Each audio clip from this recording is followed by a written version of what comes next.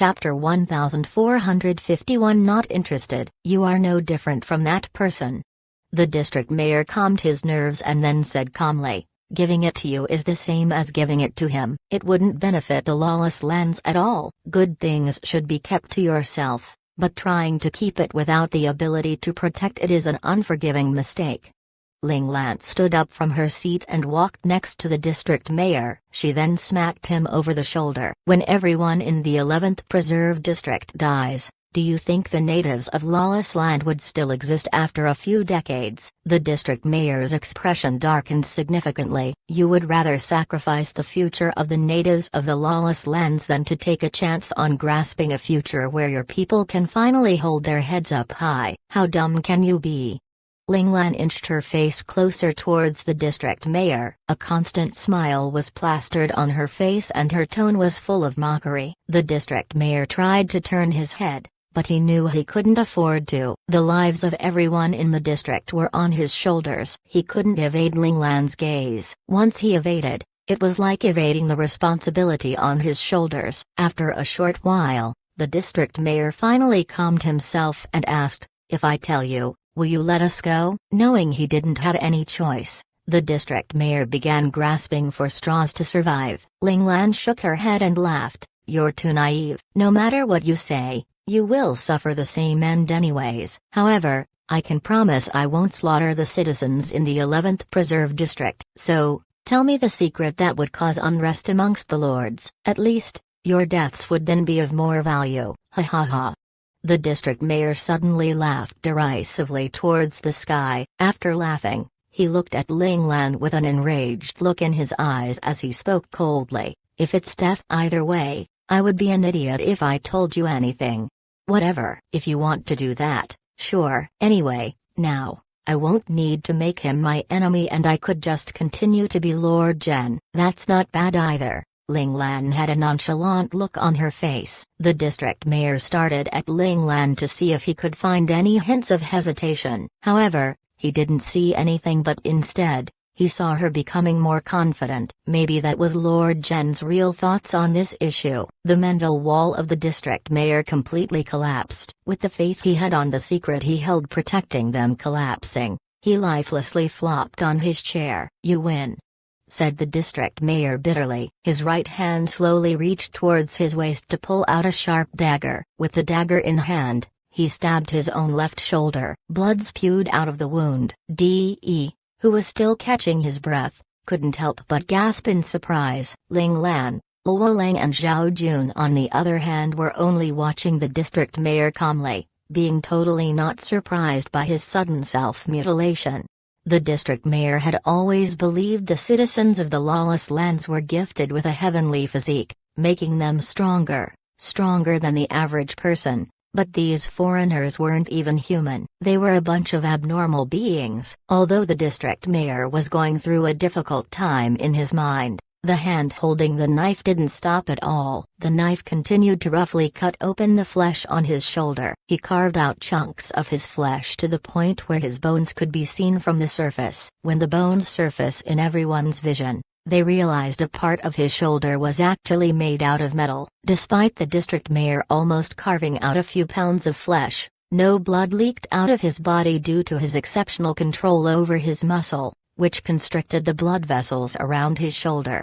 He gritted his teeth as he used the tip of the dagger to chip against a certain point on his metal shoulder bone. As the knife chipped away the bone, a small compartment within the bone was revealed. He then used the tip of the dagger to dig the compartment. A black object quickly flew out from there and shot towards Ling Lan. Hundreds of silver threads suddenly appeared in front of Ling Lan and quickly created a net, instantly catching the black object within it. The district mayor endured the pain and spoke with bated breath. "Everything you want is there. As for whether you can decrypt it or not, that'll depend on you." Ling Lan looked closely at the black object suspended in midair by her silver-threaded net. She went into deep thought as she scrutinized the black object. "I hope you can keep your word and let the citizens of the 11th Preserve District go. As for us, you can kill us if you want."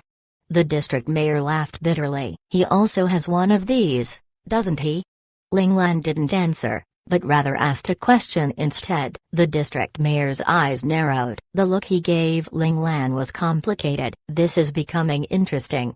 Ling Lan stood up. A slight look of helplessness was shown in her eyes, but also an unseen look of joy. We can finally go back. This time, we have to rest up well. Ling Lan turned towards the door and didn't turn back. Luo Ling and Zhao Jun followed suit. The district mayor looked at the fading silhouettes of the three of them in both fear and surprise. When the three of them walked out the door, he finally couldn't help but ask, "You're not going to kill me?" "Not interested. As for whether the 11th Preserve District will be able to live to see the next day, that's your problem, not mine." There was no one there, but Ling Lan's cold voice rang in the district mayor's ears. The way she said it was cold and heartless, but it seemed to have made him feel somewhat grateful. Chapter 1452 Trust in Comrades. After 3 days, the Battle Royale had finally reached its end. In the end, all the lords suffered wins and losses in this Battle Royale, but one lord's result stood above all. With the newly appointed Lord Zhen, Ling Lan, having such great performances despite participating for the first time, it brought great shock to the lords. When comparing the losses they had sustained from the battle to the benefits they had reaped from the battlefield, she definitely had won out. Like previous battle royals, after it was over, people would sit down and negotiate benefits and compensation. However, these diplomatic matters that required brainpower weren't Ling Lan's responsibility. Li Lan, who had just woken up from his long rest, was immediately kicked out of the Rainbow Palace before he could have a serious talk with Ling Lan about his family rule. With him as main representative and Zhao Jun as his assistant, they went to Lord Qion's territory to fight another battle royale, but with brains against the representatives sent by the other lords. There were no weapons or smoke, but it was more compelling than those types of bloody battle royale and more mentally draining. After sending out Li Lan, Ling Lan couldn't help but breathe a sigh of relief. In reality, she was also afraid that Li Lan would find her and talk to her about it. Although Ling Lan didn't believe that Li Lan was actually willing to marry a man. Plus, as he was a very intelligent man, he would definitely use this opportunity to ask for some weird request. Before she could confirm what Li Lan wanted, Ling Lan decided that she wasn't going to give Li Lan that chance to ask for something in return. Ling Lan liked to make preparations for anything she did. The situation back then forced Ling Lan to make the decision to treat Li Lan's injuries. However, it didn't mean that it would cause her to be at a disadvantage. "I will definitely find out what you actually want." Ling Lan smirked in delight, basking in the glory that she had beaten Li Lan in a fun game. After sorting the steps she needed to take to overcome this predicament, she looked down at the black object on her palms that was given to her by the district mayor of the 11th district. "Luo Zhao." Ling Lan turned around and shouted towards Luo Zhao, who was idling on the sofa. "I'm here, boss." Luo Zhao got beside Ling Lan in just one step. "I need to go for closed-door meditation for a while. You and Xuaya will be responsible for the Zhen district in the time being. If you need to fight, go find your brother. If you need to discuss something, find Shu," ordered Ling Lan. Oh. The unexpected arrangements made Luo Zhao gasp in surprise. Then, she calmed herself and took her orders like a textbook soldier. "Luo Zhao, you and Xuaya are already very strong." Ling Lan seemed to have sensed the unsettled feeling and uncertainty in Luo Zhao's heart. She reached her hand out and patted the back of her head. "You have to believe in yourself." But it was the first time Luo Zhao was responsible for such an important role, so, naturally, she wouldn't have the experience to. At first, she was jealous of her brother being a regiment commander, but she quickly appeased herself by knowing the fact that the only reason why her brother was a regiment commander of a clan was because boss had partnered him up with a skilled deputy who made up for his flaws. Her brother's job in that clan was to be the main fighter of the Mecha clan. "Don't pressure yourself too much." She patted her head lightly. Ling Lan, with a gentle smile on her face, said, "If you need help, don't be afraid to ask your comrades. They are your comrades for a reason." Luo Zhao gradually calmed down and she nodded with great force. "I understand, boss." Then, She felt her head get patted lightly again. "You can do it." Ling Lan's soft and gentle voice flowed into her ears, but there was no one standing in front of her. Luo Zhao knew that Ling Lan probably went to have her closed-door meditation session. She didn't know where Ling Lan had gone, but she didn't need to know. She only knew she needed to protect the entire Gen district until boss returns. Below the Rainbow Palace, in the vast swamp area, Ling Lan found a suitable area for closed-door mediation, and before she knew it, she was instantly swallowed up by the ground. In a dark hole, Ling Lan slowly opened her palm to reveal the black object that was sitting in her hand. "I didn't think that this star system would have something that originated from Mandora." "Mandora? Just what type of star system is it? I really want to see it for my own eyes." "Ling Lan, are you ready?" As she was imagining what would be like to live in the Mandora star system, Number One's voice steadily rang in Ling Lan's mindscape. Chapter 1453. It's enough. Instructor Number 1, "I'm ready," Ling Lan said calmly. "Begin the transport." "I have already relayed the path to you. Be careful," Number 1 said in a serious tone. "Yes, sir," replied Ling Lan. After saying that, Ling Lan closed her eyes and the black object on her hand began to crumble apart. The black outer shell continued to crumble apart to reveal a handful of silver sand that was glittering in the light inside. Just as the black outer shell finished disintegrating, the silver hand laid flat on her hand before sinking into her skin. In Ling Lan's body, the silver sand entered Ling Lan's bloodstream. It began to flow from her hand to her feet before finally reaching her head. A hardly visible thin layer of sweat formed on Ling Lan's forehead. In order to control the silver sand to not harm or move to another location in her body, Ling Lan must use all of her concentration to direct the flow of the sand. Moreover, with the fact that she only had one chance to do it, added to the pressure. "Here," Number One's voice echoed. Ling Lan's body shook violently. The silver sand broke through the walls of her mindscape and rushed straight for the learning machine. At that moment, in Ling Lan's mindscape, an enlarged structural blueprint of the learning machine had appeared. Number 1 had already marked a few points on it, which Ling Lan must carefully place the silver sand in their respective points. If the silver sand was deposited wrongly, Number 1 would instantly destroy the silver sand. If that happened, it would mean Ling Lan had failed what she was trying to do. Before going about doing this, Number 1 already had a serious conversation with Ling Lan. If there were any mistakes during the process, they would rather give up on the chance of upgrading the hardware than to let anything happen to the learning machine.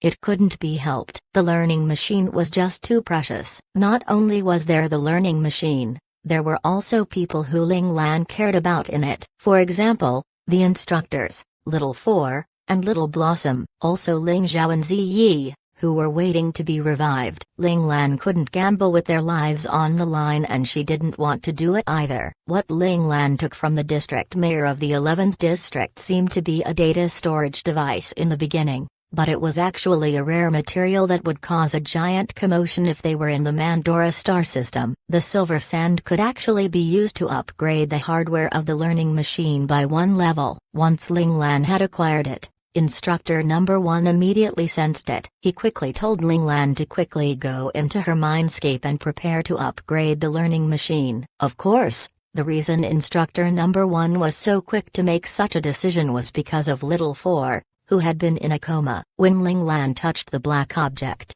Little Four's body reacted greatly to it. It was definitely an important item connected to Little Four's body, since it was able to cause such an acute reaction. In the end, it was Little Four's body's natural instinct to get stronger that caused him to have such a reaction. As time went by, more and more silver sand was slowly getting deposited into their designated points. The mass amount of sweat had already caused the hair of Ling Lan's forehead to stick to her forehead. Ling Lan's always calm demeanor was actually broken in this procedure. Both Ling Lan and Number 1 knew what upgrading the hardware meant. Little Four was going to come back. Number 1 had initially thought he needed decades of Ling Lan's spiritual power to replenish him. Now that if the hardware upgrade was successful, the energy it replenished might be able to awaken Little Four. "Good job, you succeeded, Ling Lan," Number 1 said with satisfaction. Despite him being calm and cool, A look of joy still couldn't escape his eyes. If someone had told number 1 that he would one day have a disciple that he would be completely satisfied with,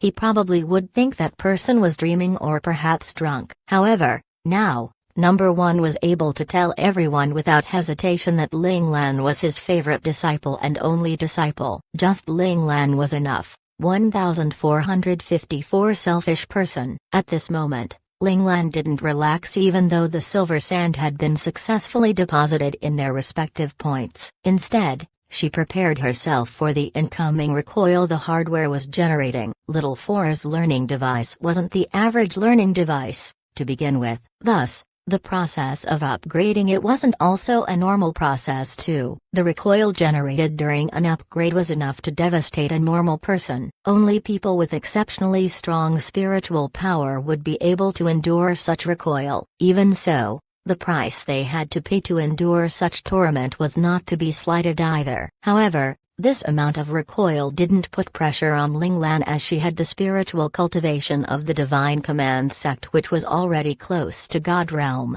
Ling Lan withstood the strongest 3 waves of recoil. After enduring those waves, the waves got decreasingly less powerful. As the waves of recoil ended, Ling Lan finally relaxed. She knew that it was the sign that the hardware of the learning device had upgraded successfully. You have done well.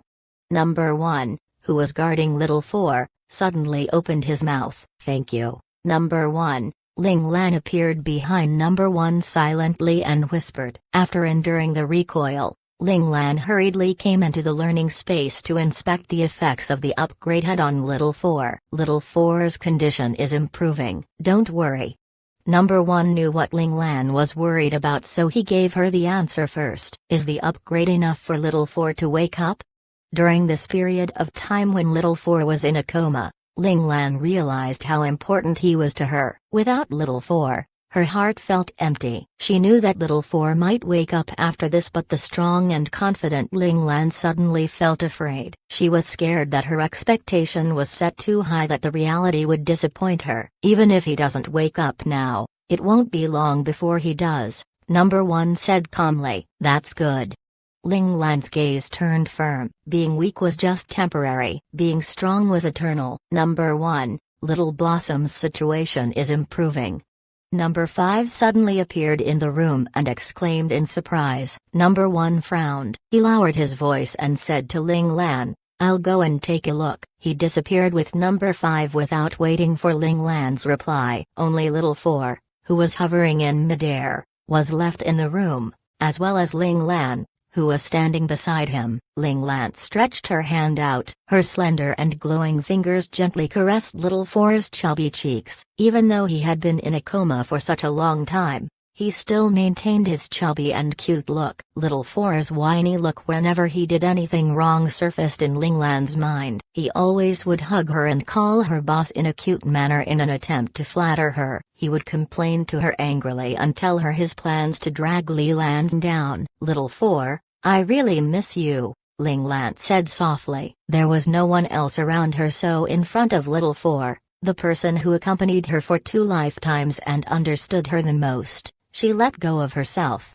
Do you know, when my father died, I was really sad, but what caused me to almost break down mentally was you. Little 4, when you suddenly disappeared, I thought that I was abandoned by the entire world. Ling Lan smiled as she said. Tears started to appear in her cold and indifferent eyes. But, I didn't believe that you'll abandon me. You once said that you'll accompany me for life. You'll even accompany my children for their entire life too.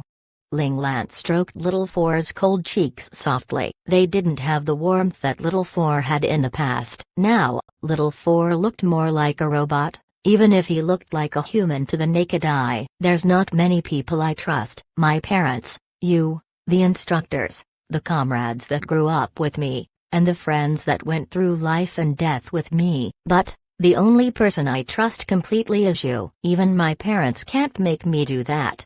Ling Lan raised her head and controlled her tears. Little 4, ultimately, I'm still a selfish person. Besides you, whom I know entirely, I've never given all my trust to someone else. 1455 Evolve. That's why little 4, wake up. I need you." This was the first time Ling Lan said that she needed someone. The Ling Lan now was no longer the strong and invincible commander in everyone's eyes. She was no longer the dominant boss who all of her comrades believed that she could fight off thousands of soldiers. Now, she was a girl who needed someone to rely on. "I'll give you one chance. If you don't wake up now, I might not need you anymore." Ling Lan's demeanor suddenly turned cold and her expression turned indifferent. She slowly took back her finger, as if the weak expression she just showed was an illusion. Her weak self was extra baggage. Faced with the loss of Little Four, she went back to demeanor of the Ling Lan from her previous life. The weak version of Ling Lan that was dependent on everyone else around her to survive. That was sad that everyone showed concern for her but no one actually felt concern for her. And that was lonely. If staying here being all weak wasn't going to do anything, then she would be going to do what she needed to be, a cold and heartless commander. Just as she turned around to leave, the corner of her sleeve was suddenly pulled on by a chubby little hand. "Don't leave."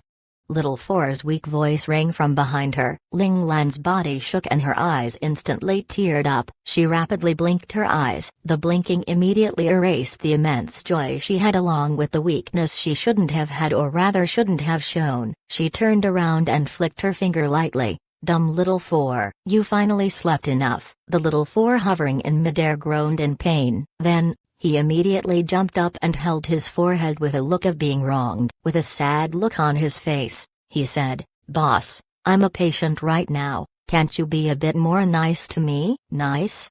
The bones on Ling Lan's finger began to make cracking sounds. She then spoke in a cold tone, "Do you need me to give you a massage personally?" It was clear that this massage would definitely make Little Four be in so much pain that he would rather die. As an intelligent entity, Little Four was, of course, not related the word dumb. He shook his head furiously. Right as Little Four was about to cause himself to faint from shaking his head too much, a hand suddenly held his head and stopped his shaking head.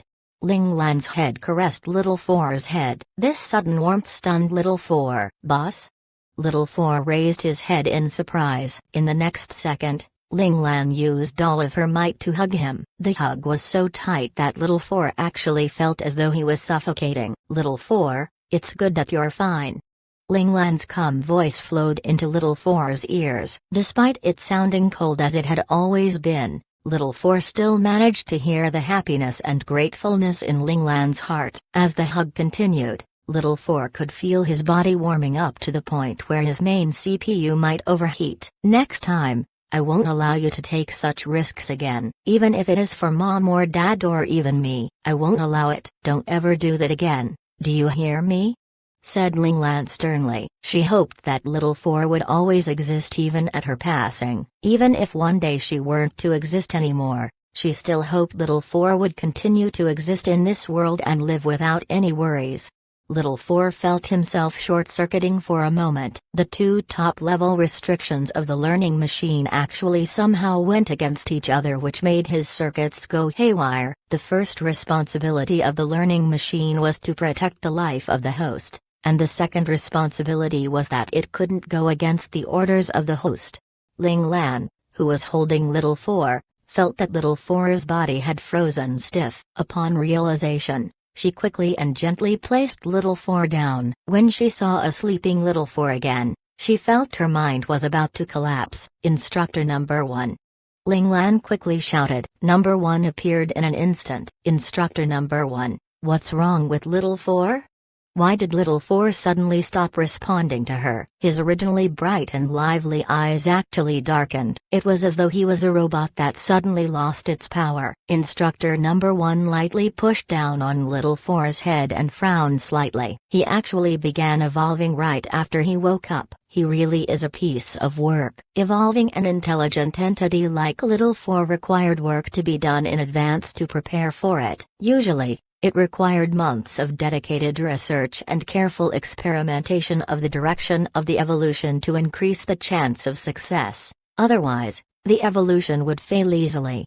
Instructor number 1 thought Little 4 was too impulsive to evolving himself after sensing he could evolve. How could he know that it was because of some of Ling Lan's actions and words that caused Little 4's original restrictions to have a terrifying flaw? In order to repair this flaw, Little 4 naturally chose to evolve after sensing the room for an evolution. This was actually a method Little 4 used to protect himself. Is Little 4 in danger?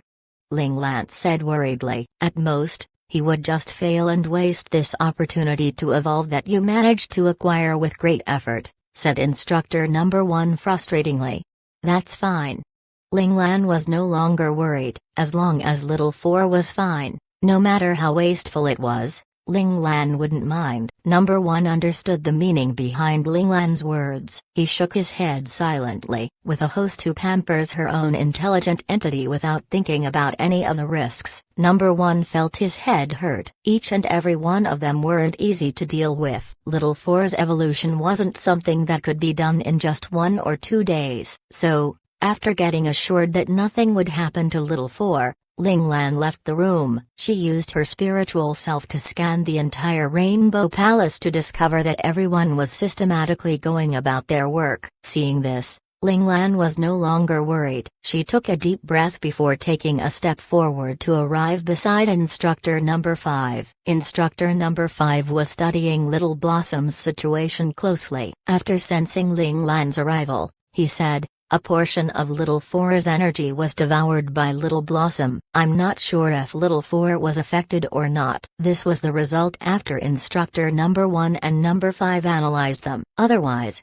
with Little Blossom's terrible state, things wouldn't get better so suddenly. Little 4 just woke up, but now he's evolving himself, said Ling Lan calmly. Also, without Little 4's consent, Little Blossom can't devour Little 4's energy. Ling Lan was much more knowledgeable of the relationship between Little 4 and Little Blossom compared to the two instructors. Although Little 4 bullied Little Blossom, Ling Lan knew that Little 4 actually cared a lot for Little Blossom. It was probably when Little 4 sensed Little Blossom was in danger, he voluntarily sent energy to Little Blossom. If he's fine, that's good. Number 5 had a nonchalant look on his face. He was now more interested in Little Blossom. The way he looked at Little Blossom was like a wolf watching its prey, as if he was hoping to get a bite of him. Instructor number 5, I want to enter the virtual time dimension.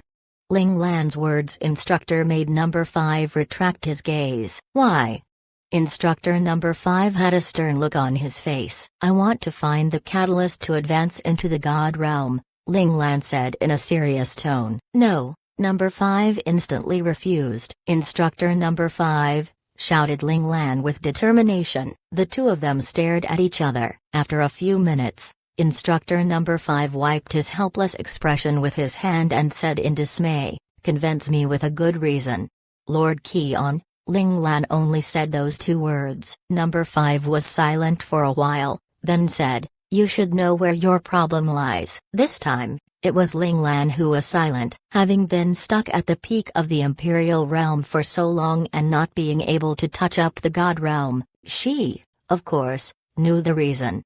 She advanced too quickly. Although the advancements were carefully done, her basics were still clearly less solid than those who have had decades or even centuries of time to build it up. Even if there was the learning space's time machine speeding things up, giving her more time to train, it still wasn't enough to make up for centuries of work. Advancing into the God realm required enough power in layers. Otherwise, if the layers were too thin, it wouldn't work. That was the issue Ling Lan had. Her amount of power was not enough, so she couldn't get close to the door of the God realm. Slowly, gathering power was the best method to advance into the God realm. Unfortunately, Ling Lan couldn't wait. 1456 There's only one chance. Lord Keon won't give me time. Especially after she had received the thing Lord Keon wanted. If things kept going the way it did, Lord Keon would definitely make a move soon. However, this time, he wasn't going to let her off easy like before. You were too hasty in your decisions, number 5 said helplessly. I can wait, but the others can't. Ling Lan's expression was determined. The move she made seemed to have been made blindly without any care about the consequences, but in reality, The only way they could escape from the clutches of Lord Keon was by doing those seemingly reckless actions. With your wits, you clearly could have avoided it. Number 5 still thought Ling Lan's plan this time was not well executed. Why should I refuse what has been given to me?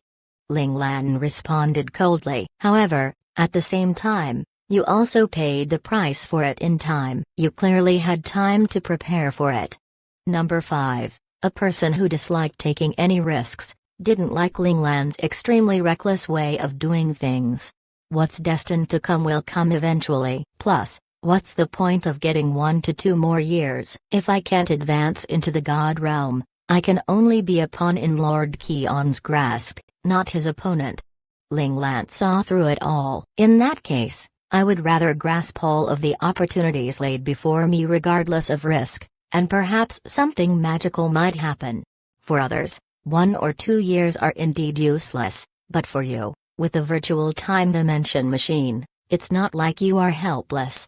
Ling Lan's words could fool others, but they couldn't fool Number 5. He knew about Ling Lan just as much as Ling Lan knew about herself. Using the virtual time dimension machine will only help me sense the catalyst to advance the first time I use it. If I don't succeed in my first try, then the subsequent trials would only help me acquire more experience, but I will no longer have a chance to advance. In that case, what's the point of having that 1 or 2 years? I would rather risk it now. Ling Lan knew very well what she wanted. Sometimes, fighting against the tide doesn't mean there's no chance of winning. Number 5 looked at Ling Lan with a heavy gaze. It seems, you've made up your mind. After meeting Lord Keon, I realized that this was the only path I can take.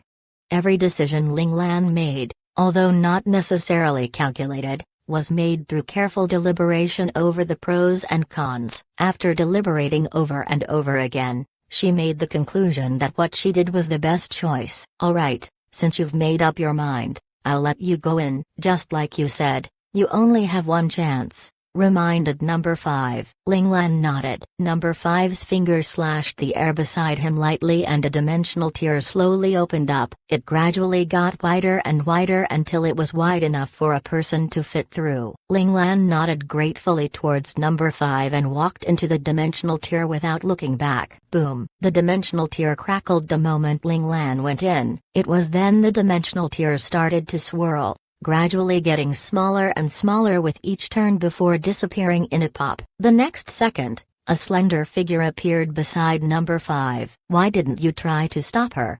Asked Number 5. Even though she was so worried, Number 9 didn't even try to persuade her against it or even see her off. Number 5 thought it was out of character for Number 9 to do that.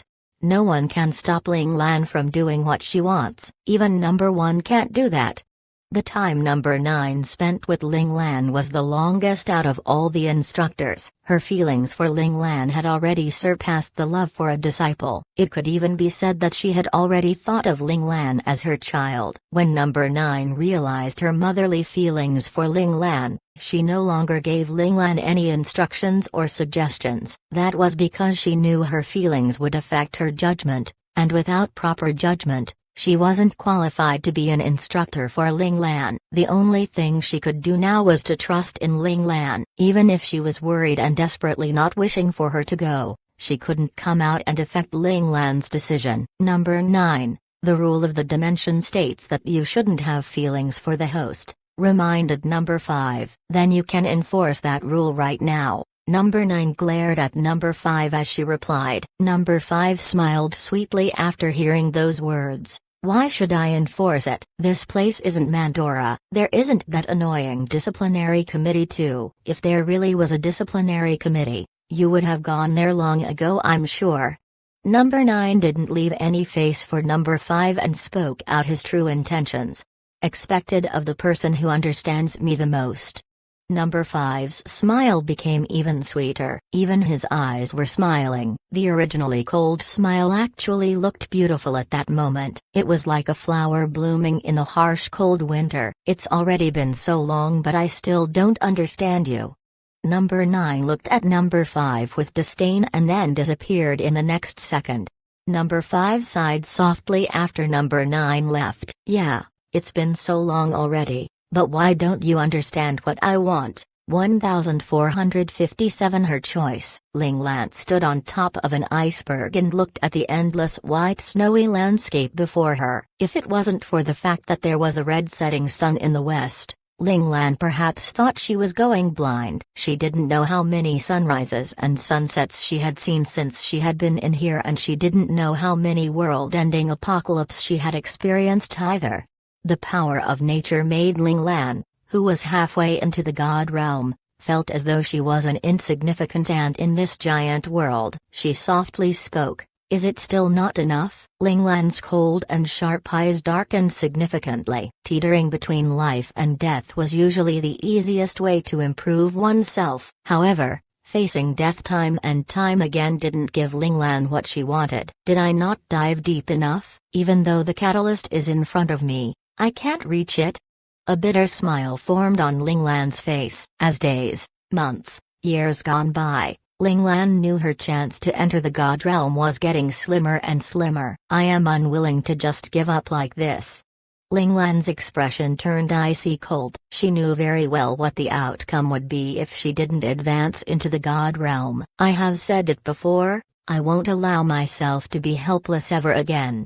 Ling Lan clenched both her fists. "Master, I'm sorry. I need to use the forbidden divine command sect technique." After saying that, Ling Lan's entire body sank into the snow. Number 1, who had his eyes closed while meditating, instantly opened them. "You're not going to stop her?"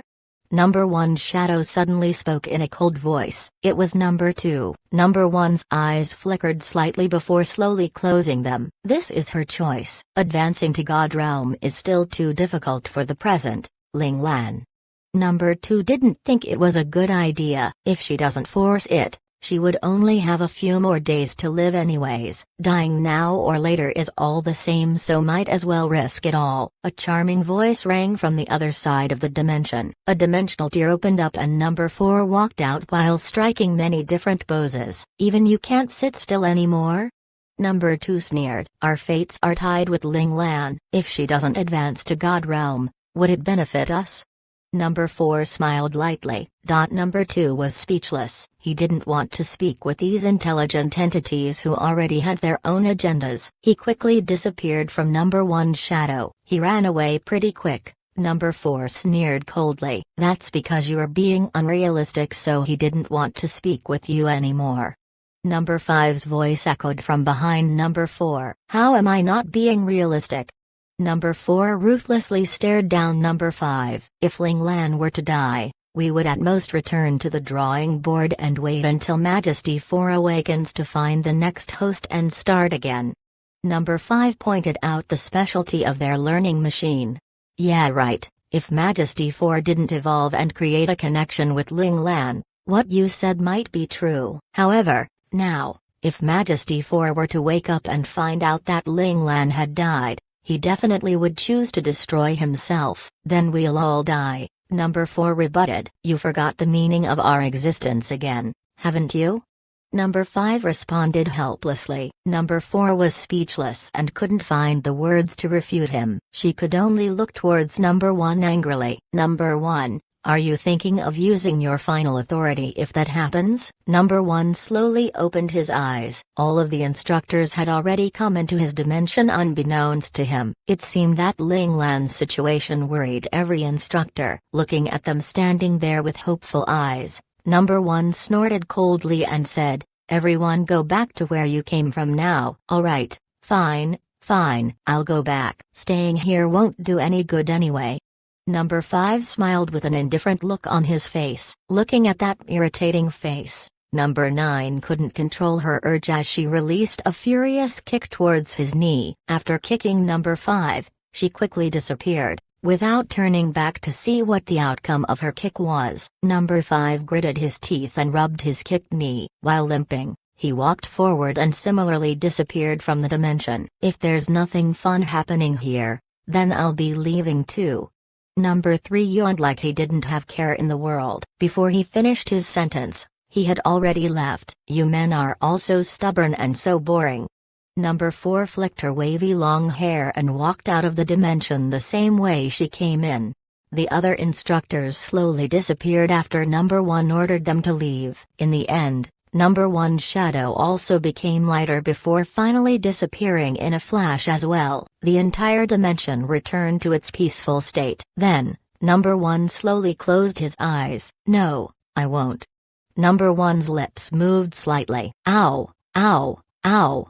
The immense pain made Ling Lan tremble. The immense pain seemed to be coming from deep within her body, but also seemed to be from the outside of her body as well. Quickly, quickly. Patient on bed N27 suddenly has a reaction. Give her a dose of painkiller. A woman's voice rang beside her ears, with a hint of worry and panic in her voice. Ling Lan, don't be scared. Ling Lan, don't be scared. You're very brave. You have to believe in yourself. This time, you will be able to endure it. On the other side, another soft female voice sounded as a nice cold towel was used to wipe her forehead. The refreshing feeling coming from the towel was the only thing stopping Ling Lan from fainting. Ling Lan, you are the strongest girl I know. You definitely can endure it. From a further place, there was a voice of a crying woman cheering her on. Ling Lan suddenly felt her arm get injected by a needle. The cold liquid was then felt going into her bloodstream. However, all of this didn't have any effect on the unbearable pain she was feeling. Ling Lan thought that she was going to die from the pain. "Ah!" Ling Lan finally screamed out. "How's the situation?" A familiar male voice suddenly echoed in her ears. "Dr. Lee, we just injected a dose of painkiller, but it doesn't seem to have an effect," replied one of the female voices. It was then a warm hand touched her with the intention of checking on her. Her condition worsened this quickly. "If we don't stop it soon, Ling Lan won't be able to live past tonight." The male voice sounded firm but yet had a hint of unwillingness to it. "Woo-woo, then what should we do?" One of the female voices actually began crying. "Ling Lan's so nice. I don't want anything to happen to her," said the other girl while sniffling. "You all need to focus. You're all nurses. If you panic, who will the patients depend on?" The male voice suddenly shouted angrily. But, what should we do?" The female voices suddenly had more strength to it, as if they were awakened from the shout. "Continue to inject painkillers. Remember to not go past the limit," ordered the male voice. "Nurse Han, go apply for the new experimental medicinal agent immediately." "But, doesn't it have irrecoverable side effects?" "Our superiors have already ordered us to not use it carelessly." Nurse Han was somewhat hesitant. "Why think about that when the situation is this grave?" The male voice was determined. "But if something bad happens, it will be on your accounts, Dr. Lee," said Nurse Han with uncertainty. "If we don't try, it's the same as doing nothing. No matter what the outcome is, I will take full responsibility," replied the male voice calmly. It seemed that this decision was made through careful deliberation, not panic like what he just showed. "All right, Dr. Lee." Nurse Han realized that Dr. Lee had already thought it through, so she didn't try to convince him otherwise anymore. She turned around and went to apply for the experimental medicinal agent. "Ling Lan, endure it for a while. The new medicinal agent will be here soon. You will get better, so you have to hold on." Beside her ears, that soft female voice had been constantly cheering her on. This voice also sounded very familiar. It seemed that this voice had been standing with her the whole time she was in pain. It was just that she had never thought of giving up. But why was everyone here afraid she would give up, and why were they so desperately trying to cheer her on to continue to live? Although Ling Lan felt dizzy from the pain, her brain was still working at full speed. When she came about this realization, she was somewhat confused. 1458 5 years into the future, not long after, Nurse Han brought back the new experimental medicinal agent. After a few sharp crackling sounds, a needle was injected into her arm. A cool liquid went into Ling Lan's bloodstream through the needle. The pain that was coming from deep within the bones began to get better. Feeling much better, Ling Lan took a deep breath to calm her nerves. After taking some much-needed breaths, Ling Lan finally opened her eyes. The blinding white light blinded Ling Lan's eyes for a second. For a moment, she thought that she was still in the snowy mountain range from before. "Ling Lan, you're awake. How do you feel?" A voice filled with joyful surprise made Linglan return to reality. Linglan frowned slightly. She quickly realized that her cautionary abilities and sensitivity were now greatly weakened. Even if she had failed to advance into God realm, she wouldn't instantly regress to someone with only the basics in physical skills. What was happening? "Linglan, don't scare me like that. Look at me, look at me." A soft hand softly caressed her face while panicking. That person's voice began to tremble. "Their force of presence is that weak? They aren't better than the average person." "My comrades have never been that weak." Linglan's gaze finally fell upon that person. "Luo Zhao?" The familiar face stunned Linglan. "Linglan, that's good, you still remember me?" Luo Zhao smiled as she cried. "What is this place?" Linglan looked at this familiar yet strangely unfamiliar place. "Linglan, this is the military's Central Medical Department," replied Luo Zhao. "Military's Central Medical Department?" Linglan was confused for a moment. "It's such a familiar name." "Of course, you've been living here for more than 20 years." Luo Zhao sighed deeply, releasing the frustration and sadness she had felt in the past few days. "Unfortunately, we couldn't find the reason for your condition." 20 years? Linglan was shocked. "It's fine, Linglan, you've once again won against the disease. You're the best." Luo Zhao seemed to have already become used to Linglan returning from death's door every time. While she wiped her Linglan's forehead using a wet towel, she was cheering Linglan on at the same time. "What's the time right now? Give me the year." Linglan frowned and asked. She had already sensed the strangeness of this place. This military Central Medical Department didn't have a single person who trained their physical skills. Every doctor or nurse who passed by had weak forces of presence, and she was also the same. No. Her aura was even weaker than the weakest of nurses. It was so weak that she might leave this world in the next second. April 2nd, 2018. April Fools just passed, Luo Zhao replied with a gentle smile. This type of occurrence where Linglan didn't know the date and time had happened many times in the past, so she had already gotten used to it. Really? 2018? 5 years later? Linglan furrowed her brows. Currently, it was 5 years after her supposed death in her past life. With a mind full of questions, Linglan moved her body and used all her might to sit up. Luo Zhao immediately went to help her after seeing Linglan move. "Laying down is better for you. Your body's condition isn't too good. Sitting will burden your muscles and organs too much," a male voice shouted in a serious tone. Linglan looked over and, as expected, it was the answer she had in her mind. "Li Shu. In my memory, you guys probably came here in the last 5 years, Linglan said calmly. Before she died, this world didn't have Li Shu, Luo Zhao and the others. If her assumption wasn't wrong, that nurse Han, who went to report the results of the experimental medicinal agent, should be Han Xuaya.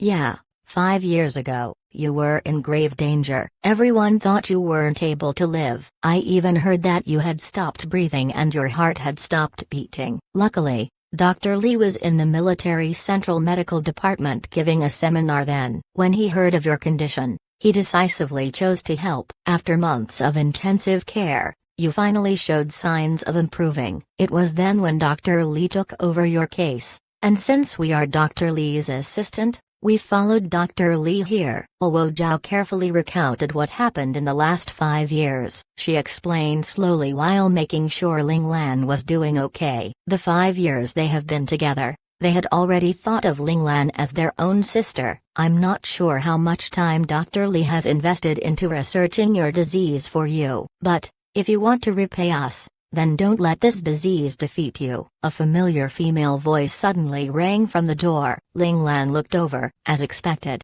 it was Han Xuaya. "Actually, I find it a bit odd. Why did you stay here? You would have a much brighter future if you go research some other disease." Linglan turned and looked towards Li Shu. The information she had wasn't enough. Linglan could only deduce the background of Li Shu from the future world. Li Shu was stunned for a moment. It was as if he didn't expect Linglan would ask this type of question. He tilted his head down to think about it and said, "Perhaps, it was just destiny. Perhaps, Your condition interests me, or perhaps I have already gone bored of praise and needed some challenges in my life. It looks like I gave you a lot of hardships. Ling Lan smiled. Yeah. There's so much that it almost makes me suspect all that I have achieved. Li Shi smiled bitterly. It was because of this almost unsolvable problem that he kept refusing to return to the headquarters. He had stayed here all this time for this girl he was worried about. He had stayed here for almost 5 years. His instructor back at the headquarters had been barking at his ears about him wasting 5 golden years in his life. There had also been people who also suspected whether he had fallen in love with this tough girl. However, internally, he knew that he pitied and worried about her, maybe even liked her. However, it was nowhere close to the word love. Of course, he couldn't ensure that as time passed, this like might not grow into love. My condition isn't something that can be treated in this world. You know that. Ling Lan looked at Li Shu intently. She believed that in this world, Li Shu was still a genius in terms of medicine, which meant that he knew about her body's condition. As an esteemed doctor, I won't acknowledge the term terminal illness. No matter what disease or condition, I will always believe there is a chance to live. Li Shu looked unwilling to give up, just like how he was in the future world with Li Lan's terminal illness. He was still trying to fight a cure and had been trying to do so for more than 10 years. Even in this world, you are still you. Although Ling Lan wasn't sure why she had returned to this world and why these people who shouldn't have existed here randomly appeared before her. These people, no matter their personalities or attitudes, were not different than her comrades in the future. You're tired. Rest well and don't speak too much. Seeing Ling Lan slowly closing her eyes, Luo Zhao, who had been paying attention to Ling all this time, immediately suggested. She was truly the same as Luo Zhao. She was still as detailed and as sensitive. As long as Ling Lan had a slight change in her mood, she would be able to sense it. This feeling was familiar. There was someone in the future world who could also quickly capture her change in mood. It was just that he was more discreet than Luo Zhao. No matter if it was a concern or a reminder, he would say it in a more discreet way. Even if she sensed it, she would accept it wholeheartedly. Li Lan. She actually thought of him. Was it because of Li Shu being here? Ling Lan slowly shook her head. She stopped thinking about it since it could not be explained. Of course, her head shaking also caused Luo Zhao to speak up with concern. If it wasn't for Han Xuaya, who couldn't bear to watch anymore, pulling her away, Ling Lan probably needed to try to comfort that little girl who was scared for her. Still, it felt really good to return to this world and meet a few familiar people. Ling Lan closed her eyes tiredly and went to sleep once again. Chapter 1459. Who are you? Ling Lan, look. Are these flowers pretty? Luo Zhao smiled brightly as she held a bunch of blooming flowers while skipping in from the entrance. Yes, not bad. Ling Lan raised her head calmly and looked at it. Luo Zhao, can you don't talk so loudly? Ling Lan's ears won't be able to take it. Han Xuai glared at Luo Zhao angrily. The experimental agent had saved Ling Lan's life, but it had its side effects. Ling Lan was losing her sense of hearing every day. Based on what Li Shi said, if they didn't find a solution for it soon, Ling Lan would lose her sense of hearing entirely. Ling Lan didn't just have difficulties hearing. If the noise was too loud, her eardrums would burst from the vibration too. It was a contradictory problem. If someone wanted Ling Lan to hear them, they would have to speak loudly. However, if they were too loud, it would damage Ling Lan's eardrum. Luo Zhao's bright smile was wiped away when she heard this. She looked at Ling Lan with pain in her eyes. It's all right. Being able to survive is better than anything. Ling Lan smiled brightly. In this world, she was just an ordinary lady. She didn't have any responsibilities. She could laugh if she wanted to without any burden. It's good that you think this way. Han Xuaya smiled too. She seemed a little relieved. During these 5 years, after accompanying her through all of what had happened, she saw clearly how strong Ling Lan's personality was, even though she was so weak. Dr. Li once said that if this illness fell on a tough man, he might not be able to persevere until today. But, even though she knew how strong Ling Lan was, Han Xuaya was still afraid that losing her hearing would be a fatal blow for Ling Lan. She was scared that Ling Lan would break down. Is the weather outside good? Ling Lan looked outside the slightly opened window. The slight breeze of refreshing wind and the sun hung high in the sky invoked the urge within her to go out. Yes, the weather is really good. The flowers in the forest had all bloomed. Luo Zhao noticed Ling Lan's gaze, so she said impulsively, "I'll ask Dr. Li if you can take a walk outside." Before Ling Lan could open her mouth to stop Luo Zhao, she had already rushed out like a gust of wind. Will it be too troublesome? Ling Lan frowned slightly. She knew that if she wanted to go out with her weak body, they would need to make many preparations, which would be a huge hassle. Even if these people were her familiar comrades, in this world, they were strangers. They had no relationship with her, so it wasn't right to trouble them so much. In actual fact, deep down inside, Ling Lan didn't like to bother other people. This was why she had the habit of settling everything herself. It might even be good for your recovery. Han Xuai appeared forthright, but she was actually very sensitive. She could tell what Ling Lan was worried about. Ling Lan was speechless. Han Xuai sounded like she was coaxing a little child. Was she so easy to coax in their eyes? In these past few days, she realized that in Luo Zhao and Han Xuai's eyes, she was a bright, cheerful, and naive young lady that loved to smile and was full of hope. She didn't expect to be treated like a naive and pure lady by her comrades one day. This feeling was strangely familiar. Why did she find it familiar? Ling Lan raised her head and thought about it carefully. In the future world, she seemed to have played this kind of character before. At that time, her comrades said that her acting skills were outstanding. She really acted perfectly like a naive and pure young man. Now, thinking back, it might be because of her past. In order to survive, in order to gain medical attention, she needed to paint herself into someone the doctors and nurses liked. After putting on the show for a long time, even she started to believe that she was this kind of person. Did I come back in time so that I can see who I really am? What a bloody punishment. Ling Lan gave a bitter smile. She came back to peel away her fake mask and examine the real her. This really wasn't a good experience. After a series of complicated paperwork, Ling Lan finally sat on the wheelchair. She was pushed out of the ward by Luo Zhao and Han Xuai. Of course, the busy Li Shi had no choice but to put down his work. He stood behind them with a stern expression. The danger of this trip outside was very high. If not, Li Shi wouldn't have this dark expression. But, what made Ling Lan curious was how Li Shi, who viewed her safety as the most important matter, got convinced by Luo Zhao to accept this dangerous request. I thought that you would reject it. Ling Lan looked at Li Shi, whose expression became more and more serious. He would come and inspect her condition occasionally. Li Shi was examining her body when his hands froze. He took a deep breath and continued with his examination. At the same time, he asked, I thought that I'll reject it too. But you still agreed. Ling Lan smiled. She looked like a little fox now. Li Shi's face turned a little red. He didn't want his thoughts to be noticed by Ling Lan, so he changed the topic hurriedly. Don't you miss your parents and your younger brother?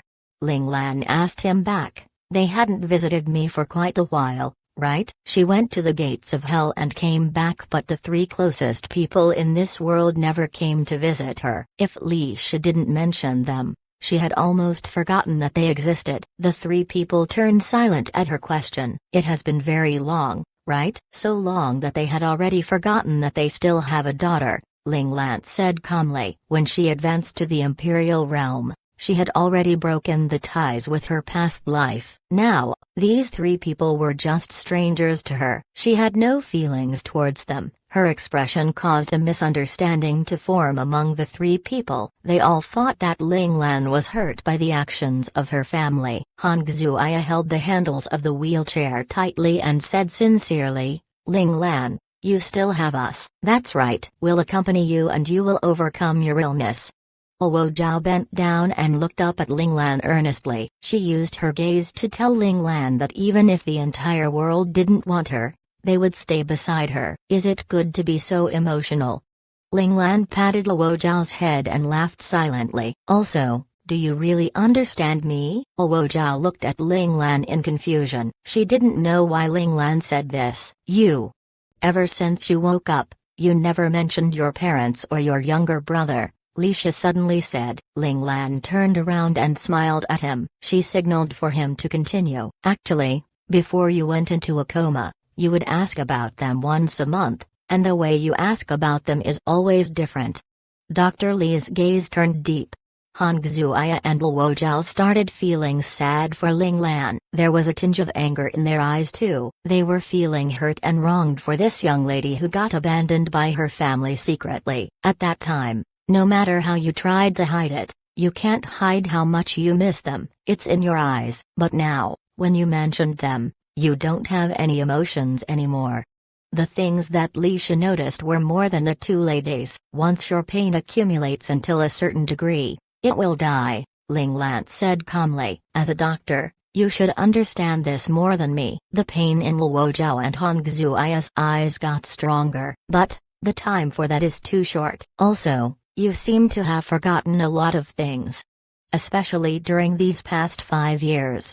Lisha stared at Ling Lan intently. So, who are you? This question astounded Luo Zhao and Hong Xuya. They looked at Lisha simultaneously in shock. 1460. It's me, but also not me. Who am I? Ling Lan looked towards the sky in a daze, and as the bright sunlight shone on her face, she squinted her eyes. I'm not quite sure actually. No matter what you are, there must be a reason for you being here, Lisha said calmly. In the past, I was me. In the future, I will still be me, but now, I'm not me. Ling Lan looked towards Lisha with a sharp look in her eyes. Tell me, who am I? These statements regarding I and me confused Lisha. He frowned slightly and began to ponder deeply about it. I'm tired. I want to go back to rest. Without waiting for Shi to answer her seemingly nonsensical question, Ling Lan turned towards Luo Zhao and Hong Xuya and smiled lightly. I'm sorry for being so troublesome. Oh,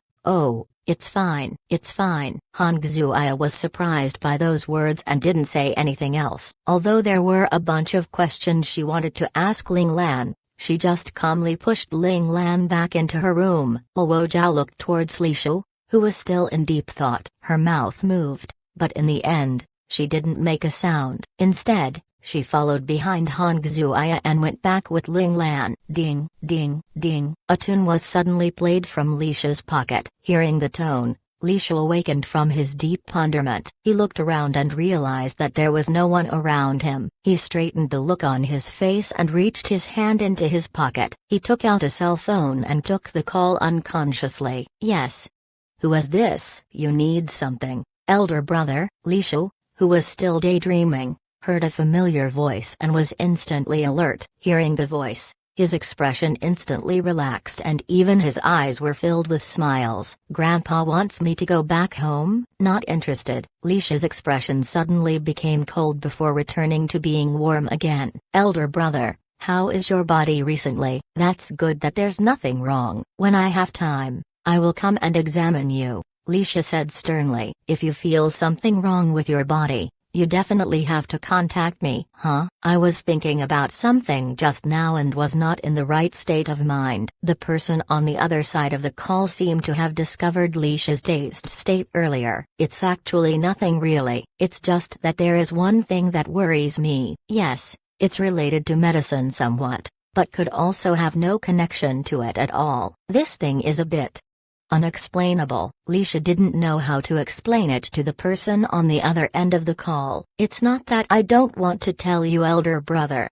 These things, it's alright, if you want to know then I'll tell you. The person on the other end of the call seemed to be getting angry at Lisha. After numerous pestering, Lisha could only give up and tell everything that had happened to the person on the other end. Yes. It's that girl. Her condition is the same as yours. It's just that hers is worse than yours. She's almost near the point of death each day. Lisha's expression was blank. The reason he stayed behind all those years ago was because of this. Much of the reason why his brother had become better in the past 5 years was because Lisha had this live experimental subject, Ling Lan. She helped him eliminate the failed treatment methods and only left him with the ones that worked. Without the permanent damage caused by the failed methods and the side effects caused by the failed medicinal agents, her brother's condition became better and better. Ling Lan, on the other hand, Although he made sure to keep her alive, she was still being tormented by death every day. At this stage,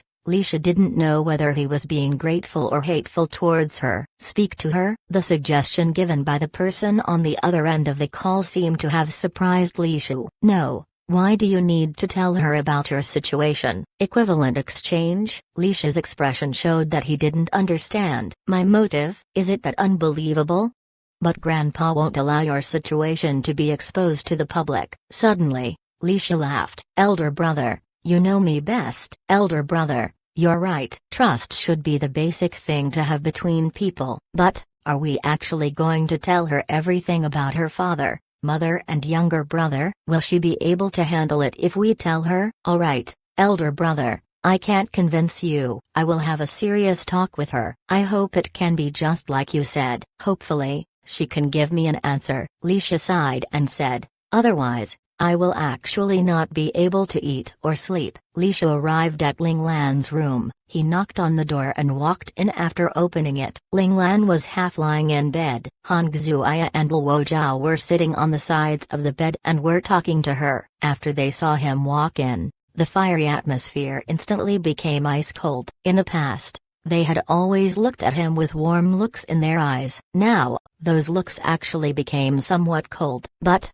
these were his nurses. They should be standing with him. They were somehow unknowingly taken away by that girl and was now on her side. Now, the two of them had somehow deemed him as an enemy. I want to talk to you. Lisha took a deep breath and said slowly. Talk about what? Ling Lan raised her eyebrows. Talk about why I'm here and why you're here. Lisha covered two bases in one sentence. Ling Lan smiled and nodded. Lisha had many questions for her, but she also had questions for him as well. 5 years ago, I coincidentally came here for a seminar, and while I was speaking with the director of the place about all types of conditions and diseases that were in the department, our conversation led us to speak about your condition. Lisha reminisced about the past. When I heard about your condition, I was shocked because I was very familiar with your condition. Lisha had a pained look on his face. Seeing that look, Ling Lan closed her eyes slightly. It seemed that this world had perfectly duplicated everything of her friends. Li Lan,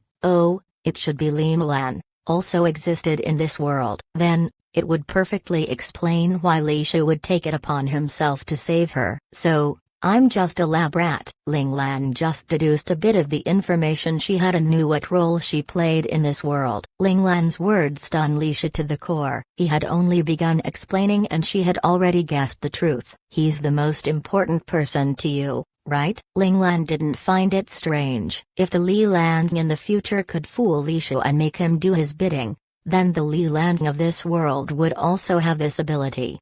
Lisha slowly calmed his shocked expression. He was originally still somewhat uncertain about the decision his elder brother made to publicize the information. Now, he was convinced to do it. In reality, he felt guilty for treating Ling Lan like this. Now that he could speak about it, the burden in his heart was being lifted as he talked about it. Yes, he is the most important person in my life. He is so important that even if I researched a few effective treatment plans, I wouldn't dare to use them as I wasn't 100% certain about them. Lisha looked at Ling Lan intently and continued, that day, when you suddenly had too great of an adverse reaction, you had even stopped breathing and your heart stopped beating, the nurse went to report to the department head in a panicked state, and the department head requested me to perform surgery on you. Back then, I only wanted to make sure whether there was anyone else in this world who had the same condition as him. Then, you found me. Ling Lan knew what happened afterwards. Lisha would definitely not give up such a perfect lab rat. He definitely wasted a Herculean effort that day to drag her away from death's door. If I didn't do what I did,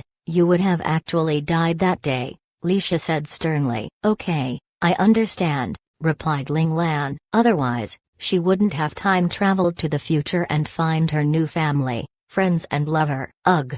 Lover should get in line. She'll have one eventually. Ling Lan cheered herself on. She didn't believe that she wouldn't be able to get a wife of her own. 1461. It has the taste she likes. To be honest, I really want to make you better." Leisha sighed. He and his elder brother hadn't reached the point where they were completely cold-blooded yet. "I'm already grateful for giving me 5 more years to live." No matter whether this world was real or not, Ling Lan did indeed cherish this life very much from the very beginning. No, it should be said that Ling Lan had cherished this life from the beginning all the way to the end of it. As long as she could live, she would do anything to continue living. Even if she were to become a lab rat, she would still try her best to live. However, in the end, some of my failed treatment methods still caused irreversible damage to your body. Leisha felt very guilty for his actions.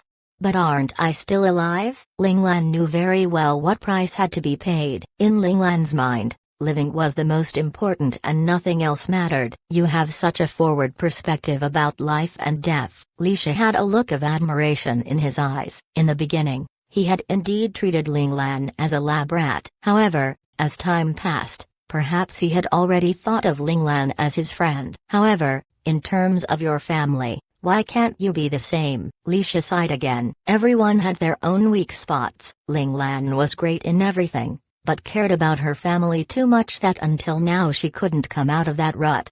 "I thought I was already progressive enough with my family." Ling Lan was speechless in her mind. She had already let go of her parents and younger brother from this life completely. Why did Leisha have to say that last sentence? Didn't she already show that she didn't care? "If you were like what you said, why haven't you asked where your parents are, or what are they doing, or why haven't they came to see you?" Leisha expected better from her. Did she need to remember to ask about people she didn't care about? Ling Lan had an annoyed look on her face and she had no clue how to answer. "You keep refusing to accept their messages. Aren't you just afraid to know whether they love you or not and whether they no longer want you or not? You always say you are the one who burdened your parents and younger brother. They can live a better life if they give up on you. Aren't those words just to save face and cover up the reality that you were abandoned?" Leisha's eyes were sharp as ever. This time, he won't let Ling Lan escape this conversation again. Ling Lan's eyes turned ice cold and met Leisha's gaze. "Don't use your own assumptions to judge the thoughts of others. That's really laughable. Is that not true?" "Ling Lan, I admire your strength when faced with death, but your weakness when faced with family makes me look down on you. You really are a coward in this aspect." Bam! Upon hearing the claim, Ling Lan furiously smacked the cabinet beside the bed. After her weak slam,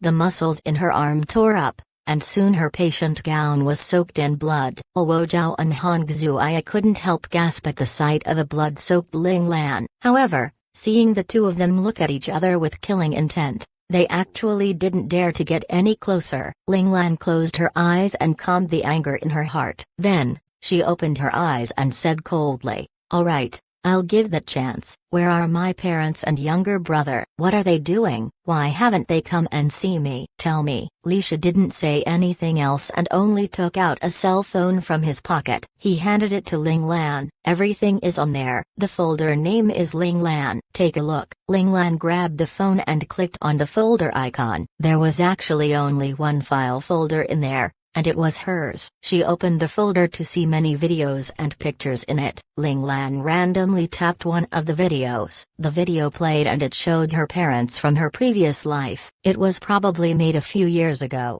judging by their countenance. "Lan, today is your 22nd birthday. Unfortunately, we can't go to the hospital to celebrate your birthday with you. We can only make a video at home and wish you a happy birthday." "Happy birthday, elder sister. Happy birthday. Your little brother is cheering you on here. Get better soon and come home. We're all waiting for you." Her younger brother's head suddenly squeezed into the frame from outside of the screen. The way he smiled was somewhat dumb. Afterwards, they said some other matters about her health and the video ended. Ling Lan closed the video without any facial reactions and tapped on another video. "Is everything prepared?" This time, the video wasn't self-filmed. They had a third person doing the filming. In the video, her mom and dad were squeezed in a small kitchen and were boiling something. "Mom, Dad, You always bring sister those foods. Won't sister get tired of them? Her younger brother's voice echoed from outside of the frame of the video. It seemed that her younger brother was responsible for filming this video. It can't be helped if she gets tired of them. I already asked the doctor. She can only eat things with little to no taste. Other foods aren't good for her body. However,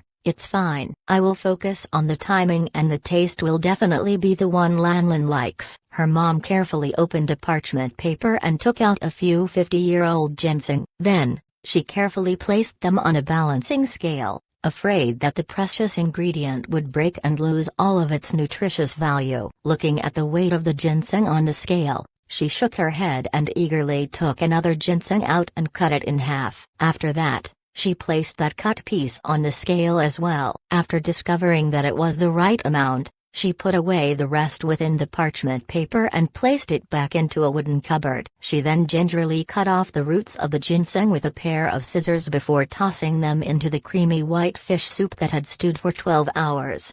This recipe must be correct with no mistakes. The doctor said these foods are good for Lanlan, but we still must control the amount accurately. Her father was quite nervous standing on the side. Otherwise, it would cause harm to Lanlan. Her mother nodded. I've confirmed it multiple times. After all, this deals with Lanlan's body. I won't be careless. I hope these foods can be useful for Lanlan's condition, so our trip to the mountains in the Dongbai province wouldn't be for naught. Her father looked at the fish soup and hope filled in his eyes. He hoped that the daughter he cared so much for could get better soon and return to him. They are definitely useful. Her mother's expression was determined. The doctor said we don't need to chop it up. Swallowing it whole will have a better effect. Her younger brother was somewhat confused by his mother's discreet actions. Your sister knew how to take care of the household from when she was very young. If she knew that we spent a large amount of money on these ginseng, she would definitely get angry at us and not eat them. Getting angry isn't good for her body. Her mother didn't want anything to affect the results of her daughter's treatment even the slightest bit. Alright,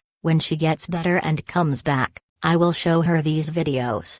Let her know that although she had been in the hospital for years, we're still waiting for her to come home. Her younger brother suddenly turned the camera towards the small dining room in their home. The walls of the dining room were filled with picture frames, and in every single one of them, there was a different picture. There were single photos of her mother, father and younger brother, group photos of the three of them. There were also photos of their entire family from the hospital. But, on the walls, she had the most photos there. There were photos from when she was younger and all the way until now. Ling Lan suddenly remembered that her parents would take a photo of her every time they came to see her before or after her birthday. Look, sis, you have the most things in the house. I'm already a bit jealous. Her younger brother suddenly got in front of the camera and made a weird-looking face to it. Bam! A large hand immediately smacked her younger brother's head. Ouch! Her younger brother yelped. Stop playing around. Turn off the camera. If we're late and make your sister wait,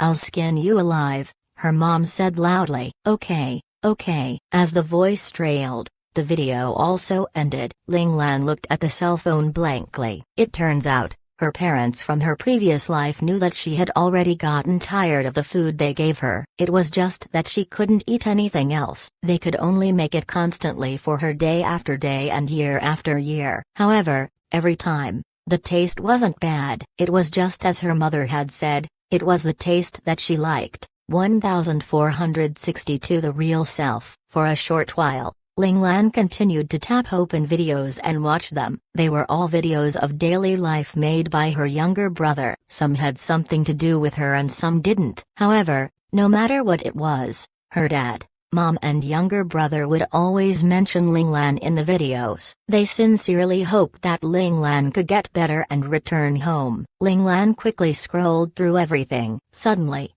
a file name caught her eye. It was named I'm Finally Useful as well. The videos before this were all named with the numbers automatically given to the file. This sudden appearance of this name made Ling Lan open it with curiosity. The first frame of the video was an acceptance letter to a university. Her younger brother's voice echoed from outside of the camera frame. Sis, Do you see it? I got accepted into university. His long fingers turned the camera away from the acceptance letter to his smiling face along with his acceptance letter beside his head. Medical Department of B University, the top-ranked medical academy in the entire country. Isn't your little brother amazing? Sis, you have to remember to praise me later. Okay? Ling Lan suddenly remembered that the year she left the world was the year when her younger brother was taking his entrance exams. She seemed to have never asked her brother what school he wanted to get into. Every time they met, he would only call her sis and then sit quietly on the side while listening to her and letting their parents speak. Quiet and scanty with words was Ling Lan's impression of her younger brother. However,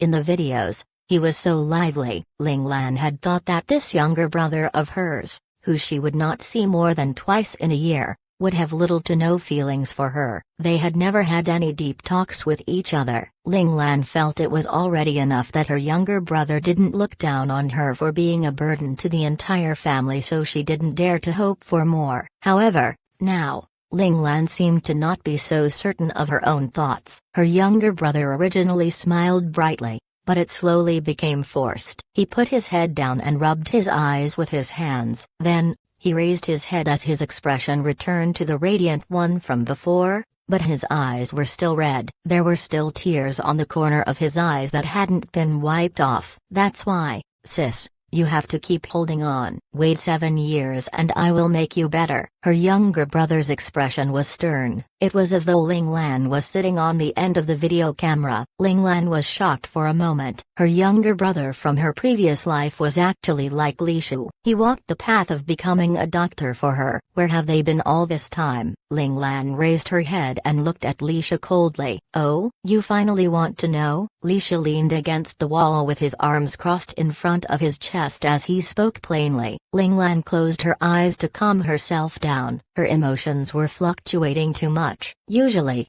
when her emotions were fluctuating much, she would make the wrong judgments. When she opened them again, Ling Lan's eyes returned to the calmness she once had. She looked down towards the cell phone. This time, she chose to look at the pictures and not the videos. Li Shu's expression changed slightly. He didn't think that the intuition of a girl on the brink of death was this good. She managed to choose the direction where she could possibly find the answer. The pictures were mostly named with their dates. Ling Lan picked a few by their dates. Most of them were family photos. She quickly scrolled down and saw contract page 1. She quickly tapped it open. It was a copy of a job contract. It was a land survey contract outside of the country. If it was what she thought it was supposed to be, this was related to her father. Ling Lan remembered that her father was a land surveyor, and when she saw her father's signature on contract page 6, it solidified her thought.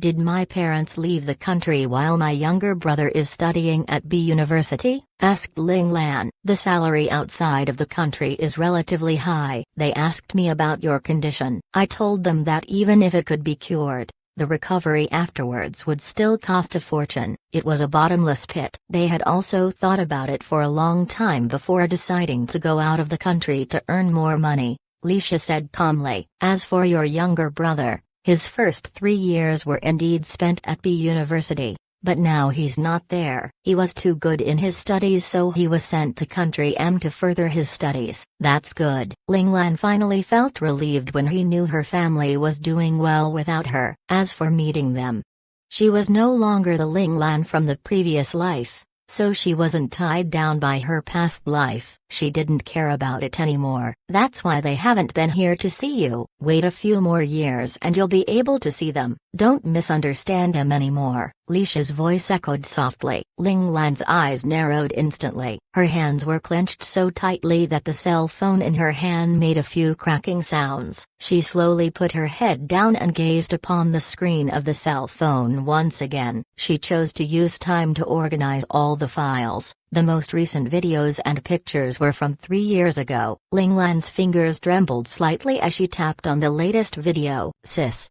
summer vacation is over. It's time for me to return to B University. Not long after, Mom and Dad will also go to another country to work. We're all working hard, so you have to work hard too. Sis, Mom and Dad said you are our family's toughest and most sensible child. They said if I even learned 30% from your tenacity, I would have been an army commander in this life. I don't know how much I could learn from you right now, but I will definitely acquire the spot to go to Country M to fully develop myself. When that happens, I will definitely make a video to tell you. Her younger brother held in his fist while facing the camera. It was to cheer her on and also possibly to make his promise. Lanlan, we took your brother to the train station. We also have to prepare to go to the airport. In the future, we can only come back on your birthday to see you. Your brother taught us how to video chat. Even if we're in another country, we'll still be able to video chat with you. Lanlan,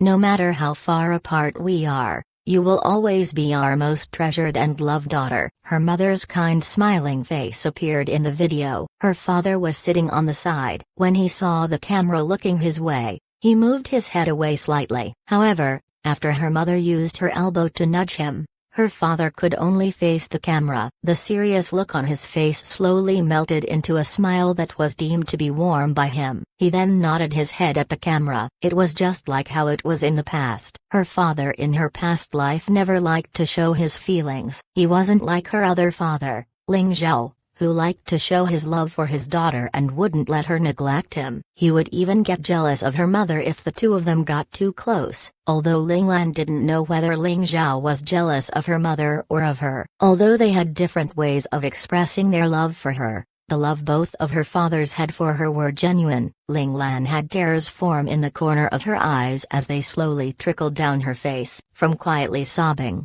to crying loudly in the end. Ling Lan, what's wrong? Ling Lan, don't cry, don't cry. Crying is bad for your body. Ling Lan's loud crying stunned Luo Zhao and Hong Xuaya. Li Shi's expression darkened. He knew that he couldn't fool Ling Lan. Let her cry. Crying will be better for her. Li Shi stopped Luo Zhao and Hong Xuaya from trying to comfort her. Hong Xuaya and Luo Zhao looked at Li Shi. They didn't understand why explaining the misunderstanding would cause Ling Lan to be this sad if it was a happy thing. Li Shi sighed. These three girls were around the same age. Compared to the intelligent Ling Lan, his two nurses were too naive. Returning to this time period is to make me see who is the one that is actually cold and heartless. It's you, Ling Lan, not your parents nor your brother. They were always there cheering you on, but you were too selfish to realize it. From the beginning and to the very end, the most selfish person was you. The person you loved the most was also you. You escaped from the possible pain you could have felt and chose to love yourself in the way that benefits yourself the most. It was always you and not others. No matter if it was the previous life or this life, they are all the same. The so-called dominance, so-called freedom, are all to cater to your selfishness. Ling Lan, that your real self. Chapter 1463. Welcome home, Ling Lan. Right at that moment, a deep voice flowed into Ling Lan's ears. What is Dao? Ling Lan slowly raised her head. At that moment, she was in a world of darkness. Other than the source of light a meter away from her, the rest was all enveloped in darkness. Li Shu, Luo Zhao, Hong Xuaya and others were all gone. What is Dao? The deep voice echoed once again, but this time, it had a hint of strictness. Freedom of the heart. I am the Dao. Despite having tears in her eyes, Ling Lan's expression was still determined as ever. Explain. I am myself. It's good if I'm kind. It's fine if I'm ugly. It is still me. Ling Lan's eyes became progressively sharper as she talked. Her eyes were like a deep well. There was no longer any hesitation in her eyes. You've realized it now? Yes, I have realized it, Ling Lan said without hesitation. Where will you go? Ling Lan stared intently at the darkness as though she was thinking about something. Where will you go? The deep and strict voice seemed to not want Ling Lan to have time to think as it asked loudly once again. I will go to wherever I'm from. Ling Lan spoke these words and then took one step forward without any hesitation. Lanlan, we're back.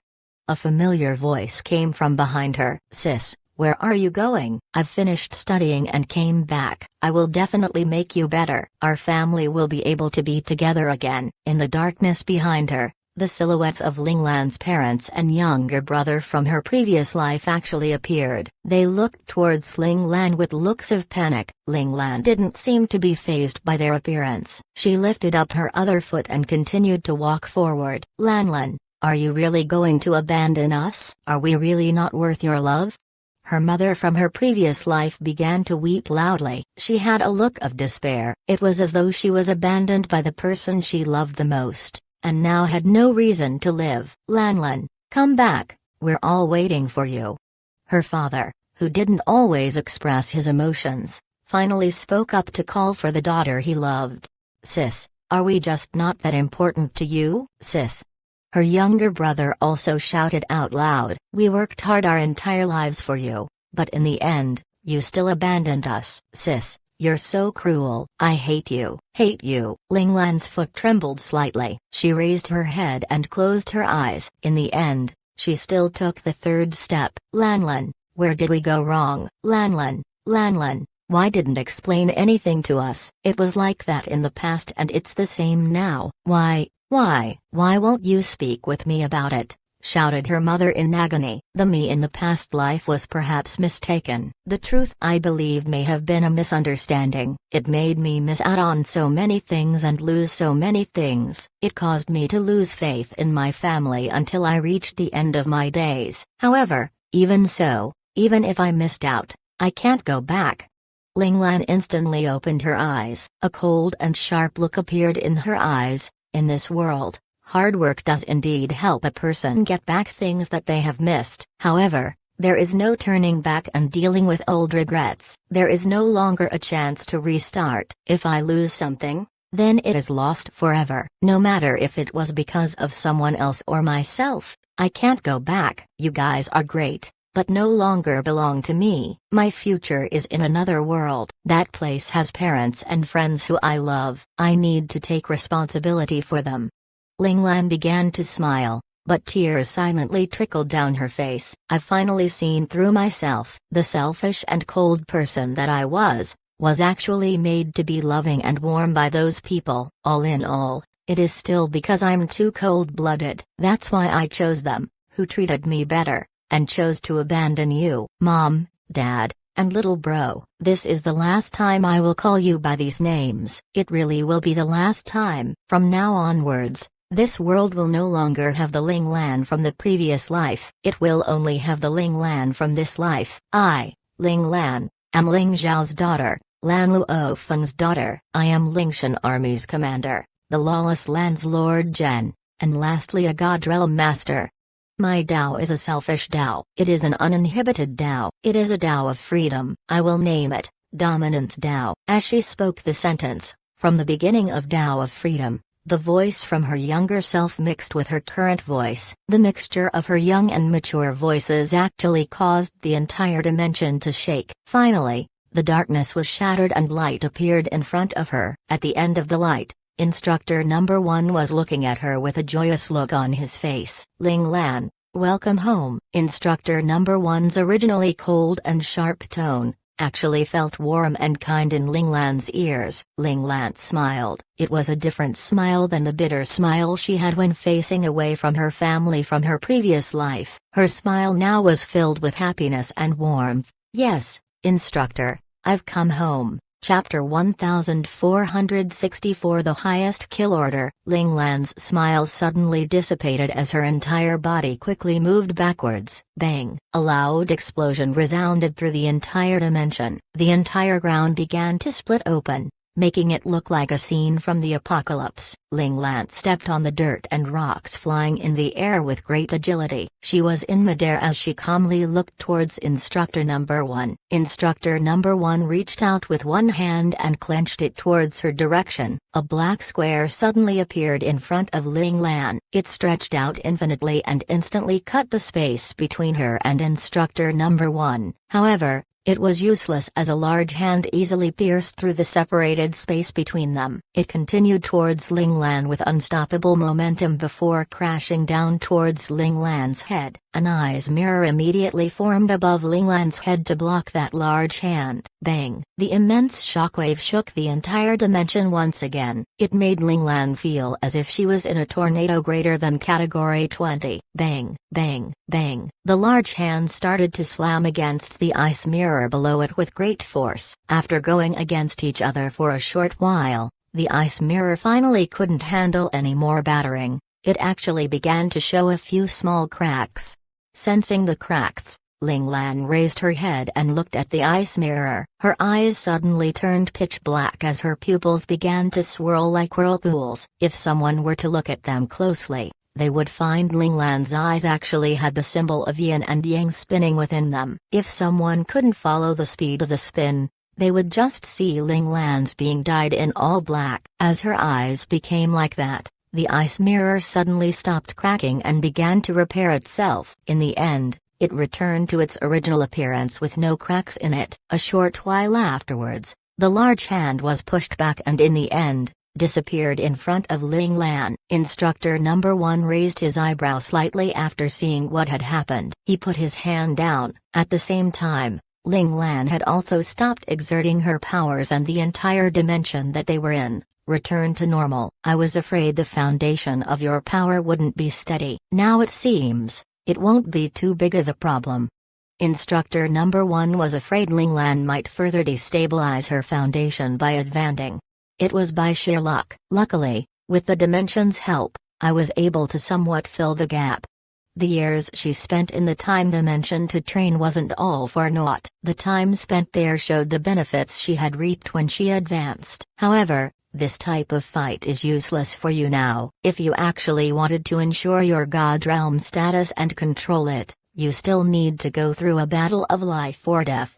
Instructor number 1 knew very well what Linglan's underlying problem was. Although Linglan seemed to have advanced into the God Realm, it was still a pseudo-advancement. She needed to face another God Realm opponent in a battle of life or death. The pressure of survival would steady her God Realm. If Linglan succeeded in living through the battle, then she would finally graduate into a real God Realm Master. However, if she couldn't find a God Realm Master to fight, she would only be able to remain as a pseudo-God Realm Master for 3 days. Any longer than that, the energy in her body would slowly deteriorate, and in a week, she would return to her original realm. If that were to happen, that meant Linglan no longer had any chance to advance into the God Realm in this lifetime. There was only one chance, and it was based on whether Linglan could grab hold of it or not. A battle to the death was something Instructor number 1 couldn't give Linglan. Despite being able to pour out his killing intent, he couldn't bring it to himself to actually think about killing her. It was because Instructor number 1 didn't want Linglan to actually die. He knew that and Linglan knew that too. Those who have reached their level of strength couldn't fool each other if they didn't have the thought of killing each other. It seems you've already planned for it. Instructor number 1 remembered something. Linglan nodded. Once my spirit returns to my body, Lord Keon will immediately be able to sense it. He doesn't know my real situation, so he will definitely come to deal with me before my God Realm steadies. They're all ready, right? This will be a huge fight, asked Instructor number 1. They are ready from the very beginning, smiled Ling. This battle can only be fought by yourselves. We can't help you this time. Be careful. Sighed Instructor number 1 sighed lightly. Go. Instructor number 1 moved his right hand and lightly pushed Linglan out of the dimension. At Linglan's current strength, him being able to push Linglan out of his dimension was because Linglan didn't go against his will to be pushed out. Otherwise, with Linglan's current strength, although still being somewhat weaker than Instructor number 1, it was impossible for him to easily push her out. Linglan's consciousness returned to her body. Her force of presence suddenly expanded greatly. The originally dead swamp suddenly began to shake and tremble. Far away from there, in Lord Keon's palace, Lord Keon was still thinking about how to get back what he lost from Linglan. Sensing the tremor, he looked towards the direction Linglan was at. Actually succeeding in advancing to the God Realm. I can't allow him to live anymore. Lord Keon's eyes narrowed slightly as a look of killing intent flashed between them. Beep, beep, beep. The other 11 lords in the lawless lands suddenly received the highest kill order that they had ever received since they began the reign of the 13 lords. We are finally going against Lord Jen. Lord Demon smiled. The Lord said we're fighting with everything we got, Lord Ghost reminded her from the other end of the video call. I know. I've disliked him for a long time already. This time, I can kill as much as my heart desires. Lord Demon's eyes suddenly turned red and glimmered with an odd light. Lord Zen received the order to and immediately stood up. Is it still not enough? He paced around anxiously. What should I do? He suddenly stomped his feet and pushed down on the communication passcode he hadn't used in a long time. Why did you call me? Aren't you afraid of Lord Keon finding out? Elder Father's face appeared on the other side of the call with a look of displeasure on his face. Lord Keon just gave the highest kill order. Lord Zine didn't care about the look on Elder Father's face and immediately went straight to the point. Elder Father immediately frowned. Lord Jen, yes, he wants us to wipe every one of his men out. After so many years, he's still this ruthless. Elder Father knew him very well. What should we do? Lord Zen's expression was somewhat gloomy. They had waited so long for the Federation to send a high-level expert to come to stabilize the lawless lands. No one believed that the lawless lands was once the lawless lands the Federation believed it to be. Lord Keon was also no longer the trustworthy Lord Keon that he once was. You adapt based on the situation. I will take people there as well, Elder Father said decisively. Are you crazy? What are you going to do? Are you looking to die? Lord Zine shouted angrily with a hint of fear in his eyes. Him and I should have a final face-off, Elder Father said calmly. Mujini, wake up. Unless your great-great-uncle Mu Shui King comes, no one will be able to deal with him. Lord Zen was about to explode. None of these people made his life easy. You underestimate the Mu family. He didn't kill me in the past not because he cared about our camaraderie, but because he didn't want to take the risk. After saying that, he didn't give Lord Zen another chance to speak and instantly ended the call. Huh? What? Lord Zen blankly looked at the dark screen. In the next second, he instantly smashed the communicator on the ground. He was furious. F-King Mujini, hanging up on me again. You really like hanging up on me, don't you? And telling me to adapt based on the situation. How the FCK am I supposed to adapt? FCK, my life will be lost because of you. After saying that, he vanished after stomping his feet as he began rushing straight towards the battlefield. Chapter 1465 Who will be the first to arrive? The normally rowdy and lively Rainbow Palace was oddly quiet. No, not only was it just today, for the past while, the staff from the Rainbow Palace were given vacation. In the past few days, other than the people needed to keep the palace running as per normal, there weren't any other unnecessary people there anymore. Oddly, the moon tonight was bright. Brighter than it had ever been in the past month. On that specific night, the Rainbow Palace seemed even more quiet. In the hallway to the main hall, a black-cloaked man stood in front of it. Suddenly, a dark figure slowly rose from the ground in front of him. The figure raised his head and looked at the man. The dark figure was actually Zhao Jun, who was sent out as a representative for the negotiations. He was also wearing a black cloak with a hat on his head. Everyone is in position. Is he really going to make a move? Zhao Jun still felt all of this came too sudden. Upon hearing the question, black-cloaked man slightly raised his head. It was indeed the other negotiation representative, Li Lang. Once our commander advances to the God Realm, he won't wait until he steadies his realm. Will our commander be able to advance into the God Realm? But he's so young. Although Zhao Jun believed Boss would eventually be a God Realm master, it was still something that should happen after a few decades. After all, Boss was still so young. If he advances, he would leave his mark in human history. There hadn't been anyone who had been a God Realm master in their 30s. The youngest God Realm master in history was someone who advanced successfully at the age of 51. If he has made his decision, he won't fail. If Ling Lan said he wanted to advance into the God Realm, Li Lan believed in him without the slightest hint of doubt. The plans and arrangements he already made was based on the success of the advancement. From the very beginning, he and Ling Lan had never thought what they would do if they failed. Zhao Jun was just about to say something, but his expression went through a drastic change. He and Li Lan looked towards the back of the palace almost at the same time. The energy fluctuation is terrifying. If he had intended to kill us, we wouldn't have any chance to resist. Zhao Jun had a horrified look on his face. No one liked the feeling of fate being in someone else's hands, especially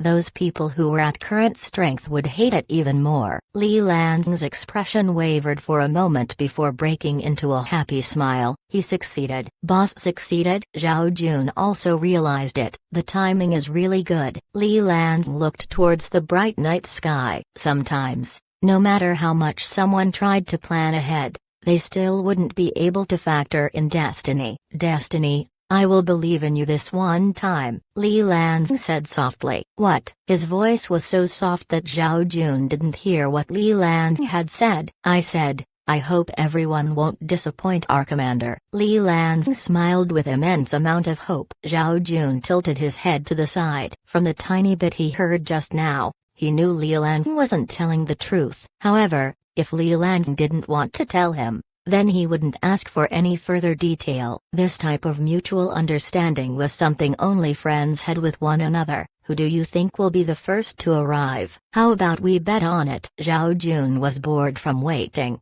so he wanted to play a game to pass the time. Who are you betting on? The people working under Lord Qian or Lord Qian's opponents? Replied Li Lan. Wait a second, I can understand if it's people working for Lord Qian. What do you mean by Lord Qian's opponents? Zhao Jun was confused. Are you saying they are our people? Li Lan looked at him with disdain. If it was our people, I would have just said our people. His opponents are just his opponents. They have nothing to do with us. Isn't he the head of the 13 lords? Zhao Jun was still confused. He's just the head of the 13 lords by name. You really think the 13 lords is like our Lingshan army that regards our commander as the highest commanding officer? Li Lan snorted coldly. Just looking from the names of the lords, there are at least two factions. As for whether or not these two factions have their own plans, that I don't know. Hey, it's pretty frustrating being Lord Qian. Zhao Jun pitied Lord Qian. If it wasn't like this, would the Federation and Caesar not worry about the lawless lands? Of course. It doesn't eliminate the possibility that they are working together to put on a show for the Federation and Caesar. Li Lan couldn't help but think more deeply about the situation. Zhao Jun nodded. He had forgotten where all the 13 lords had come from. These people, who came from different backgrounds with different intentions, might still be guarded against each other even if they were to collaborate with each other. Chapter 1466 Fallen into a Trap. This was one of the paths that went towards the Rainbow Palace. The Rainbow Palace had a main hall with 7 secondary halls complementing it. The 7 secondary halls were named after the 7 colors of the rainbow, and all 7 of them pointed towards 7 different directions. Therefore, there were 7 paths that went towards the main hall. If someone wanted to enter the main hall, they must go through one of the 7 secondary halls first. In the Orange Hall, extreme wind and rain suddenly came out of nowhere. This sudden shift of weather didn't cause a commotion inside the Orange Hall as there was no one inside it. For no one to guard one of the secondary halls, this is surprising. Lord Zhen's influence is seriously deteriorating. A calm voice suddenly echoed through the Orange Hall. In the dark and silent hall, a middle-aged man clad in a blue gown appeared after he spoke. An icy cold voice followed. The Rainbow Palace is still massively influenced by the previous Lord Zhen. You think too highly of this nobody if you thought he could make them work for him in such a short amount of time. A middle-aged man in a white gown appeared beside the blue-gowned man. The former was Lord Kan, nicknamed Tornado. The latter was Lord Xun, nicknamed Rainstorm. However, this new Lord Zhen seems to be smart enough to predict our movements and send them away from the massacre we are about to start. This large palace actually has no living soul in it. This kill order Lord Qian had sent out was all for nothing. said Lord Can regrettably. That might not be the case. Lord Jen seemed to not have brought away his own loyal followers. Those people should still be here. It's just that we don't know where they're hiding. How troublesome. Lord Xun had a hint of impatience on his face. He hated these hide-and-seek games the most. Lord Keon really thought too much of them to have us all move out. Just 3 of us would be able to flatten the entire Rainbow Palace. Lord Can felt that Lord Keon exaggerated the need for all of them to come. Did you not sense the energy coming from the main hall? That person is not easy to deal with. The expression Lord Xun showed when he looked towards the main hall was stern. That terrifying energy wasn't anything to joke about. Isn't he Lord Keon's problem? Lord Can pouted. If he is afraid of someone affecting his status, he should resolve the problem himself. Or perhaps this is a test Lord Keon arranged for us. We should still be careful. Who knows, maybe someone will become the next Mugini. Lord Xun was undoubtedly more cautious than Lord Can. Alright, I'll listen to you. We'll go straight to the main hall. We should be the fastest ones to get there, right? Asked Lord Can. Theoretically, Lord Zen and Lord Demon should be the fastest. However, out of these 2, the latter is our opponent and won't obediently arrive on time, and I'm not sure what the former is thinking. After saying that, Lord Xun couldn't help but frown. Lord Demon was originally untrustworthy, but Lord Zen's attitude of nothing mattered also annoyed him. Wasn't he in good relations with Mugini? That event back in the past. It may have caused him to have a grudge, said Lord Can while thinking deeply. Who knows? However, Lord Zen was never compliant on the outside and disobedient on the inside when it came to orders from Lord Keon. No matter what his attitude is, he's still on our side. Lord Xun didn't understand Lord Zen. Let's go. If we arrive too late, they'll laugh at us, especially that annoying clown. Out of all the lords, the one he hated the most was definitely Lord Card. He didn't know why Lord Card would always get on his nerves, but the 2 of them just were never on the same page and hated each other. Okay, I also don't want to see Lord Demon's devilish face smiling with satisfaction. Lord Can also had someone he didn't like. Right as the 2 of them were preparing to leave, they suddenly stopped in their tracks. Lord Xun frowned slightly. He looked towards an empty space in a certain direction and said plainly, "Come out." The seemingly empty hall actually had people in it. If it wasn't for the fact that they said they were leaving, causing the enemy to have a fluctuation in their mood, they perhaps would have actually been fooled by these people. At that moment, behind the pillar near the corner of the hall, a person suddenly walked out. This newcomer had an extremely youthful appearance with an honest and shy smile. It was as though he had accidentally walked into the hall and bothered them by accident. Lord Xun couldn't help but be shocked for a moment after seeing the newcomer being so young. People, who have reached their current strength, were able to easily look past a disguise. They wouldn't be fooled by any disguises. "Who are you?" Lord Xun asked. Qilong. The man standing before them had dumb-looking smile on his face as he scratched his head shyly and answered the question wholeheartedly. Qilong? Not only Lord Xun was confused, Lord Can was also confused. In their reports, the loyal underlings the new Lord Jen had brought didn't have someone named Qilong. Moreover, with the fact that he could hide his presence from them, this Qilong must definitely have some skills. This type of person would definitely have been in their reports. The only possibility was that Qilong had never appeared in front of the public in the past. "You work for Lanzhou?" Lord Can asked a follow-up question to confirm Qilong's identity. Qilong nodded. At that moment, he hadn't realized nodding was the same as signing his death warrant. Lord Keon's order to kill was to take out every one of Lord Jen's people and not leave even a single one of them alive. "You're honest, but unfortunately, no matter how honest you are, we won't let you go." Lord Can had a look of pity in his eyes. He was beginning to like this little boy. "You?"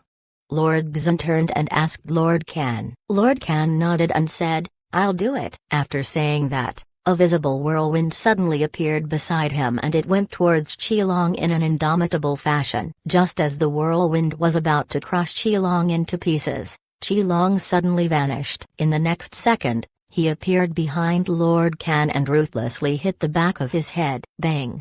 However, his fist didn't come close to his intended target before getting blocked by a kite shield made out of wind. Upon realizing he wouldn't get past the shield unless with some more forceful methods, Qilong quickly bounced backwards before landing firmly after somersaulting in the air. Lord Kan turned around slowly. His expression showed that he was not in the best of moods. You were at a disadvantage. Lord Xin understood what happened from just one look, who knew that the hunter would become the hunted, pretending to be prey, but was actually a predator all along. I actually fell for your trap, said Lord Kan coldly. An aura of killing intent was visible forming around his eyes. When he made his move in the beginning, he was nonchalant about it, so he at most used 30% of his strength. He didn't expect Qilong to have everything planned out from the beginning. Qilong was not fazed by their appearance, judging from the fact that he put in all of his strength right from the start. If the difference between their strength were too vast, no matter how many traps the weaker party uses, it wouldn't harm Lord Kan. However, as luck would have it, Qilong's strength wasn't too far off from him. He was only weaker by one stage. Luckily, for him, his reaction speed was fast enough to deflect the fist. However, you've successfully angered me. Right as Lord Kan finished, he had already arrived in front of Qilong. A sword made out of sharp wind appeared in his hand. Break! Qilong shouted loudly. He pushed out with one hand and the wind sword in Lord Kan's hand vanished with a pop. Huh?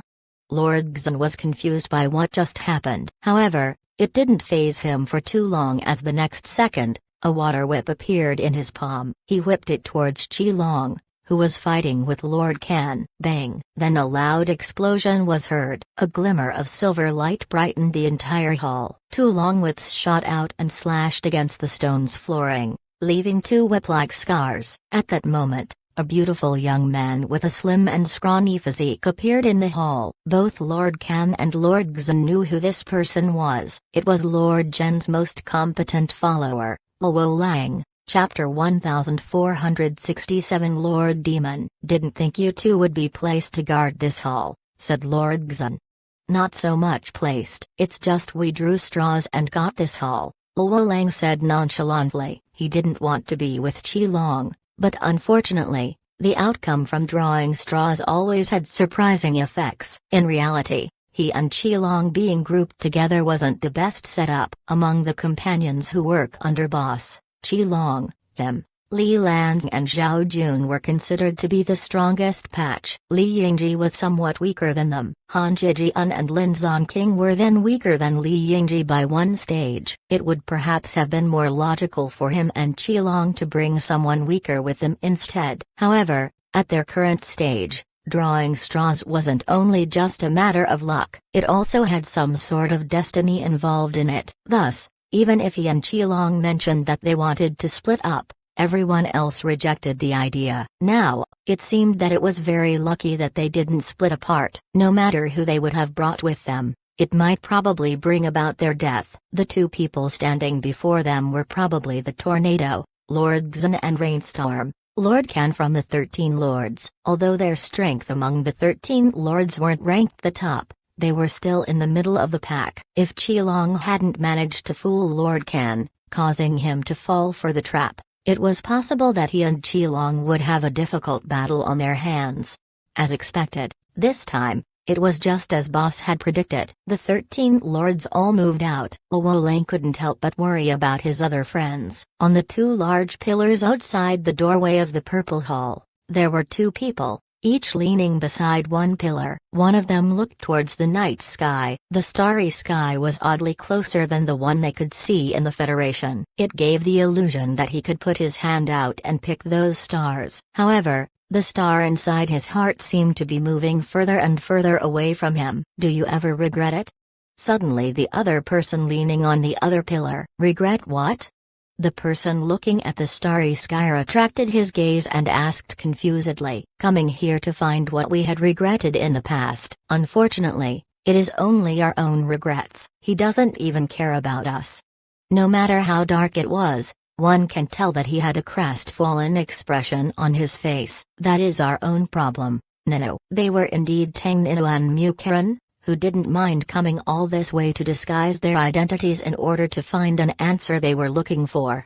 Tang Ninu was stunned for a second before feeling cold sweat forming around his body. "Thank you, Karen." If he hadn't shouted at him, he might have fallen into a trance, and perhaps he would never fully get out of it unless he sees past it in the future. Ling Lan doesn't owe us anything. Back then, we all used fake identities. It's just he fooled us, but we didn't fool him. In the end, we lost to him. Mu Karen was as clear-headed as he could ever be. "The reason we came here was undoubtedly because of him, but the main reason we came was because we want an answer. Isn't it just for our own selfish reasons that we want to completely erase this underlying issue and in the end to improve ourselves further? All in all, we're still doing this for ourselves." Mu Karen sighed. The way they had met Ling Lan was already a mistake from the very beginning. That was why it was much more difficult for them to acquire that connection than the others. Mu Karen envied Qi Long, Luo Ling and the others. They met Ling Lan in the right way, got to know each other in the right way and grew up together in the right way. Naturally, they became the friends Ling Lan cared about. He also envied Li Lanfeng, Zhao Jun and the others, who joined halfway, working together, fighting together and going through life or death situations together. These types of experiences together in the end made them comrades who trusted each other. However, all of that were things he and Tang Ninu could never possess. That was why they were only people who could only impact Ling Lan's life as a passerby. Being with Ling Lan is very difficult. Tang Ninu sighed. The pressure from being in a life or death situation is the best way for someone to grow, replied Mu Karen. It was because of this reason that Ling Lan had become strong. Compared to him, the two of them, who were nicknamed prodigies of God and monsters of the generation, really were disappointing in their abilities. "Who do you think our opponent will be?" asked Tang Ninu. Li Lan wished us good luck. That guy's good luck is never any good. No matter who it is, this will be a battle of life or death. Perhaps it's also the time we will find out the answer to our question. Mu Karen's urge to find out the answer was getting stronger. "You also felt it?" Tang Ninu asked with surprise in his voice. He thought he had been the only one with that thought. "There is perhaps our downfall, or perhaps our chance to change destiny," said Mu Karen. "Ha ha ha. Chance to change destiny. That's so funny." A charming laughing voice echoed through the purple hall. Mu Karen and Tang Ninu immediately stood up straight and looked towards the direction of the voice. A person wearing a dress appeared in the direction of the voice. Them being extremely familiar with the 13 Lords instantly knew who that person was. Lord Demon, Chapter 1468 Medusa. "Oh my, I didn't think I was so well known by others. This is embarrassing." Lord Demon covered his mouth with a paper fan in his hand as he made a coquettish expression. After hearing that, both Tang Ninu and Mu Karen felt goosebumps forming on their arms. Out of the 13 lords, only Lord Demon liked to wear the clothes of the opposite gender. Adding to that, he would be caked with heavy makeup to further disguise himself as close to a woman as possible. This habit of his was known by almost all of the lawless lands. If they still didn't guess who Lord Demon was, they would actually be idiots. "The two of you look quite handsome. I really like that. What should I do?"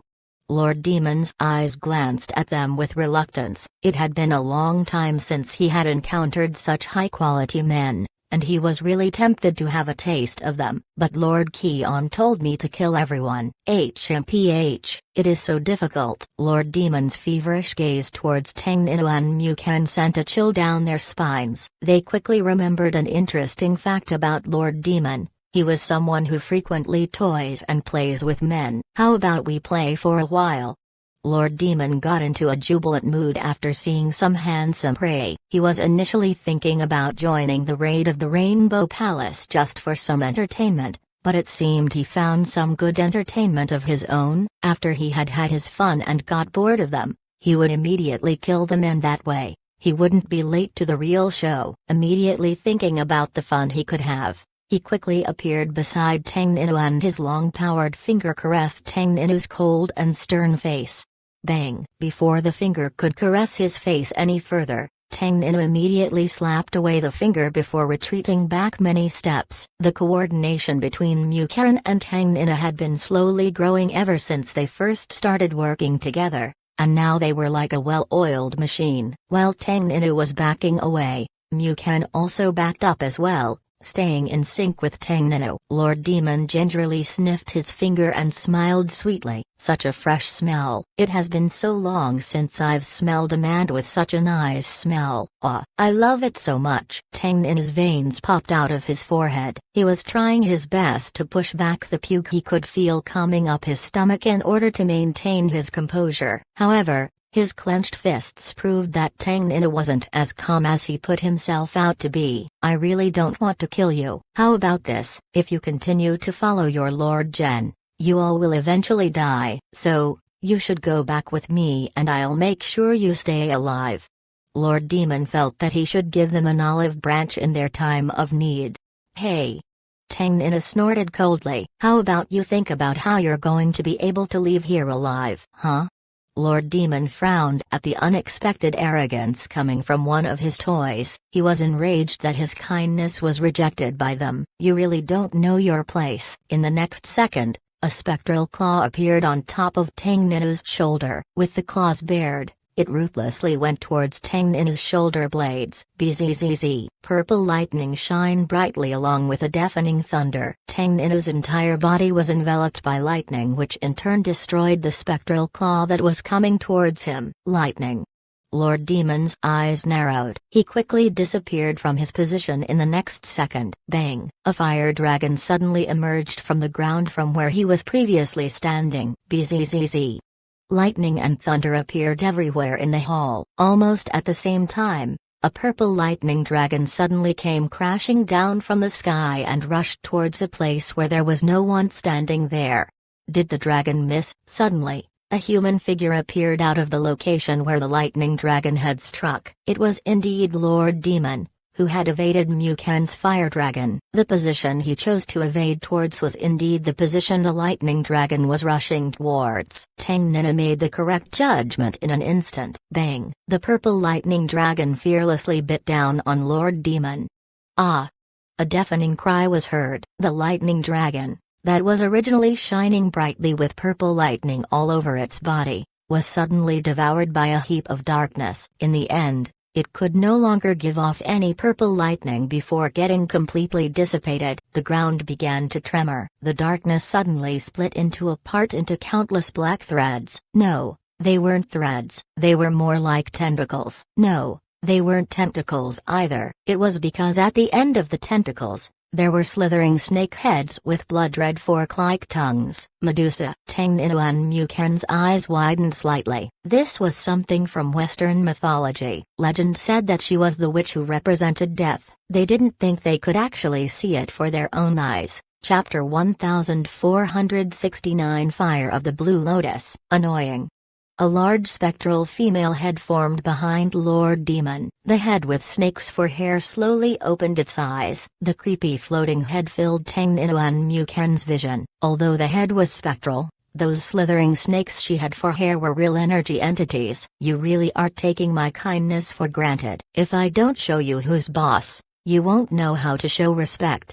Lord Demon snorted coldly. His right hand immediately went forward in a claw shape. The snake head behind him also creepily flew forward and pounced towards Tang Ninu and Mu Karen. Tang Ninu stepped forward and pushed out with one hand. Suddenly, deafening thunder echoed throughout the entire hall. A lightning net quickly appeared above the place they stood to protect them. Bang! The snake heads crashed into the purple lightning net and created a deafening sound. The large shockwave caused the ground below them to shake. Tang Ninu's expression turned red and then white. Blood continuously to trickle down from the corner of his lips. Being still at the peak of a titled domain realm formidable warrior and having not reached the Imperial realm, he couldn't completely defend against the assault of an Imperial stage domain expert. The only thing he could rejoice was that Lord Demon never planned to actually kill him, so he intentionally lowered his energy output. Otherwise, this attack, even if Tang Ninu didn't die, would still severely injure him. Right at that moment, Mu Karen, who had been standing beside Tang Ninu, slowly disappeared. In the end, he had completely vanished. Lord Demon already knew how strong Tang Ninu was just by testing him once. He now knew Tang Ninu wasn't on par with him. Realizing that, Lord Demon snorted coldly and reached out with a clenched hand. Along with the movement of his hand, countless snake heads flew out from behind him and rushed towards Tang Ninu's lightning barrier. Suddenly, Lord Demon's expression fell as he quickly retracted his hand. The countless snake heads also rushed back and covered up Lord Demon's entire body. Boom! Purplish blue flames suddenly erupted in a 3-meter diameter from the position where Lord Demon was standing. From above, it actually began to slowly look like a fully bloomed purplish blue fire lotus flower. Inside the fire lotus, Lord Demon slowly opened a crack from the snakes that wrapped around his body and showed his flirtatious and devil-like face. "Blue lotus flames," he said with a stunned expression on his face. He originally belittled Mukaren. Now, he couldn't help but be cautious towards him. Luckily, it hadn't turned completely blue. Otherwise, I would have definitely been severely injured if I didn't prepare for it. Blue lotus flames was the ultimate technique the fire element domain masters could execute. The strength of the flames were based on color. Red was considered to be the beginner level of the technique. Purple flames were in between and the ultimate color was blue. The purer the blue color, the stronger the flames. Of course, once he could completely control blue lotus flames, it would mean that Mukaren would have officially advanced to the Imperial realm. Lord Demon didn't expect Mukaren, who kept hiding behind Tang Ninu looking like an aide, to be actually stronger than Tang Ninu. He had actually managed to get close to the door to becoming an Imperial realm expert. That's odd. You're stronger than him, so why did you become his deputy? Lord Demon's gaze fell upon a certain place in the plaza and asked softly. In Lord Demon's mind, it should be survival of the fittest. That was why he didn't understand why Mukaren would yield to Tang Ninu when he was much stronger. Strong? A mocking tone echoed from within the blue lotus flames. Mukaren's body slowly appeared out of it. What would that matter? Mukaren smiled coldly. One's destined to a status based on their talents and family background. Tang Ninu frowned slightly. It was not sure whether it was because he was in pain from his injuries or it was because of Mukaren's words. After hearing that, a smile instantly formed on Lord Demon's face. "Oh, that annoying habit of yours feels very familiar. I thought you already knew about our backgrounds." Mukaren sneered. "You're a brave kid." Lord Demon's smile became even more flirtatious. "But I like that." Brave? Chapter 1470 Regret. You guys probably came from the same place as him and maybe even followed the same master. A hint of dread appeared in Lord Demon's eyes for a moment. Despite them being enemies and that person giving the order to kill them all, this connection they had made him no longer certain of his actions. Would killing them be a problem for him in the future? Him? Who was he? Mukaren thought of something and quickly exchanged a glance with Tang Ninu. Lord Demon raised his eyebrows and said, "Hey, that's not something that you need to know." Immediately after saying that, the snakes swarmed the two of them from all directions. They were like tidal waves. Wave after wave continued to crash down as if they weren't going to stop until they completely devoured the two of them. Tang Ninu and Mukaren almost simultaneously threw out their fists. A purplish blue dragon and a purple dragon appeared. The two large dragons suddenly wrapped around each other and in the end formed into a purple-colored fire and lightning dragon. It ruthlessly went towards the tidal wave like a king cobra fighting through an ocean of snakes. In your dreams. Lord Demon snorted coldly. The tidal waves grouped together into one big wave before crashing down. Boom! The two amalgamation of energies finally ruthlessly smashed into one another. Unsurprisingly, Mukaren and Tang Ninu flew backwards and smashed against the pillars of the hall. The impact caused the pillar to fall over. If it wasn't for the fact that the foundation of the hall was secure, it was possible that the roof might have crashed down on them. Ugh! The two of them had blood sprayed out from their mouths almost at the same time. Just that one attack, because of the severe gap in strength, already caused them to be severely injured. You two are indeed very good, but that's it. Compared to that person, it's like night and day. said Lord Demon as his right hand grabbed the purple-colored lightning and fire dragon. Right after speaking, he pinched his fingers with great force. The dragon cried out in pain and vanished in an instant. "Now, it's time to deal with you two." Lord Demon frowned. He slowly walked towards Mukan and Tang Nino. Having been severely injured, they couldn't move a single muscle of their body. They could only watch as the Grim Reaper slowly approached them to reap their lives. In the Blue Hall, two people were sitting on the steps in front of the hall. The two of them were 50 centimeters apart and each sat in a corner. They didn't bother each other and just sat there silently. It was as though they were comparing to see who could be silent for longer. "Hey, Lin Zon King." Finally, one of them couldn't handle the depressing atmosphere anymore. He frustratingly called out to the person who could stay silent for longer beside him. Lin Zon King turned around with a blank expression on his face. "Do you think we'll die here?" Li Yingji put his hand behind his back and looked towards the starry sky. Each one of them were like large bright lights which made the surroundings clear in his eyes. Li Yingji was quite proud in the past and thought very highly of himself. However, after being with Ling Lan for so long, he also knew well of the difference between him and Ling Lan. He also knew very well that the enemies who were coming tonight weren't ones they could fight against. Perhaps, once the fight begins, it would mean that they had reached the end of their days. What's wrong with dying? We should have died already. Lin Zon King thought it through already for some reason. If Boss didn't force himself to activate the God-class mecha and hold off the enemy forces, they would have died on planet Hejiao before reinforcements had arrived. They were given a second chance to live by Boss. It was already good enough that they were able to live this many extra years. But I still want to live. I still have so many things I haven't done yet. Li Yingji had a burning desire to live in his eyes. He didn't want to give up without living life to the fullest. This Li Yingji, who was now full of life, actually improved the impression Lin Zon King had about him. Lin Zon King was silent for a moment, then he asked, "Boss told you to go back. Why did you go back? You guys all stayed here. If I go back, wouldn't I be mocked for being a coward?" Li Yingji glared at Lin Zon King. He wasn't going to make them look down on him. He especially didn't want Lin Zon King, who he had looked down on, to look down on him. "We won't do that. You have family, responsibilities and burdens to take care of. From the very beginning, we are not on the same path." Lin Zon King felt it was odd that Li Yingji kept thinking he was part of their group. From the start, he was the one that randomly joined in. If it wasn't for Boss's extremely heaven-defying strength making Li Yingji give in, perhaps they would have broken off their ties a long time ago. "What do you mean not on the same path? When was I not on the same path?"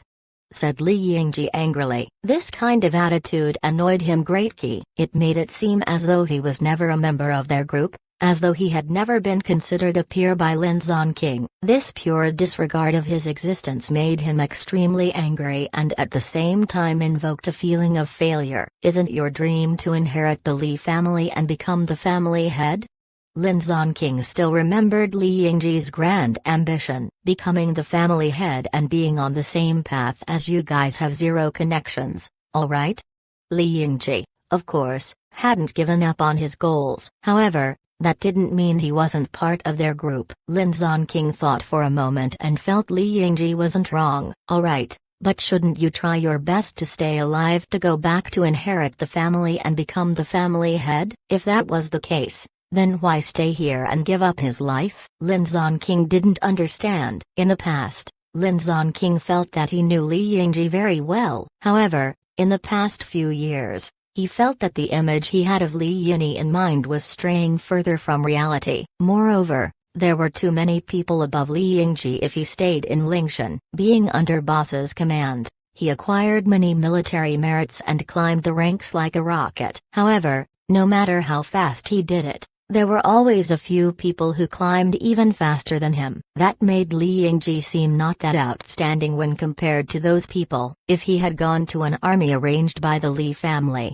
with Li Yingji's current ability, he would be able to naturally advance to the rank of Major General with the Li family's help. Maybe, if acquired just some more military merits, It might even be possible for him to be a commander of an army. This begged the question, why did he intentionally get involved with Lingshan's messy situation if he had another safer and peaceful path to choose from? Actually, after I refused boss's order for me to leave, I have been asking myself why I refused him. Li Yingji smiled bitterly. He was very well aware that he and those in Lingshan had an unbreakable barrier between them. Despite them being nice to him and them treating him like brothers, it was still just like brothers and not actually brothers. Li Yingji was a perceptive person, so after so many years, how could he not feel the difference between the two? If they didn't treat him as a brother sincerely, it would have been logical for him to leave them at that moment. Li Yingji knew even if he left, they wouldn't blame him. However, at the eve of that major decision, he decided he didn't want to leave. Did you find the answer? Lin Zonking was a bit curious. Not yet. Li Yingji didn't know where to start. He just knew that he didn't want to just leave like that. If these people died, this regretful feeling would follow him for his entire life and haunt him for the rest of his life. Li Yingji was a clear-cut person. If he didn't want to leave, he chose to stay. Do you regret it? Asked Lin Zonking. Regret? Li Yingji said with a self-mocking smile on his face. I don't regret my decision now, I just regret. Suddenly, he stopped speaking. Lin Zonking looked at him confusedly. He didn't understand why he had stopped talking. If it was possible, I want to go back to when we first met and portray myself as a good person so I could become your friend. I wish I was not a massive bully towards you. So much so that I made good people like you hate my existence. You don't know how much I regret that. Chapter 1471 Lord Dui. Interesting. A voice suddenly rang in their ears. Lin Zonking and Li Yingji immediately sprung up from their relaxed position and looked around nervously. They actually didn't sense an enemy had appeared near them. If the enemy had attacked them without warning, perhaps the two of them would have been two corpses by now. The two of them felt a bitter taste in their mouths as they looked at each other with resignation. Li Yingji suddenly held Lin Zonking's hand and pinched it softly. That pinch was to tell Lin Zonking that he was going to fight until the bitter end with him. At the same time, that pinch was also done to give them some courage to fight this seemingly unbeatable enemy. Receiving the pinch, Lin Zonking pinched back. He never expected the person standing beside him when he faced the Grim Reaper was the annoying Li Yingji. Moreover, Li Yingji gave him strength and courage near their impending doom. This was what comrades were like. Perhaps, after these years of being together, he had already acknowledged Li Yingji as a comrade and a brother. It was just that he hadn't realized it yet. You guys have a great relationship. After these joyful words were spoken, a silhouette slowly appeared from the steps at the end of the stairs. The two of them stared towards that direction with a nervous yet cautious look in their eyes. Don't be nervous, I'm just here to ask for directions. The silhouette walked up slowly. In just a few words, he had already arrived roughly 10 meters in front of them. The owner of the silhouette was around 30 to 40-year-old man with a mild-mannered aura. He was smiling completely free of any worry, as though he was someone walking around leisurely in a park. Lin Zonking quickly went through the details of the 13 lords he had memorized in his head, and he instantly found the details that matched this man's looks. Lord Dui. Lin Zonking said sternly. Not bad, little friend. Lord Dui laughed with a slight look of admiration in his eyes for a moment. HMPH. Li Yingji snorted coldly and walked forward to stand in front of Lin Zonking, blocking off Lord Dui's line of sight from seeing Lin Zonking. Oh, a feisty one. Lord Dui looked at the annoyed little kid with obvious interest. Seeing the completely useless show of bravery and camaraderie, he immediately laughed out loud. From the position they took to face off against him, he quickly realized the kid who stood in front of his friend was the stronger one out of the two. However, no matter how strong he was, in his eyes, He was still an ant waiting to be stomped. Li Yingji stared back at him with seemingly no fear in his eyes. Lord Dui's way of looking down on them as though they were children and weaklings really irked him. Lin Zonking immediately felt the pressure on his body being lifted just by Li Yingji blocking Lord Dui's line of sight. Those who reached the Imperial realm could actually kill with just a look. When Lord Dui was looking at him, it was as though he was facing against a humongous heaven-slicing axe. That single gaze was about to chop down and slice him in half like a piece of log. Without Lord Dui's pressure, Lin Zonking's brain quickly turned its gears. Although most of the thinking in Lingshan was done by Li Lang and Han Zhejian, Lin Zonking still controlled the entire Lingshan army's logistics division, and as such, his intelligence was not any worse than the other two. The fact that Lord Dui didn't make a move on them when they hadn't sensed him really confused him, although the possibility that he was so confident that he didn't need to ambush them couldn't be eliminated. The attitude he had afterwards assured Lin Zonking that Lord Dui had no intentions of killing them. Why?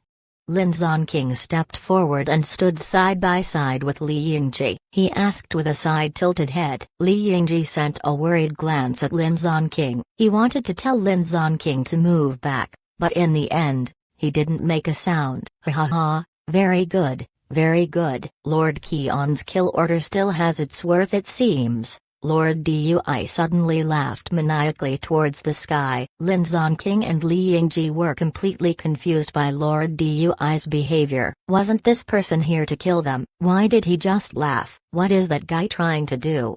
On the roof of the Blue Hall, a silhouette suddenly appeared and looked down at the scene below him with a frown on his face. Before he could think about it, he looked towards the Rainbow Palace with a stern look on his face. Lord Kun is actually there. Who else is there? They're actually having such an intense fight with Lord Kun. Chapter 1472 Lord Card. In the Yellow Hall, Han Zhejian and Lisha looked towards the door with visible nervousness. Why are you shaking? Said Han Zhejian smugly. Aren't you pissing in your pants as well? Lisha snorted coldly. Han Zhejian chuckled coldly. Not going to pretend anymore. Lingshan's most handsome and cool doctor. Hey, the strategist who never wastes his words is actually such a chatterbox. Lisha rebutted without any care for Han Zhejian's feelings. After bantering to calm their nerves for a while, the bantering suddenly stopped and the entire hall returned to its initial silent state. I'm sorry, I was out of line. After a few minutes of awkward and heavy silence, Han Zhejian finally spoke up. I was also nervous. Lisha let out a heavy breath of air, as though he was trying to push out the pressure in his mind. I finally understand where the source of my calmness is from. I didn't expect I would find out what kind of person I am here. Sigh, I really can't compare to Li Lang. Han Zhejian's crestfallen expression portrayed how sad he was. After chasing him for so long, Han Zhejian had only realized his true self now. In reality, he was just a useless person. In the end, he could only guard the hall that was furthest away from the main palace. He didn't have the strength nor the mentality to guard one of the 3 secondary halls that were nearest to the main palace. Lisha frowned. What are you moping on about? Perhaps I'm just an extra in this grand scene. Perhaps I was insignificant from the very beginning. Sadness in Han Zhejian's eyes became even more prominent. It would have been better if it was me who died and not Ziyi. If Ziyi was here, perhaps he would be much more of a help to Qilong and the others, not like the useless and scared me. Han Zhejian seemed to have immersed himself in his own sad thoughts. The depressing aura he was giving off was becoming thicker and thicker. Han Zhejian, Han Zhejian. Lisha cried out angrily. However, no matter how loud his voice was, it couldn't reach Han Zhejian, who was immersed in his own thoughts. Lisha made a decision at that moment. He flicked his wrist and a miniature vial of tranquilizer appeared in his hand. Right as he was about to inject it into Han Zhejian, he was suddenly frozen in place. Oh, you shouldn't stop such a fun game. Be a good boy, okay? A hoarse voice rang beside Lisha's ears. A gloved hand suddenly appeared in front of him and slowly took away the syringe in Lisha's hand. Lisha tried his best to turn his head to see a man dressed like a clown. and that clown was happily tossing his syringe away. "This is because of you," Lisha said coldly. No matter how weak Han Jijian's mentality was, after the many years boss had polished him, the amount of pressure he could endure was definitely not something that should be underestimated. He wouldn't fall into a ditch of negative emotions so easily. Even if he did, he would easily be able to get himself out of that rut. Clever child. The clown had a wide smile on his face. "Lord Card." Lisha knew who he was when he first laid eyes on him, the rumored demon who liked to play with the minds of his victims. "Looks like you know me very well." Lord Card smiled deviously. "Not very well, but since I came to the lawless lands, I should have basic knowledge of the 13 lords," said Lisha calmly. Now that he knew it was Lord Card, no matter how much he worried for Han Jijian, it would be completely useless, so he could only stop worrying and focus completely on dealing with Lord Card. Out of the 13 lords, if they were to face the other lords, at most they would lose their lives and reincarnate into their next lives. Only Lord Card would make his victims live in agony and continue tormenting them after they had died. "You're quite the interesting one. You actually don't have too many negative emotions." Lord Card's curiosity was overflowing. His domain gave him the ability to control the negative emotions of humans. As long as it was a human, they would always have negative emotions in their mind. Once that person's flaws were grasped by him, he would go straight for their minds and drive them to live in eternal agony. Chapter 1473 A Controlled Life. Lisha looked at Lord Card with a chilling gaze. He knew clearly that he had his own problems with dealing with his negative emotions. How could he believe his words? "Interesting, very interesting."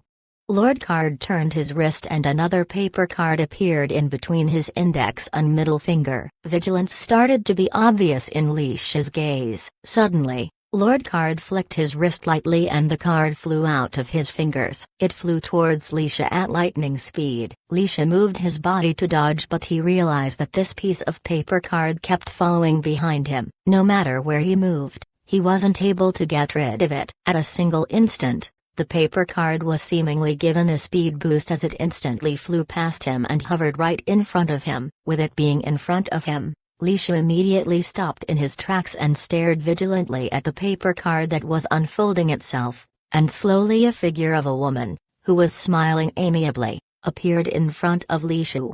At the sight of the woman, Lisha's eyes widened like the moon in the dark sky. It was because that woman was his gentle and beautiful mother. "Shu, it's time for dinner." Suddenly, his vision went black before it was soon filled with a surrounding he was also familiar with. He was back in his childhood home, in the dining room with his mother in the kitchen. "I don't want to eat yet. I haven't finished my research." As soon as the child's voice was heard, a young child sitting on the dining table stuffing himself in a mountain of books entered his vision.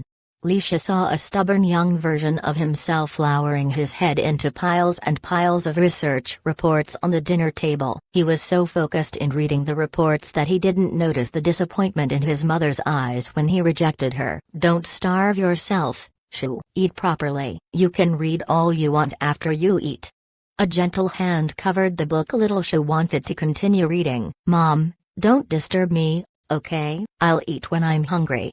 Little Shu couldn't understand his mother's love, so he looked impatient and irritated when he realized his mother was actively disturbing his reading. Sigh. The mother sighed softly. There were signs of disapproval in her eyes. "Shu, your body is your greatest asset. Without a healthy body, you can never accomplish the wish you pursue. Do you want to be like Milan?" "Mom, stop talking."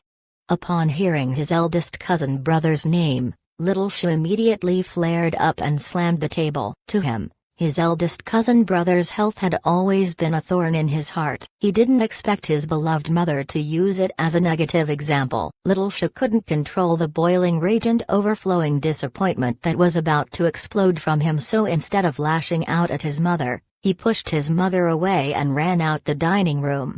After almost hitting a countertop, Lisha's mother was visibly shocked. She didn't expect her son, whom she loved dearly, to push her one day because of an outsider. "I didn't know that in your heart. I can't even be compared to an outsider, Shu." his mother complained in a low voice. She couldn't hold her tears back as they fell down her face. TSK, TSK, TSK, you hurt your mother's heart for your eldest cousin brother whom you've only met a couple of times. You are quite difficult to understand. Lord Card's voice rang beside Leisha's ears. Leisha looked at the scene in front of him in a daze. Very soon, the image changed to his eldest cousin brother. Toph, what is it? Shu? His eldest cousin brother's health had always been very poor, but he still struggled to sit up to talk to him. Actually, his elder brother wasn't much older than him. However, when Leisha saw him, he felt reassured. He felt as though he was talking to an elder brother which he never had, one that was filled with knowledge and was ever so kind to him. Why does everyone think you won't get better? When he thought of his mother's words, Leisha felt his heart hurting. He felt that in the eyes of everyone in the Lee family, his elder brother was practically dead. It is because I'm very sick, so sick that it is impossible to cure. Grandfather had already found the best doctors, but they concluded that there was no cure. A gentle hand touched his head. His elder brother rubbed his head lightly, calming the anger and agitation in his heart. I don't believe it. There must be better doctors. Grandfather just hasn't found them yet. Leisha refused to accept that answer. Yes, everyone works hard. Cough. I will work hard too. His elder brother couldn't even finish a sentence properly. He had to use all his energy to keep his coughing down to a minimum. Thus, his sentences were simple and short. But, even so, he still gave Leisha his most gentle smile. Brother. Leisha felt deeply in pain as he saw the amount of suffering his brother had to go through. How could he not notice the tight fist that was trembling slightly under the blanket? It was obviously a sign that he was bearing with extreme pain. His brother never wanted to let him worry, so he always appeared calm and indifferent in front of him. It's all right. Brother will work hard and live. I will wait for you to find a doctor that can cure me. His elder brother smiled. I have confidence. Without grandfather, I still have you. Leisha's tears dropped down uncontrollably. His elder brother clearly knew his own situation well. Besides grandfather, everyone from the Lee family had given up on him. But, just like what his elder brother said, even if his grandfather abandoned him one day, he still had him, his little brother. His little brother would never let him suffer alone. Brother, don't worry, you still have me. Leisha grabbed his elder brother's cold hand. At that time, Leisha didn't know what he could do. However, the seed to completely cure his elder brother was already planted in his heart. TSK, you are living entirely for this person. Lord Card said with pity. Your life is entirely manipulated by him. Your intention was never your own. You live a sad life. Sad. Everyone has their own purpose. My purpose is to give him a healthy body. Leisha wasn't affected by Lord Card's words. How childish. Do you really think that it's your own choice? Lord Card smiled. Do you want to know the truth? Leisha frowned. He turned and looked at Lord Card, who was obviously waiting for a good show. I can sense an energy in your body, and that energy doesn't belong to you. It's an invasive energy that has been planted by someone else. It wasn't done recently too. It has accumulated over many years. Another paper card appeared in Lord Card's hand. The smile on his face got even wider. It all goes back to your childhood. What do you mean? Leisha asked coldly. It means that the choices you think you made yourself are actually subtly influenced by this energy in your body. Lord Card sniggered. It controlled your entire life. So what? Leisha scoffed. If Lord Card wanted to attack him psychologically using this, he was underestimating him. Nothing. I just want to watch a good show. Lord Card wasn't bothered. He flicked his fingers lightly and a card flew out. It flipped open in front of Leisha's eyes. It was a king card. The king's face was stern, but Leisha saw Lee Milan's face on the card. He was wearing a gentle smile. Shu, you're here. It was still the same face with the same gentle smile. His elder brother stretched his hand out from the card and held his hand. But, this time, he saw a black glob of energy on his elder brother's hand which slowly flowed into his body through his hand. How's school? The smile on his elder brother's face seemed a little glaring. Little Shu told his elder brother about what he had been doing recently enthusiastically. While listening, his elder brother nodded profusely. He looked to be in pain, so he was frowning slightly. But, for some reason, Li Shu detected a sense of impatience from his elder brother. Little Shu, who was talking excitedly, didn't notice anything. "Brother, I'll definitely find a way to cure you." Little Shu seemed to sense that his elder brother was uncomfortable, so he said this sentence with a serious face. "Yes, I will pass myself to you." His elder brother smiled brightly. However, this smile was piercing to the eye. Li Shu noticed that his elder brother looked pleased with himself. "See, he groomed you meticulously. Did you really want to be a military doctor from the start?" Lord Card's voice rang beside Li Shu's ears again, and the question he asked struck straight into his heart. Chapter 1474 Fake is Real. Li Shu couldn't help but bite his lips in exasperation. His expression was a little dark. "Without any intervention, you could have had an even brighter future. But, you were manipulated by the very person you hold so dear to walk on a path that you shouldn't have walked on. Yet, you still believe that it was your own decision." Lord Card's sigh sounded beside Li Shu's ears. "You're really a pitiful person." "Me? A pitiful person?" Li Shu's gaze turned absent-minded. The warmth he received when he was young was just a fraud. At this moment, the image changed to the moment when he went to find his elder brother on planet Azure. "Is anyone here?" Han Jijian had been running in this endless tunnel for a long time. He stopped in his tracks. His wild emotions had all been in a wreck after running so furiously, but he managed to calm down now. "Is this the devil of my heart?" Han Jijian remembered what Boss warned him in the past. You could never guard against the devil in your heart. No one knew when it would appear or what would cause it to appear. However, once the devil of your heart explodes, you would enter a predicament that you locked yourself in. Unless you defeat the devil of your heart, you would forever be stuck in a trance. You might turn into an idiot, a lunatic, or even die in an explosion because you were unable to control the energy in your body. The devil in one's heart was extremely frightening. People who cultivated would always try their best to prevent themselves from developing a devil of their hearts. However, the devil of their heart could also be an opportunity for the right people. It was the greatest danger, but at the same time, it was the greatest opportunity a cultivator could get. Han Jijian remembered the scene when he was controlled by the devil of his heart. He whispered to himself, "I didn't expect the devil of my heart to be Li Lan." This revelation was surprising but yet reasonable. Before he entered the military academy, he had always thought that he was the only strategist of Boss's team. To be the best he could be, he studied very hard for his role, and no one around him could compete with him for his role. So, naturally, when he was at the Scout Academy, he grew to be confident and proud of himself. But, after entering the military academy, when Li Lan appeared, Han Jijian felt a sense of loss. At the start, he didn't mind about him, but as he interacted with Li Lan more and started to understand his mind better, he thought that if God had already made someone so excellent, why did he make someone even better?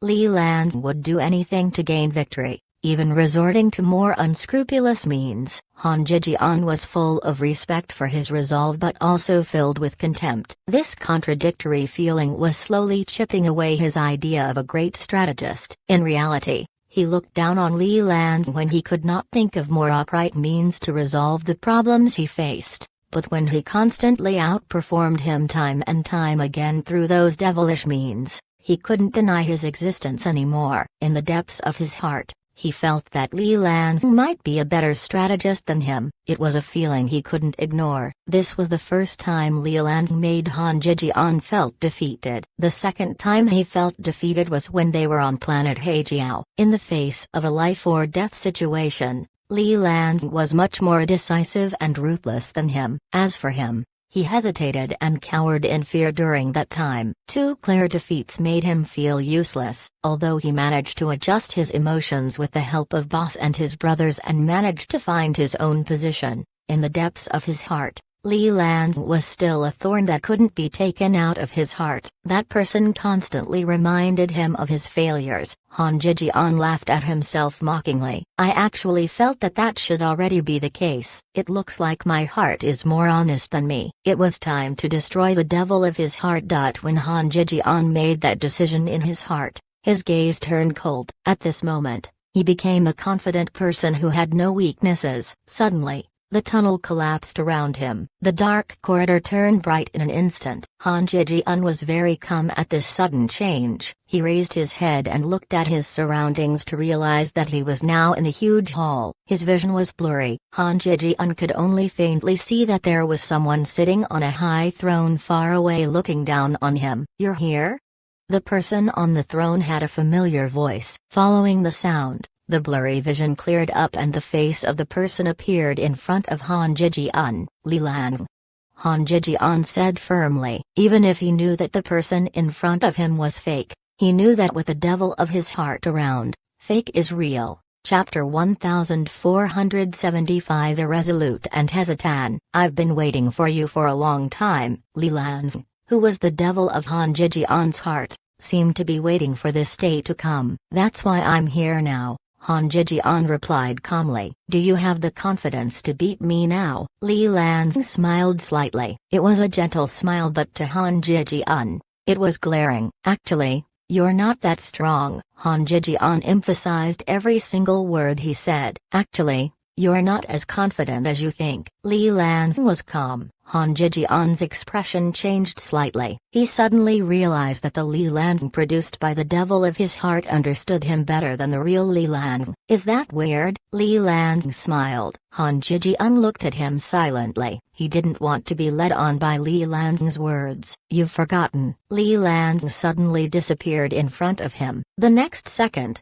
he was already behind Han Jijian. Li Lan's pearly laughter pierced his ears. "I'm actually you." Bang tilde. Han Jijian pushed his palm behind him to attack Li Lan. However, he hit nothing but air. "HMPH, you hate me so much that you don't even want to talk to me." Li Lan's laughter seemed to be coming from everywhere. "Ever since you became the devil of my heart, you are no longer a part of me." Han Jijian's mind was much clearer now. "If you lose me, your realm will drop and you won't be able to catch up with the person you've always been chasing. Do you bear to let me go?" The devil Li Lan knew very well what Han Jijian was afraid of, so he was not frightened of him at all. "Yes, I've always been hesitating, but your reminder made me understand that your presence will always forbid me from catching up with the people I've always wanted to catch up with." Han Jijian raised his head suddenly. The killing intent in his eyes was obvious. He always seemed calm, and to many people, the decisions he made were much more acceptable than the ones Li Lan made. However,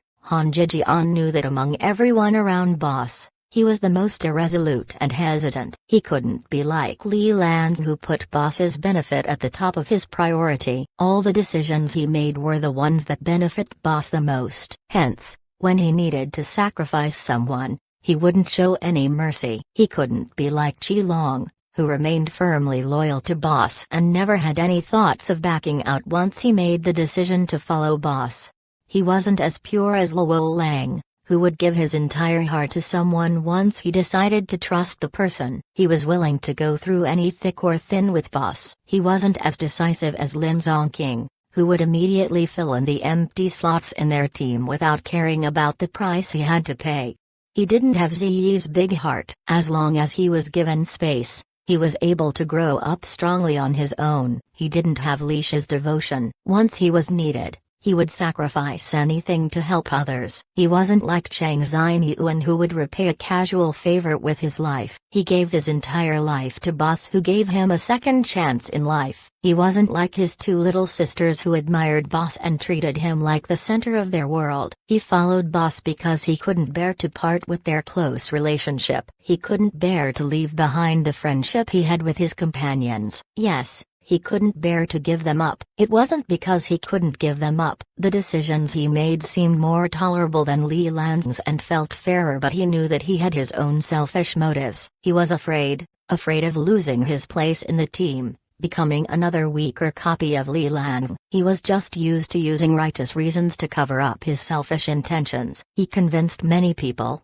including himself and the people that were important to him, that he was useful, he was different, and that he was good while Li Lan was evil.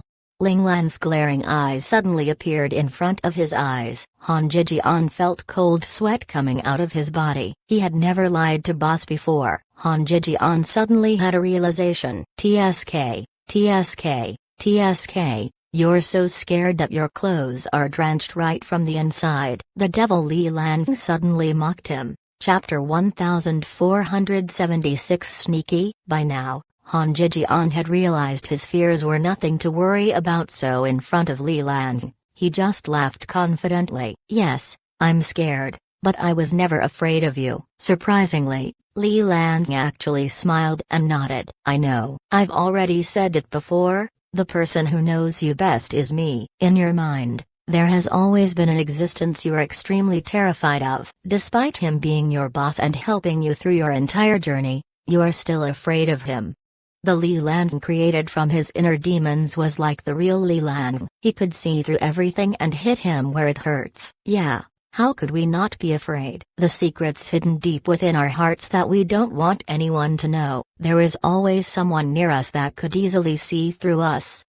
Han Jijian raised his head and looked at the bright sky. He didn't know whether he regretted his decision or not. The status Han Jijian had in Lingshan wasn't as simple as it seemed. He came from a background of an elite family who specialized in intelligence gathering. He was taught from when he was very young that they had conflicting views with the military and government. The cooperation with these entities were only as a way of overseeing them and vice versa. With a background in intelligence, they would be taught of every knowledge an intelligence officer needed. On the surface, they were like normal kids and entered the military academy to learn, but they would also be trained in multiple other areas outside of school. When they grow up, they would be sent to be the important officers of different armies or government departments based on their own abilities. They would be an existence that would oversee the army's highest ranking officer or the government official they work for. Yes. Other than being a soldier, Han Jijian also had a hidden identity. He was an officer from the National Intelligence Bureau sent to Lingshan to oversee Lingshan. His main objective was to oversee and search for any information regarding Ling Lan. Is that my own inner demons?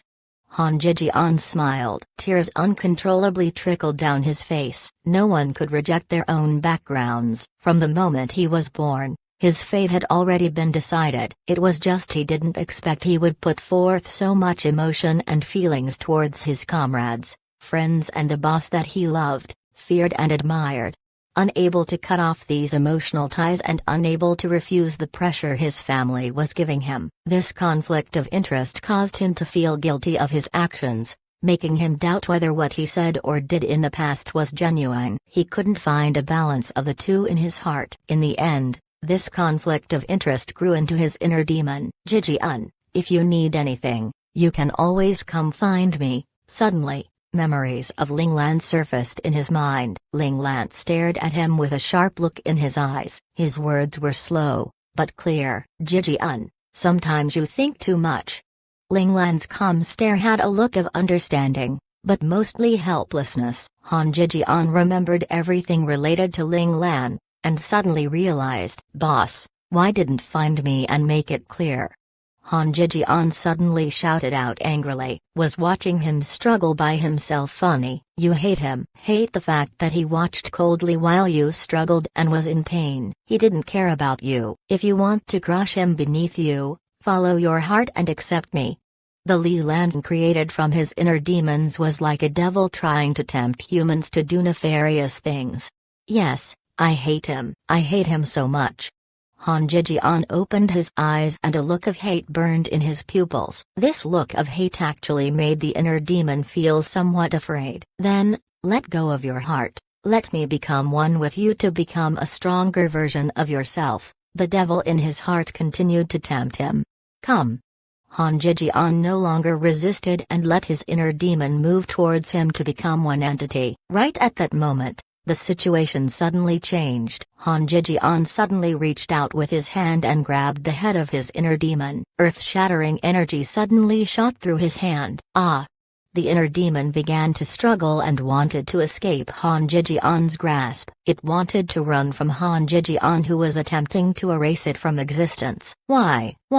You already hate him so much. Why do you still want to kill me? The inner demon didn't understand. Han Jijian clearly hated Ling Lan to the core. Why didn't he go and find Ling Lan to exact revenge but rather want to kill him, the source of his power? From the moment the energy went through his body, the inner demon could feel Han Jijian's undying determination to kill him. Yes, I do hate, but not Boss Lan. The person I hate is myself. I hate that I'm weak. I hate that I was blinded. I hate that I am weak, Han Jijian said coldly. The tone he used didn't hide any of the hateful feelings he had towards himself. It was clearly an easy matter, but was made complicated because I thought I was so smart. I really made it difficult for myself. Han Jijian had an odd look on his face. I was really dumb and stupid to even let a disgusting thing like you appear in me. I really have reached the epitome of stupidity. Ah, you will regret it. You will regret it. The inner demon wasn't weak by any means. He was just caught off guard as he didn't expect Han Jijian would set such a trap. Additionally, with Han Jijian's iron will to end him, it didn't leave him with any room to escape. Every step the inner demon took was the wrong one. Once he lost the upper hand, he no longer had any chance of surviving. Through all the curses being thrown towards him, the inner demon finally couldn't withstand the pressure coming from his head and in the end, succumbing to the pressure and disappeared into smoke. After finally dealing with his inner demon, Han Jijian plopped down on his butt with an exhausted expression and for the first time in a while, experienced the fresh air around him. It was just as the inner demon had said. Cleansing him was not a simple task. After all, the inner demon was actually also part of Han Jijian's strength. Killing him was the same as erasing a part of his strength. As the inner demon disappeared, Han Jijian's titled domain stage immediately regressed to where he was now, barely within the domain stage. In the real world, Han Jijian opened his eyes and saw Lisha sitting beside him. He noticed that Lisha couldn't move and Lord Card was watching from the side. When he saw this sight, he knew that Lisha must have also fallen into his trap. Hey, you came out quite quickly. Not bad. Lord Card suddenly smiled at Han Jijian. His wrist flicked and another card appeared in his hand. While still being mindful of the terrifying card, Han Jijian stared at him coldly. The next moment, he surprisingly just sat down and began to stabilize his domain. You actually dare to train right now? Lord Card was confused by the sight in front him. Han Jijian was basically telling him that he wasn't going to resist and would be handing his life to Lord Card. As one of the 13 lords whose strength is at the level of an imperial stage domain expert, you really like to be sneaky, much like a puny thief, Han Jijian replied calmly. After saying that, he closed his eyes and focused on his meditation in order to make himself recover to his original strength as soon as possible. Hey, are you making fun of me now? Lord Card's eyes flickered and the thought of killing the two entered his mind. As someone who liked to play with other people's minds, he didn't like when others were doing the same thing in front of him. Hey, you think I won't kill you? Lord Card's eyes were showing no emotion as a card flicked out of his hand and flew towards Han Jijian. He never liked for his toys to feel superior over him. Despite the fact that he was being sneaky, it was only because he loved to see his victims in despair until they eventually die of guilt. Bang! Suddenly, a silver gleam flew by and pierced the card that was about to take Han Jijian's life. With a silver needle in the middle of it, the card was stuck into the ground roughly 1 meter away from Han Jijian. At the sight of the silver needle, Lord Card's eyes narrowed as he looked towards the direction from where the silver needle had come from. He said coldly, "What are you doing?" A voice echoed from afar. As one of the 13 lords, I'm not in agreement when it comes to you making a sneak attack on a defenseless enemy. Chapter 1477 Vicious Character. Lord Card snorted and warned the approaching figure like a bear who just got a salmon. This is my prey. I can kill him however I want. Lord, you Don't overstep your boundary. The moment he finished speaking, a Caucasian with golden hair and crystal blue eyes appeared in the air above him out of the blue. The Caucasian man was wearing a full set of Western knight armor with a complementing knightly sword attached on his waist. To add more to the image, there also was a feather attached on the top of his helmet. It was indeed Lord Yu. He stretched his hand out and beckoned with his fingers. The silver needle that was piercing the card promptly hovered back into his hand. Upon closer inspection, the silver needle was not actually a needle at all, but was instead a miniature silver knight sword. It was so small that from afar, it looked like a silver needle. At this moment, Li Shu was still under the illusion and Han Jijian was still focusing on recuperating on the side. Thus, both of them knew nothing of what was happening near them. If they could be fully aware of what was happening right now, the two of them might be shocked and wonder why such a powerful stranger, who had nothing to do with them, decided to save them. With my creed by my heart, I cannot allow that to happen, Lord Yu said calmly. Every Imperial stage domain expert already had their own Dao. Lord Yu's Dao was the righteous and creed-abiding Dao. Once someone has chosen their Dao, they must abide by it and believe in it forever. So, you're going to become my enemy because of these nobodies? Lord Card was so angry that a sinister smile slowly formed on his face. The fact that Lord Yu and he came from the same place and that they had always been helping one another for so many years, it further aggravated him that he was interfering with him now. I don't want to be your enemy. It's just that my Dao doesn't allow me to let you do this. After they wake up, you can kill them however you want, Lord Yu patiently explained. If he let Lord Card kill two defenseless enemies now, a hole would be formed in his Dao. Therefore, Lord Yu had no choice but to interfere with Lord Card, even if it meant destroying their relationship. But stopping Lord Card didn't mean that he was saving Han Jijian and Li Shu. He just hoped that Lord Card would kill them after they regained their consciousness. Lord Card didn't reply to Lord Yu. He just threw away the cards in his hand and stared at Lord Yu coldly. As the staring contest continued on, the atmosphere around them turned extremely tense. A fight seemed on the verge of breaking out. Lord Yu couldn't help but frown when he realized this wasn't going to end well. His right hand instinctively went towards his sword. If Lord Card wanted to fight, as a knight, he wouldn't reject the duel no matter how absurd the reason for the duel was. Red Hall, Luo Zhao and Han Xuya hugged their legs and sat quietly outside the door of the main hall. Luo Zhao, are you nervous? Are you afraid? Han Xuya tightly squeezed her thighs to her body in a desperate attempt to calm herself down. Luo Zhao shook her head as she blankly stared at the space in front of her. I'm not nervous or frightened. Instead, I am happy. Finally, I don't have to hide behind our brothers' backs. Me too.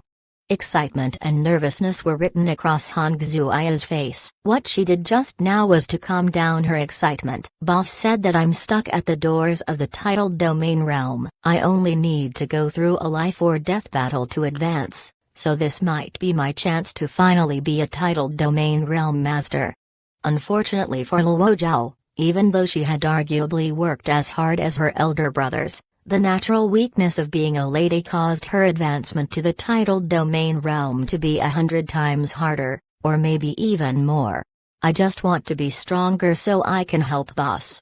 Luo Zhao's goal was very pure. Ever since she was young, Ling Lan was her god. She was God's follower, and that was the only reason why she was desperately trying so hard to grow stronger. Of course, if they hadn't met Ling Lan in their life, they might not have been able to advance past the Qijin stage in their entire life. The domain realm was even more impossible for them. In all these years, Ling Lan had spent so much effort to groom them and to allow them to break the limit of their own bodies. She allowed them to enter the domain realm, a realm that no woman had entered for close to 1,000 years. What was more amazing was that Han Xuya's physical condition was better than Luo Zhao's, so she managed to touch the doors of the titled domain realm successfully.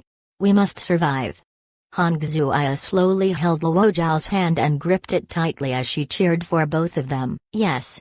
Luo Zhao nodded firmly. This time, both of them knew that once they met one of the 13 lords, Their chance of survival was grim. However, they weren't afraid. They knew that if they didn't stop the next lord, their comrades would have one more enemy to face, which would put them in more danger. Their entire team might even be annihilated because of this. Huh? There are two young ladies here. A voice filled with astonishment was heard. Han Xuya and Luo Zhao jumped up abruptly. Before they could react, a person had appeared in front of them. This person was wearing a black gown which only revealed his head. If you didn't look at him carefully, you wouldn't be able to see that it was a human. It just looked like a ball of black smoke. The person swung his black gown and the gown fluttered in the air like a pair of black wings. He smiled brightly. A row of white teeth appeared on the smoky head, making it look quite frightening. Han Xuya's first reaction was to pull Luo Zhao behind her. This was a habit she had gained after so many years of being the elder sister figure. Even though she knew that Luo Zhao was a domain realm master, old habits die hard. Pretty ladies, don't be nervous, don't be nervous. The person smiled kindly. Han Xuya said coldly, Lord Ghost. This person's appearance only fitted with the description of Lord Ghost. What a smart little girl. One look and you know who I am, Lord Ghost replied in satisfaction. Luo Zhao secretly squeezed Han Xuya's left hand, which was hanging at the side of her body. Han Xuya understood what Luo Zhao meant. She leaped up abruptly and threw a side kick at Lord Ghost viciously. Lord Ghost gave a mocking smile when he saw Han Xuya's leg coming towards him. He tilted his body slightly and prepared to dodge the kick that couldn't be any slower in his eyes. Bang! A huge loud thud was heard. Lord Ghost took a few steps back. He looked at Han Xuya in shock. He had evaded the kick, so why was he hit? Also, the kick that he thought was soft had so much strength behind it. It actually caused the blood in his body to churn. He almost got injured. Han Xuya didn't back down after she succeeded in her first attack. She took a few steps forward and this time her fist came forward. Not underestimating these two girls anymore, Lord Ghost's gaze turned vigilant. He quickly evaded Han Xuya's fist. This time, his speed of which he evaded the fist was much faster than before. The distance he moved away from the fist was greater too. Bang! Another loud thud was heard. Both of the attacks landed in the same spot. Even though he was very careful and seriously tried to evade the attacks, he failed. Lord Ghost felt a sweet taste in his throat. The taste of blood quickly spread throughout his mouth. Upon this realization, he knew that he must have suffered a small injury. He hadn't been injured in many years. Yet,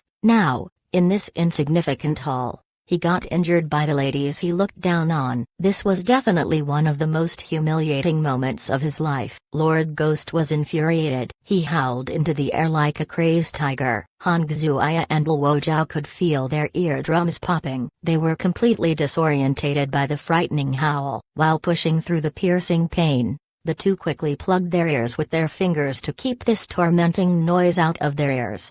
Killing intent flashed past Lord Ghost's eyes. He stretched his ghostly claws out to grab Han Xuya so that he could torment her viciously. At this moment, a light flashed past his eyes. Bang! Lord Ghost was forcibly pushed back by the flash of light. He slammed onto the ground with a large impact. Upon the impact, the entire palace started shaking as if it was about to collapse on itself at any moment. At this moment, Lord Ghost finally saw the flash of light clearly. It was a small silver humanoid mecha. No, it was more accurate to say that it was a person wearing a mecha outerwear. But this outerwear had all the weapons and equipment a humanoid mecha should have. The humanoid mecha clumsily climbed up from the ground. After colliding into Lord Ghost, the impact caused was a little overwhelming for the person inside. Chang Xinyuan, are you alright?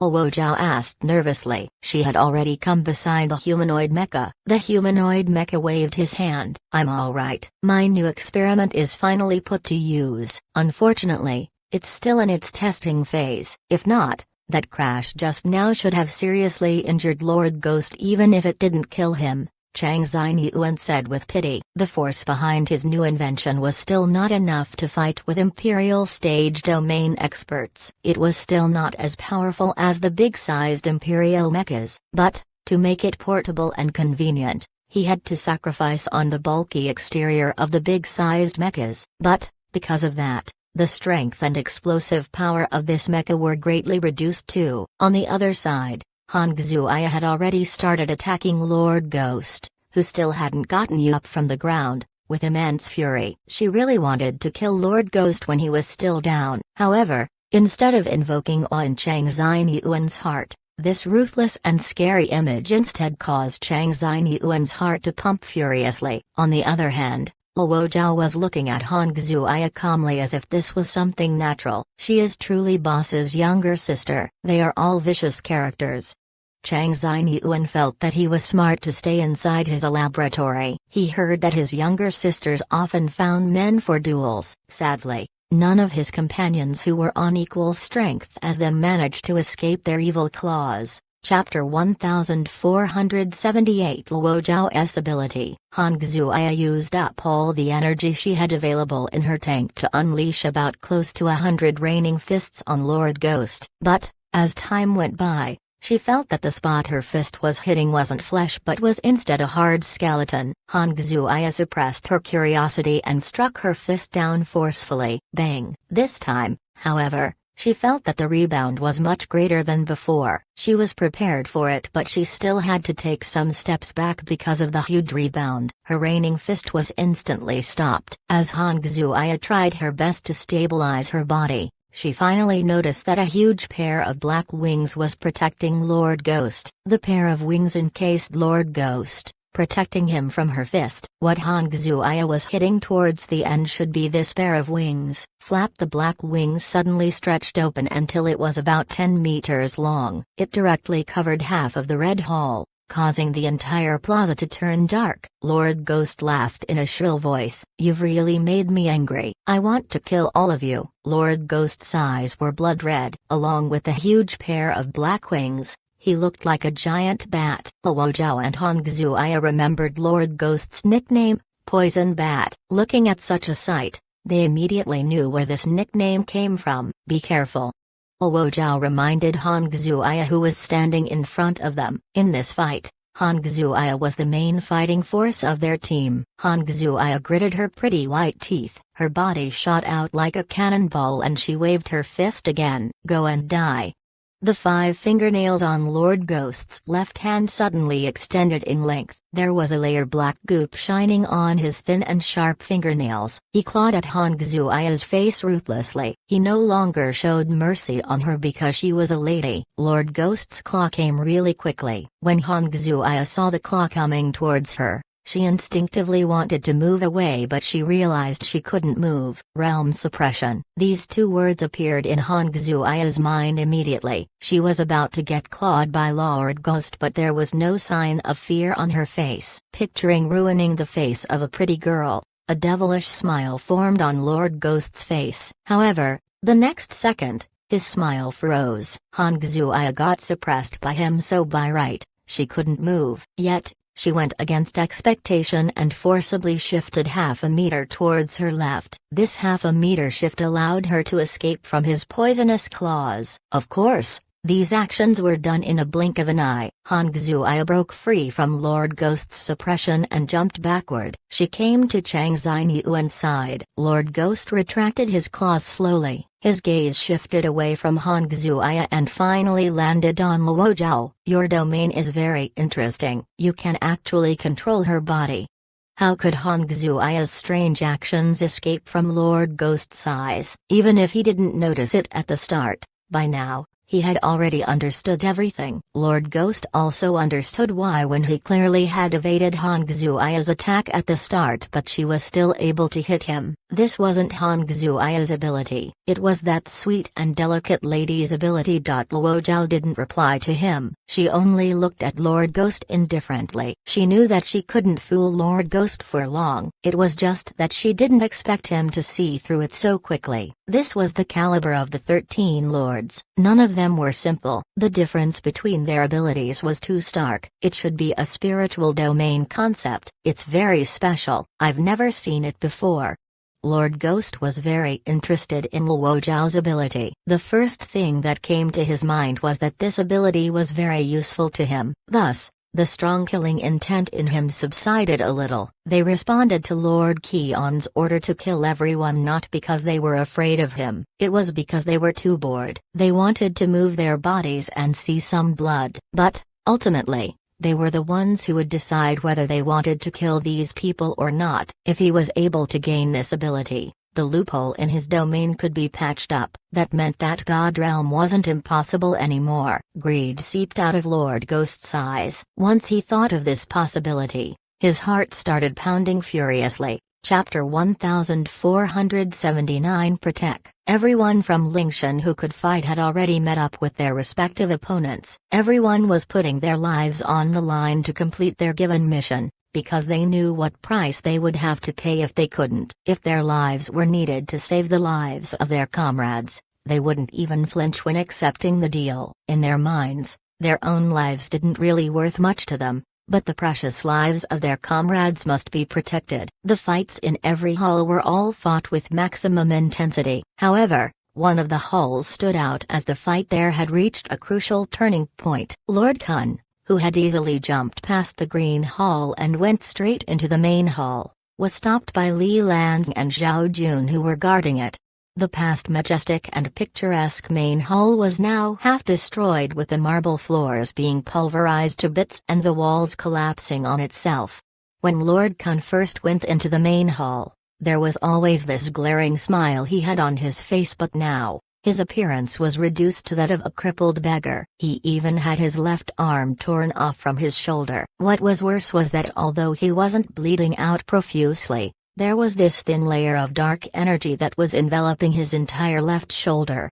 This ominous dark energy obviously didn't belong to Lord Kun, as it was continuously devouring Lord Kun's domain energy for it to grow larger and to eventually envelop his entire body.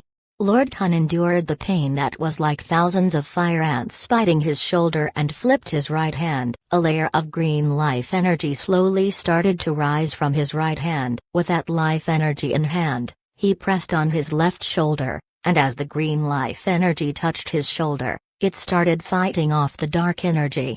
As the two energies clashed, Lord Kun had a pained expression on his face. The muscles on his face began to tremble, which made him seem like he was transforming into a monster. Not long after, the green energy coming from his own body successfully suppressed the dark energy and drove the dark energy out. After relieving himself of the hellish torture, Lord Kun calmed down and turned to look towards the prone Li Lang not far from him. Seeing Li Lang lying there, being no threat to him at all, thoughts of how to torture him began to surface in Lord Kun's mind. Before coming here, Lord Kun never thought he would be reduced to such a poor state because of two little brats. When Lord Kun first walked into the main hall, he didn't think much of Li Lang and Zhao Jun. He was even planning on casually walking by them without giving them the time of his day.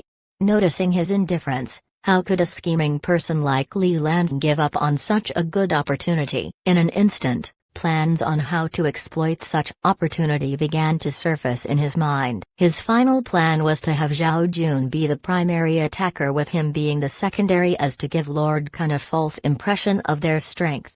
For the role of being the primary attacker, Zhao Jun performed very well. Having already entered the late stage of titled domain realm, he was able to give Lord Kun some pressure. It made a support like Li Lang, who had just reached the titled domain realm, not seem like much of a threat. With Lord Kun placing most of his focus on Zhao Jun, Li Lang was waiting patiently for the opportune time to strike. Having the concept that could erase any type of energy that was considered a cheat even in the grand scale of the universe, with such a cheat in hand, even Lord Kun couldn't get away unscathed. However, being halfway into the God Realm had slight chances of clairvoyance. Just as Li Lang was about to pounce at him, alert bells in Lord Kun's head immediately sounded. Although it seemed impossible for something here to endanger his life, he still believed in his instincts, so he shifted his position just slightly. If he didn't shift his position, Li Lang's erasing energy would have struck his heart, not his left arm. If his heart was hit, Lord Kun probably would no longer be in this world. Then, the winners of this fight would be Li Lang and Zhao Jun. Fortunately for him, but unfortunately for Li Lang and Zhao Jun, Lord Kun was an individual who was halfway into the God realm. Despite these two realms being only half a stage apart, the half stage was still the difference of life or death for Li Lan. Die. After suffering so much, Lord Kun definitely wasn't going to let Li Lan go. Not only did Li Lan tear off his arm, he also cut off his path into the God realm. A broken physical body was the largest hindrance for advancing into the God realm. The path not only represented their minds, but also their bodies. Only when both their minds and bodies were perfect, would one be able to advance into the God realm. It wouldn't work if either of those two weren't perfect. Thus, all of his anger and rage were directed towards Li Lan. Zhao Jun, who was lying in a corner, quietly took out a vial of medicinal agent when Lord Kun's focus was on Li Lan and immediately injected it into his neck artery. Just as Lord Kun was about to attack Li Lan, he shot up like a cannonball and pounced towards Li Lan. Bang! Zhao Jun covered Li Lan with his body without any fear for his life. He managed to forcibly block Lord Kun's death blow with his body. Zhao Jun! Li Lan screamed as he lifted his head to watch Zhao Jun blocking the death blow for him. Ugh!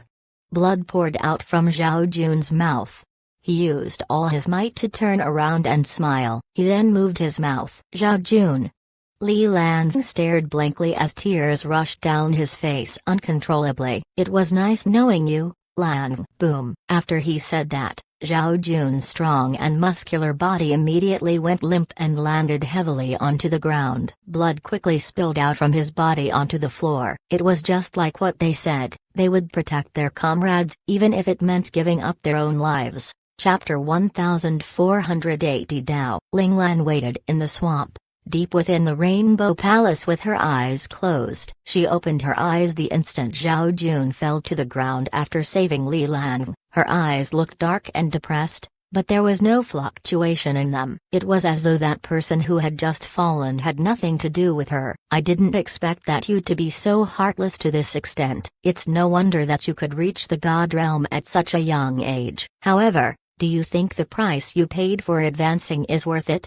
A mocking voice echoed from afar. Ling Lan said calmly, "You're here." She sounded as though she had predicted this moment. A silhouette suddenly appeared a few yards away from Ling Lan. It was indeed Lord Qian, who she had encountered that one time. After only a few short while, you've managed to make me see you in a different light. Not bad.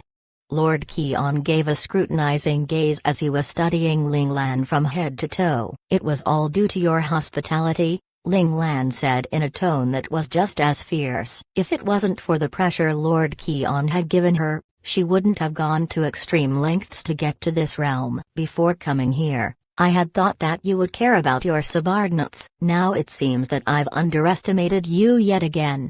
Lord Qian's expression was somewhat cautious. Conventionally, a young man like the one in front of him would always be a little hot-headed and emotional. No matter how strong a person was, as long as they had something they cared deeply about, it could be exploited. However, his senses told him that the young man standing in front of him had no fluctuation in his emotions. This young man was either a heartless and emotionless monster, or he was someone who could perfectly control his emotions. No matter which type he was, neither were types Lord Qian wanted to deal with. Ling Lan didn't answer and only stared at him indifferently. Your subordinate is probably dead. Although they're quite strong, Lord Kun is still unfortunately the strongest person after myself amongst the 13 lords.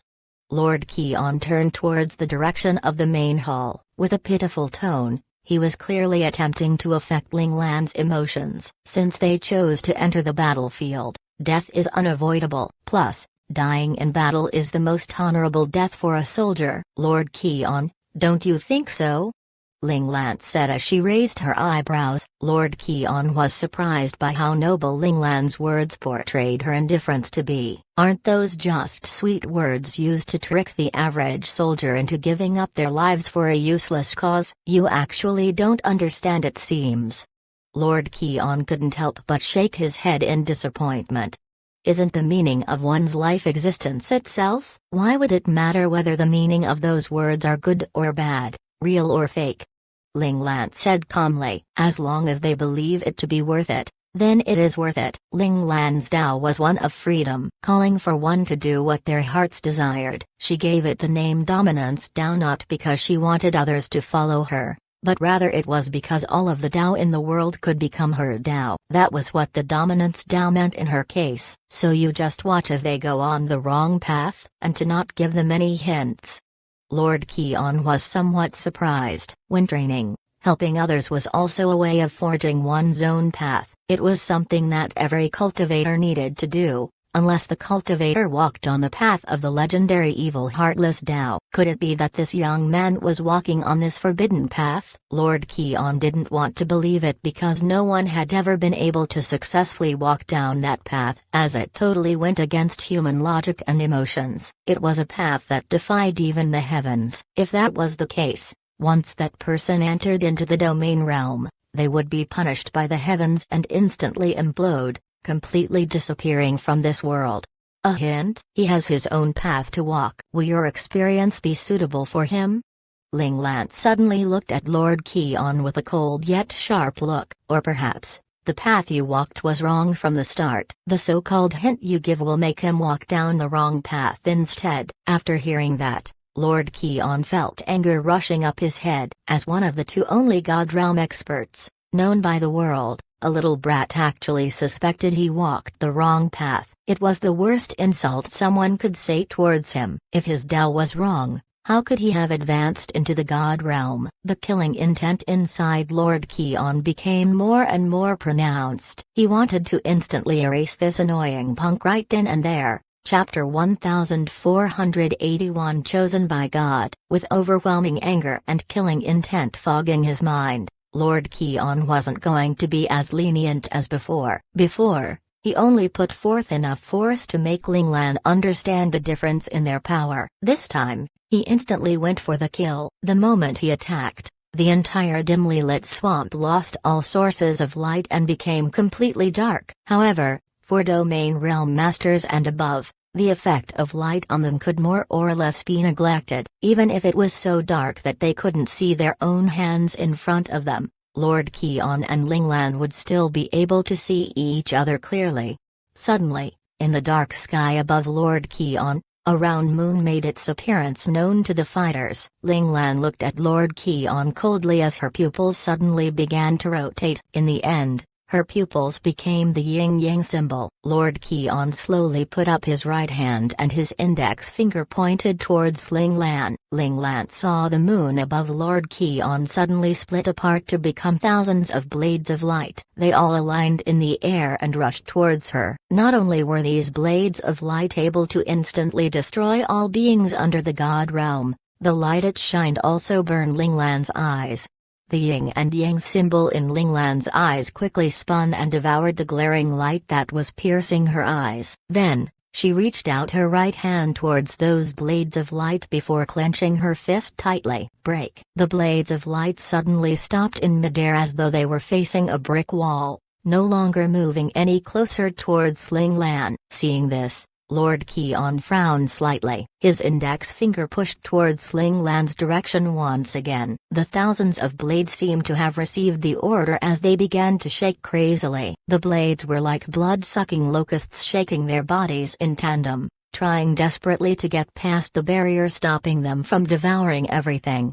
Ling Lan felt the stronger force coming from Lord Keon. She just snorted coldly and pushed towards Lord Keon's direction once again. Lord Keon didn't think that Ling Lan had more gas in the tank. After being pushed, the blades of light were actually forcibly pushed back just a little bit. That small amount wouldn't be discovered by anyone if they didn't watch the fight in detail. However, for the two people in the battle, they felt it in an instant. Lord Keon's expression changed slightly. Although he didn't put forth all of his power, he still used 70 to 80% of his full power. It should be known that ever since he had entered the God Realm, he hadn't used more than 50% of his full power. He originally thought that Ling Lan's recently advanced God Realm would be filled with flaws. Normally, after reaching the God Realm, one would then realize their Tao was just a prototype. Only after going through many years of enlightenment and training, Would one be able to repair those flaws that would then perfect their Dao and let their Dao become one that was recognized by the gods?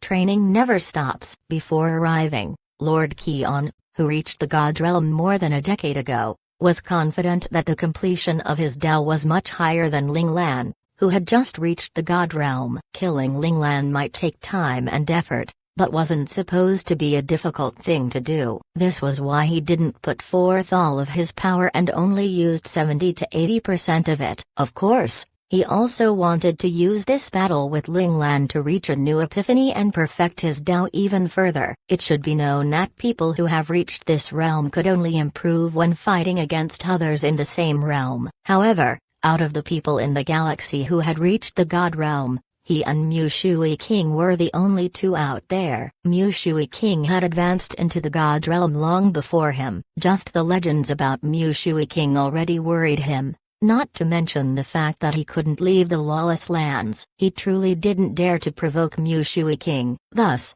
Ling Lan's appearance made him feel joy, but also left a bad taste in his mouth. In the past, he thought he was a child chosen by God. He was able to advance into the God realm at a somewhat younger age compared to Mu Shui King. However, Ling Lan's existence, was he still a child chosen by God? Thinking about this, the killing intent in Lord Qian's eyes became even thicker. Chapter 1482. Why did it appear? Lord Qian snorted coldly. Suddenly, a wave of starry light started to cascade on the swamp. The moon hanging in the night sky grew significantly larger as it moved to station behind Lord Qian. It was just as she expected. Ling Lan immediately understood what was currently happening. The yin and yang symbols in her eyes spun even faster to eventually become deep and dark whirlpools. The title Lord Qian had was the sun, sky and stars. The domain concept he had awakened was also the sun, sky and stars. The sun, sky and stars were considered the root of all concepts in the ancient times. Undoubtedly, the concept Lord Qian had awakened was the one of the most powerful concepts. Unseal, Ling Lan said in her own mind. A snowflake symbol suddenly imprinted itself onto her smooth forehead. Her black short hair quickly grew longer and turned silver in an instant. Lord Qian's eyes narrowed when he saw what had happened. Others might not know what it meant, but someone like him, who had reached the God realm, knew exactly what the change represented. He couldn't control the immense amount of jealousy inside of him. The stars from the starry sky suddenly lit up and quickly mixed in with the other light sources attacking Ling Lan. The star power forcibly pushed Ling Lan back by one step. Double unseal. Just as Ling Lan was about to succumb under the assault of the starry light, she decisively activated the Imperial Realm ultimate technique she had learned. The snowflake symbol on her forehead turned black and filled Ling Lan's entire forehead. Soon, a layer of ice armor appeared on Ling Lan's body, along with a large pair of crystal-clear ice wings. The wings of ice flew her towards Lord Qian's direction. The light sources moving towards her suddenly stopped as though they were being controlled. They stopped before Ling Lan's body and couldn't move forward any further. You actually acquired it. Lord Qian's eyes grimly stared at Ling Lan's forehead. There was no longer any hesitation in his eyes. This person must die. Lord Qian had completely realized that if this world actually had a child chosen by God, then this young man in front of him was that person. He had received too much from God. There was so much that Lord Qian couldn't control his jealousy and was green with envy. He hated Ling Lan so much that he wanted to kill her. Profound Dao. The end goal of all Dao was this. The goal he had been thirsting for his entire life was easily received by this young man standing before him. What was even more annoying was that it seemed as though this young man didn't understand how lucky he was. How could he not hate him for it? Ling Lan was perplexed for a moment. She had already felt the change in Lord Qian's presence, symbolizing the start of a life-changing fight. Sensing Lord Qian's gaze on her forehead, Ling Lan touched her forehead with her left hand. He meant this symbol, although Ling Lan didn't understand why Lord Qian's killing intent suddenly rose. This symbol definitely wasn't as simple as it seemed if Lord Qian put so much of his attention on it. She initially thought the change in outer appearance was because of her technique, so she didn't make a big deal out of it. However, From Lord Keon's attitude and behavior, she quickly realized it was important. "Why does it appear?" asked Ling Lan. Lord Keon smiled angrily. "You think I will tell you?" "Why not?" Ling Lan said calmly. She asked as if she was right and responded as though he should tell her. Hey, if you still have a breath left in you before you die, perhaps I will tell you." Lord Keon laughed coldly. The number of fingers Lord Keon was pointing at Ling Lan got increased to 5, and it brought along the pressure of the entire Mount Tai against Ling Lan. This was an attack that combined all of Lord Keon's star and moon power. Ling Lan's eyes locked and similarly changed to using her full hand, ruthlessly pushing towards Lord Keon. At the same time, the large wings of ice behind her flapped towards Lord Keon's direction with no hesitation. Bang! The shapeless energies clashed against one another. Ling Lan groaned in pain. At the end of the clash, she could no longer control her body as she was forced back by one large step. The ice armor and the large wings behind her began to crack. The cracks became larger and larger before shattering in the end to become tiny ice shards. A streak of blood also flowed down from the corner of her lips. Despite Ling Lan activating her ice element domain completely with the power of the yin and yang symbol, she still couldn't completely block this attack, which caused her to sustain internal damage. Chapter 1483, You Did It on Purpose. Hey, Lord Keon couldn't help but sneer when he saw Ling Lan injured. He didn't hold back with that strike just now. If he still couldn't severely injure Ling Lan, he would suspect that all his insights into the God realm over the years were fake. As expected, it's still a little lacking, Ling Lan thought to herself. She had already been prepared for this, so this outcome didn't dishearten Ling Lan. Instead, she had gained some insight from that strike. Since she didn't have enough energy reserves, she would play to her strengths. Ling Lan made a decision. In the next second, Ling Lan disappeared. Lord Keon sneered. Such trivial tricks are useless in a battle at the God realm. After entering the God realm, one actually already had their own world. In their own world, they were undoubtedly the god of the world in question, ruling over all life and death. Lord Keon extended his hand again and pointed. The entire main hall was already occupied by the elements of the stars and moon. There were no other elements. It was obvious that Lord Keon wanted to turn this place into his world and then capture Ling Lan. Lord Keon lowered his eyes slightly and frowned instantly. When he looked up, there was a flash of confusion. There was actually no trace of the other party's elemental existence. The reason for this situation was that the other party had already fled far away, and the other reason was that the other party's god realm was higher than his, so he was unable to find it. However, both of these were impossible. The first possibility of escaping far away meant that traces had to be left behind. It was impossible for her to vanish into thin air without leaving anything behind. As for having a god realm that was higher than his, that would be hilarious. Among all domains, the sun, moon, and stars domain was the best. In the battle just now, Lord Keon already knew that the other party had awakened an ice elemental domain. This was a special mutation and could be considered one of the best. However, compared to his sun, moon, and stars, this mutated domain was much weaker. If it wasn't for these two reasons, there was another possibility. The other party had used a mystic technique to temporarily fool his domain. You have some tricks up your sleeve. However, do you think you can fool me like this? Lord Keon suddenly extended his hand and grabbed at the void. In that direction, a white energy element was suddenly pulled out. Come out. Lord Keon pulled back forcefully and the white energy suddenly turned into Ling Lan. It's over. Lord Keon slammed down with his other hand, and the star and moon energy rushed crazily towards Ling Lan. Lord Keon went all out with this strike. He no longer held back. PFFT Ling Lan couldn't withstand the devastating blow and spat out a mouthful of blood. Before a smile suffused in Lord Keon's eyes, he suddenly retreated. A black hole suddenly appeared where he stood, as though a hole had been dug out. It looked strange and terrifying. Double domain. The knowledgeable Lord Keon could tell at a glance what it was. Ling Lan, who was originally spewing out blood mist, suddenly dispersed again. The blood mist also turned into bone-chilling ice mist. Lord Keon had only caught Ling Lan's ice element avatar. You did it on purpose. Lord Keon had an idea. Seeing Ling Lan's second domain, Lord Keon realized the answer to the question he was puzzled about. Your domain is the thing preventing me from sensing your existence. There was a complicated look in Lord Keon's eyes. The sun, moon, and stars domain was the strongest domain in the natural elements, but there were two special elements that were independent of other elements.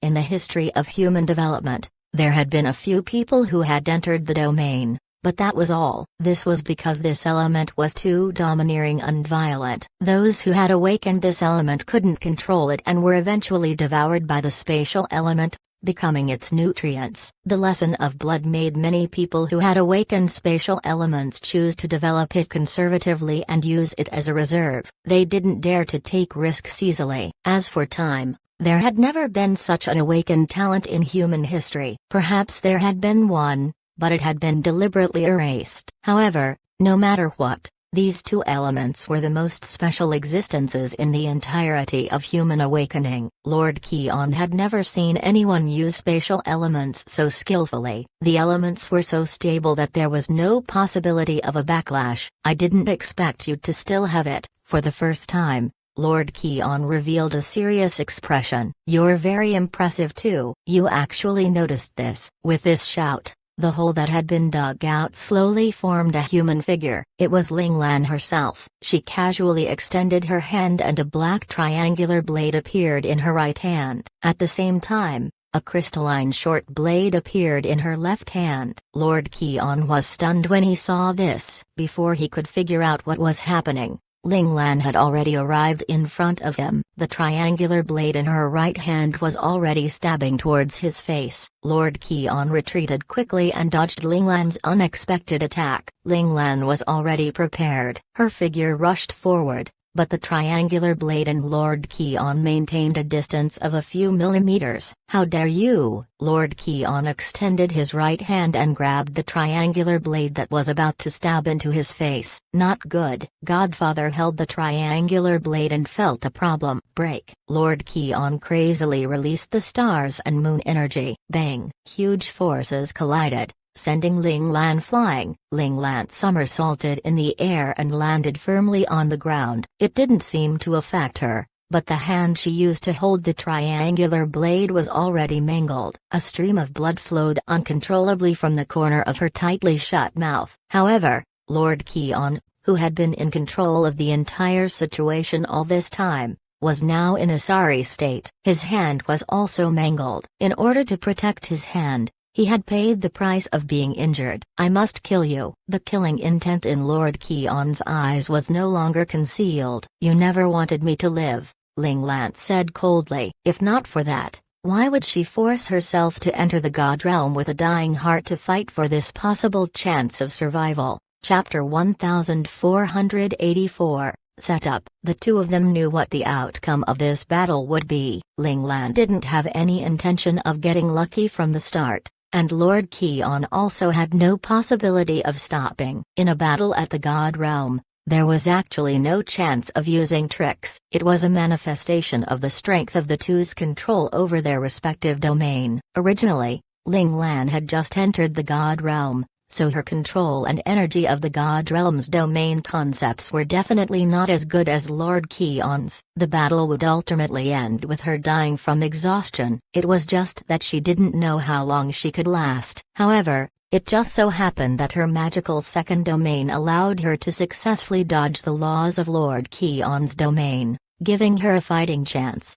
Ling Lan recalled what Instructor Number 1 had told her. Profound insight isn't a simple talent. In the past, even though Ling Lan knew that profound insight was not a simple talent, there was almost zero information on it in this world, and Mandora seemed to have some taboo regarding this talent. Little Four wanted to help her find information on it, but he couldn't provide it. Because of profound insight, Ling Lan had always gone with the flow and developed freely. She didn't force anything. However, today, Ling Lan, who had already entered the God realm, understood the unruliness of the God Realm's laws. Only then did she truly feel how terrifying this talent was. Profound insight. What is it? Ling Lan had a hint of reverence in her heart as she disappeared in front of Lord Keon again. Lord Keon frowned. He aimed at the spot where Ling Lan disappeared and grabbed. All he felt was the void. I actually can't find her. Lord Keon used the God Realm's nomological laws of the stars and moon to comb through the area,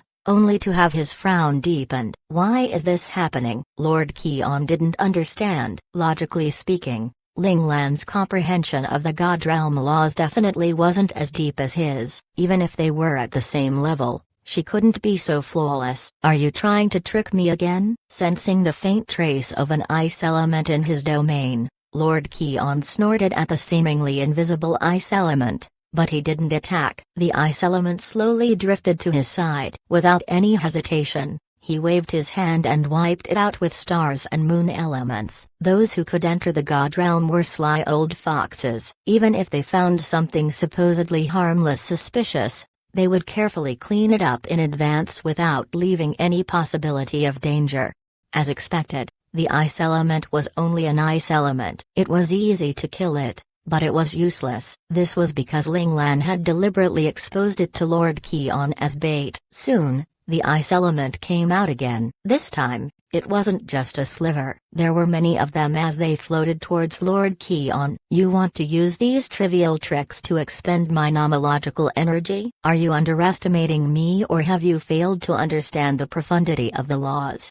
Lord Keon looked up at the starry sky. His strength came from this universe. As long as the universe existed, there was no way he could run out of energy. Ice elements stand zero chance of surviving in my God domain, Lord Keon said firmly. He slowly raised his right hand and clenched his fist. There was no longer any ice element in his divine domain. This was a God Realm law. It obliterated all elements that didn't belong to it. The only exception to protecting her ice elements was unless Ling Lan also activated her ice domain and allowed the two divine domains to clash.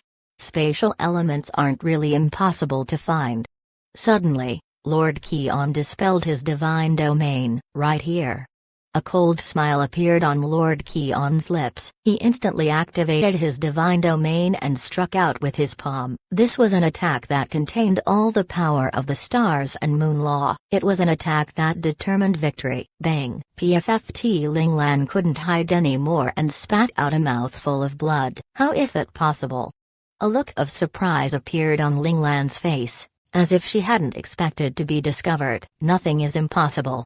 The stars and moon elements transformed into a huge hand that grabbed Ling Lan's neck ruthlessly. Lord Keon slowly dragged Ling Lan to his side. You can use my God Realm laws to hide. Likewise, I can also remove my laws to expose you, Lord Keon said with a sneer. If you fight me openly, you might not have lost so quickly. Your tricks backfired. You underestimate the God Realm. Ling Lan was enveloped by the power of the stars and moon, unable to break free. Lord Keon said coldly, you may die now. The nomological laws of the stars and moon from all directions crushed Ling Lan's body, causing blood to spray uncontrollably from her mouth. His originally lustrous eyes gradually dimmed as a satisfied smile appeared on Lord Keon's lips. Suddenly, the smile on his lips froze. He suddenly let go of Ling Lan and attacked her from both sides. Bam! Bam! Two loud booms sounded at almost the same time. Lord Keon was forced back dozens of meters as he spat out a mouthful of blood. He slowly looked to the side with a cold expression. Mujini. Then, he looked to the other side with a hint of confusion. How did you do it? Ling Lan wiped the blood from the corner of her mouth and said coldly, I just wanted you to be able to find me. Lord Keon instantly understood that the other party had been setting up a trap from the beginning. Chapter 1485. Villains die from talking too much. Ling Lan and Mujini had barely managed to injure Lord Keon, but it was not without a price. In Ling Lan's right hand, the moon and stars elements were corroding the spatial element she had applied on her hand. As for Mujini, the hand he had attacked had already become mangled. The moon and stars elements were also constantly damaging his arm. Ling Lan lowered her head and shook her right hand, dispersing the stars and moon elements. At the same time, her spatial element dissipated. At the same time, Ling Lan flipped her left wrist. Mu Jinyi, who was on the other side, suddenly extended his other hand. A medicinal agent appeared in his hand. When Mu Jinyi saw this familiar appearance, he knew what it was. Without asking, he poured it into his mouth. A few seconds later, the originally mangled hand suddenly began to heal. The stars and moon elements that were corroding his arm seemed to encounter some obstruction as they separated from his arm. Seeing this, Lord Keon's eyes narrowed slightly. After sweeping his gaze over the medicinal agent, he looked at Ling Lan. What's that? It could actually restrain the elements of the divine domain. This was absolutely impossible. Medicinal agent, Ling Lan said calmly. Lord Keon's eyes burned with rage. He didn't believe that Ling Lan didn't understand what he was asking. This answer was definitely intentional. Ling Lan looked at Lord Keon indifferently, as if telling him that she was doing it on purpose. What could he do? Ha ha ha ha ha. The angry Lord Keon laughed out loud. Mu Jinyi's expression changed and he retreated hundreds of meters. However, it was already too late. Lord Keon had already arrived in front of him and grabbed him by the throat. In the blink of an eye, a black saber beam suddenly descended from the sky and slashed at Lord Keon's hand that was grabbing Mu Jinyi's throat. When Lord Keon sensed the immense spatial power, he snorted coldly and flipped his wrist to grab the black saber that descended from the sky. Bam!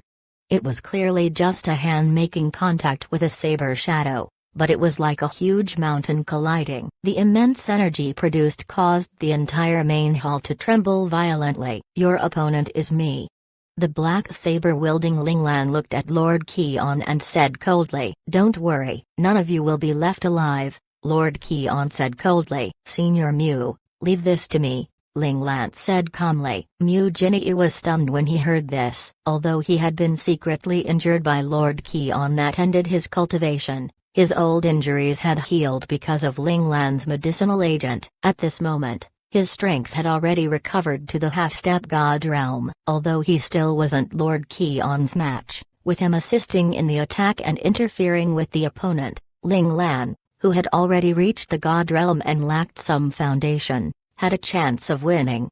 However, if he left, Mu Jinyi was certain that defeat was Ling Lan's only outcome. There are places elsewhere that need you more. Ling Lan seemed to understand Mu Jinyi's confusion. She swept her gaze over the secondary halls below. Although her expression remained indifferent, her eyes so calm that they seemed nonchalant about life and death, Mu Jinyi could actually sense the rich and surging emotions beneath Ling Lan's calm. In a split second, Mu Jinyi went through countless struggles deep down. In the end, he silently stomped his feet and vanished from the spot. I never expected you to be so naive as to let Mu Jinyi save those ants. Lord Keon sneered. It's useless even if he rushes over now. They are either dead or crippled. It's better to stay here. Perhaps you can live a little longer. Do you know a law? Ling Lan suddenly asked with a serious expression. Lord Keon was stunned by Ling Lan's sudden question. Law? Yes. According to the law in novels, villains all die from talking too much, Ling Lan answered seriously. Lord Keon was puzzled before instantly understanding her words. Die. The furious swipe was far more violent than the previous attacks. Activate domain. Suddenly, Ling Lan's surroundings turned pitch black. There were no other elements around her. Bam, bam, bam, bam. The elements of the moon and stars were like a tidal wave that rose higher and higher, slamming fiercely at the domain Ling Lan had activated. Every time they collided, Ling Lan couldn't help but move backwards. By the time this wave of attacks passed, Ling Lan was actually forced back several hundred meters. The attack might only be instantaneous, passing in the blink of an eye. However, only those who experienced it knew how painful and difficult it was to withstand this wave of attack. Cough, cough. Ling Lan couldn't help but cough out mouthfuls of blood. Could it be that Ling Lan doesn't have a chance? The 9 instructors had been watching this battle the entire time. Seeing Ling Lan heavily injured, Number 9 couldn't help but voice out the question on her mind. Everyone was silent. Based on the current situation, Ling Lan was indeed hopeless. Number 9 refused to give up and looked at Number 5. Number 5 was speechless. He could only turn his face away, not daring to look at her anxious, helpless, and teary face. Number 1. Number 9 looked at Number 1 in pain. Number 1, who had been closing his eyes as though he no longer cared about anything, finally opened them. Number 9, you need to cultivate again, Number 1 said calmly. You can punish me however you want in the future. I just want to know if Ling Lan still has a chance. Number 9 could no longer control her emotions and shouted. So what if there's no chance? So what if there's a chance? Number 1 said coldly. If there's no chance, I'll accompany her. Number 9 looked at Number 1 coldly, her eyes resolute. Number 1 stared coldly at Number 9, whereas Number 9 looked stubbornly at Number 1. Number 1 slowly raised his right hand and pointed his index finger at Number 9. Number 9 took a step forward without any fear. Pa!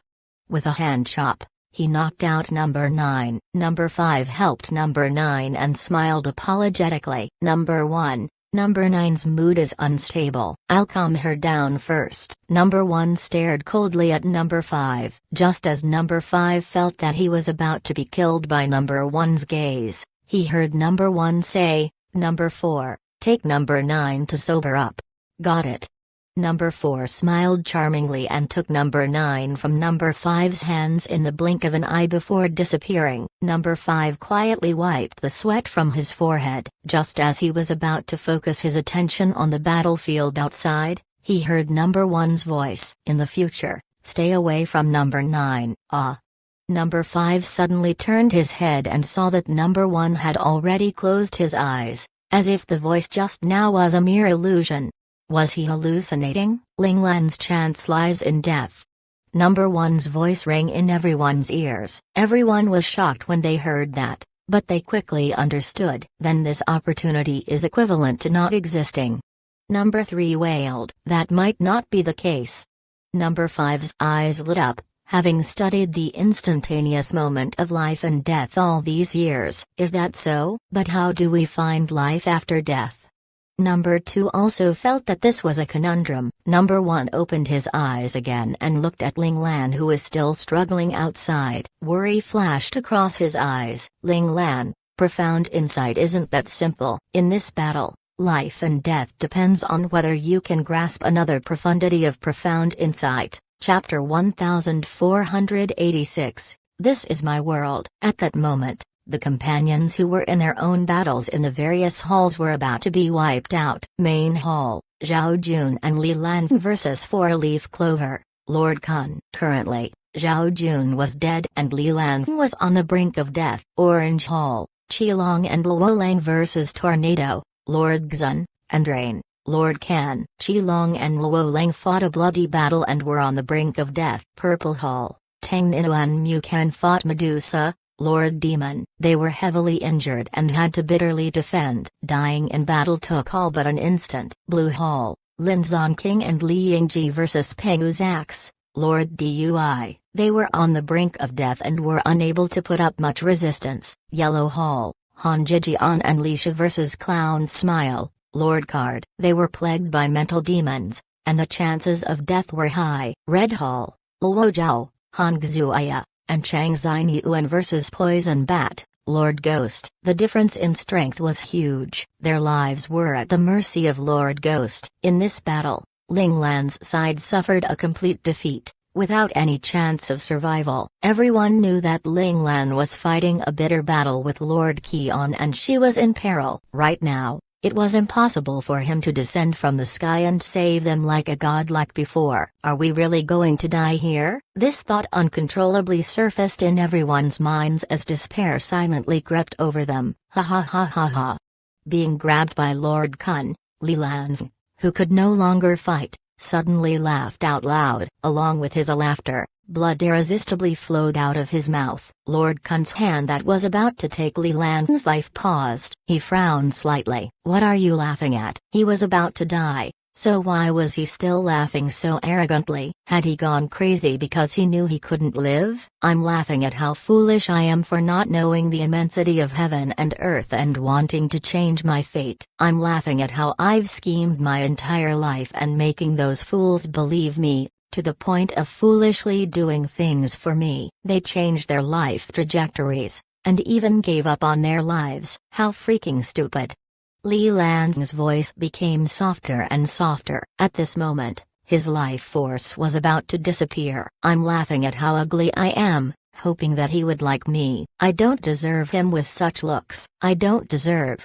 Li Lang's voice became softer and softer. This battle had exhausted all his domain laws and drained his life force. In addition, his body was almost destroyed from the battle with Lord Kun. There was no way he could survive. Lord Kun looked regretfully at Li Lang, who was like a rag in his hand. To be able to last until now, this person was indeed not simple. He also admired him a little, but the two of them were in a situation that only one could survive. Even if the other party only had half a breath left, he wouldn't be soft-hearted and let him off. Lord Kun was prepared to personally send the other party off and end his life. The mask that had been using laws couldn't be maintained when Li Lang's domain concept completely disappeared. With a clang, the mask fell to the ground. Li Lang's beautiful face was revealed. Lord Kun's heart skipped a beat. He was about to kill the other party's laws when he instantly stopped. Should he kill her or not? Lord Kun frowned and was puzzled by his hesitation. Who is he or she?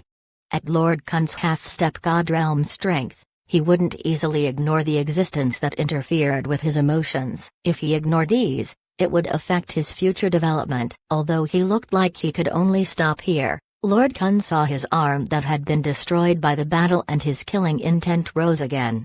However, when he saw that face, the killing intent quickly dissipated. Lord Kun's brows furrowed even more tightly. After a second of silence, he snorted coldly and said, "In that case, it won't be too late to kill you after I clear my doubts." As soon as he finished speaking, he extended his finger towards Li Lang's forehead and began searching for her spiritual power that was about to be extinguished.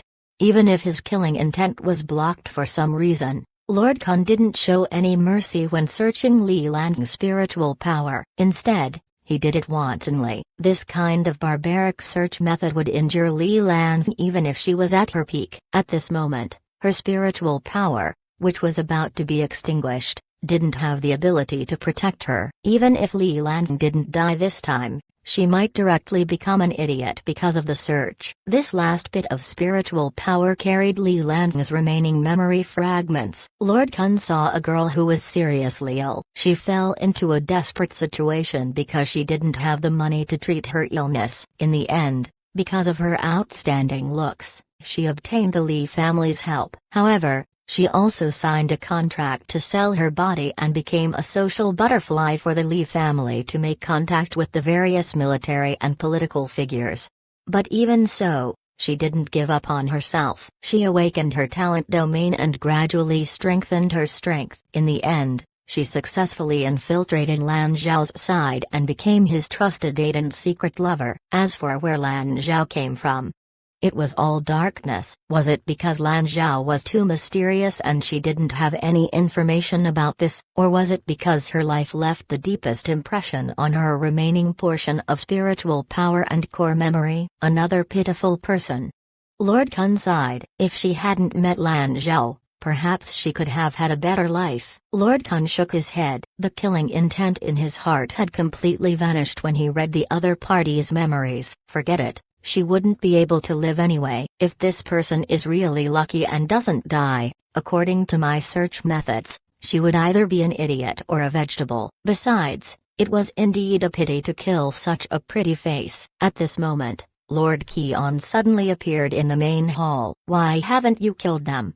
Li Lang looked at Li Lang in Lord Kun's hand. Whether I kill her or not, the outcome is the same.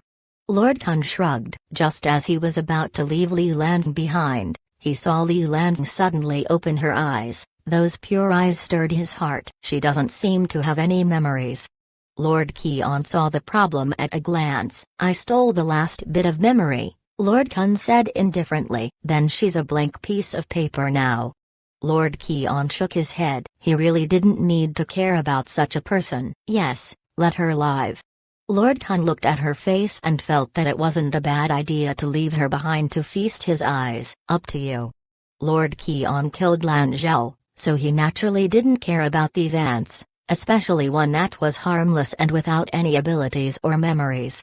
Just like that, Lord Kun took her back. She survived. Apart from being able to live normally, she didn't know how to speak or do anything. However, she would look at Lord Kun with her pure gaze. She wouldn't make a fuss, sitting there quietly or lying down quietly when she was tired. Lord Kun felt very peaceful by her side and gradually liked to sit beside her, just like that, year after year, until he reached the end of his lifespan. I hope my subordinates can continue to take care of you. Lord Kun's wrinkled hand touched the excessively young face. I really wish I could take you away. But I also wish that you can continue living. If only I could be like you and not grow old and die. This face was just like when they first met. It was young, beautiful, and flawless. It was as though time had forgotten her existence and couldn't bear to let a beauty die. The beauty's late blooming. Lord Kun suddenly woke up. That's not right. Why won't you age? Lord Kun looked at his aged and decaying body before looking at the other party's overly young appearance. The beautiful, expressionless face laughed for the first time. It was a dazzling smile. Because this is my world. Chapter 1487, Dream of Desire. After Li Lan said that, Lord Kun, who had already secretly accumulated his domain concept, grabbed Li Lan's throat without any hesitation and wanted to crush it.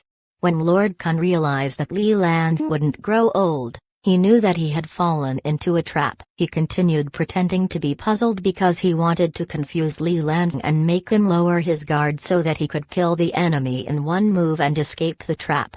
Lord Kun's confident strike missed. As he had used all his strength, he failed to hit his target. All his strength ended up giving him a backlash. PFFT. Lord Kun spat out a mouthful of blood. Your world. Your world. Lord Kun laughed maniacally. That's right, my world. Then, I am the master of this place. Li Lan slowly walked out from another place. Lord Kun glared at Li Lan with his bloodshot eyes and said coldly, what kind of world is this? You can call it the dream of desire. Li Lan smiled. Desire? Dream? Lord Kun muttered to himself. Suddenly, he grabbed his injured arm. Splash! Blood spewed out as Lord Kun convulsed in pain. However, his expression was abnormally indifferent. He wanted to know if he could find the flaws in this dream under the intense pain. Seeing Lord Kun's actions, Li Lan only smiled and didn't stop him. It was as if he was very sure that using this method wouldn't change the situation. It's not a dream, Lord Kun said with certainty. Of course not. Li Lan said calmly. But you chose this name, Lord Kun said coldly. You did it on purpose. I just gave it a casual name. I didn't expect you to believe me. Li Lan's smile was no longer beautiful in Lord Kun's eyes. It was vicious and ugly. For Lord Kun to be able to enter the half-step god realm, he was definitely not a rash and impulsive person. Although he knew that he had entered a trap at the beginning, infuriating him, he quickly calmed down after seeing that his attempts were useless. After a few times, he began to consider what kind of existence this strange world was. He reached out to touch the thing beside him. It was indeed real and not illusory. He closed his eyes slightly and listened carefully. The sound of the wind and insects outside were so real and natural without any oddity. This shouldn't be your world.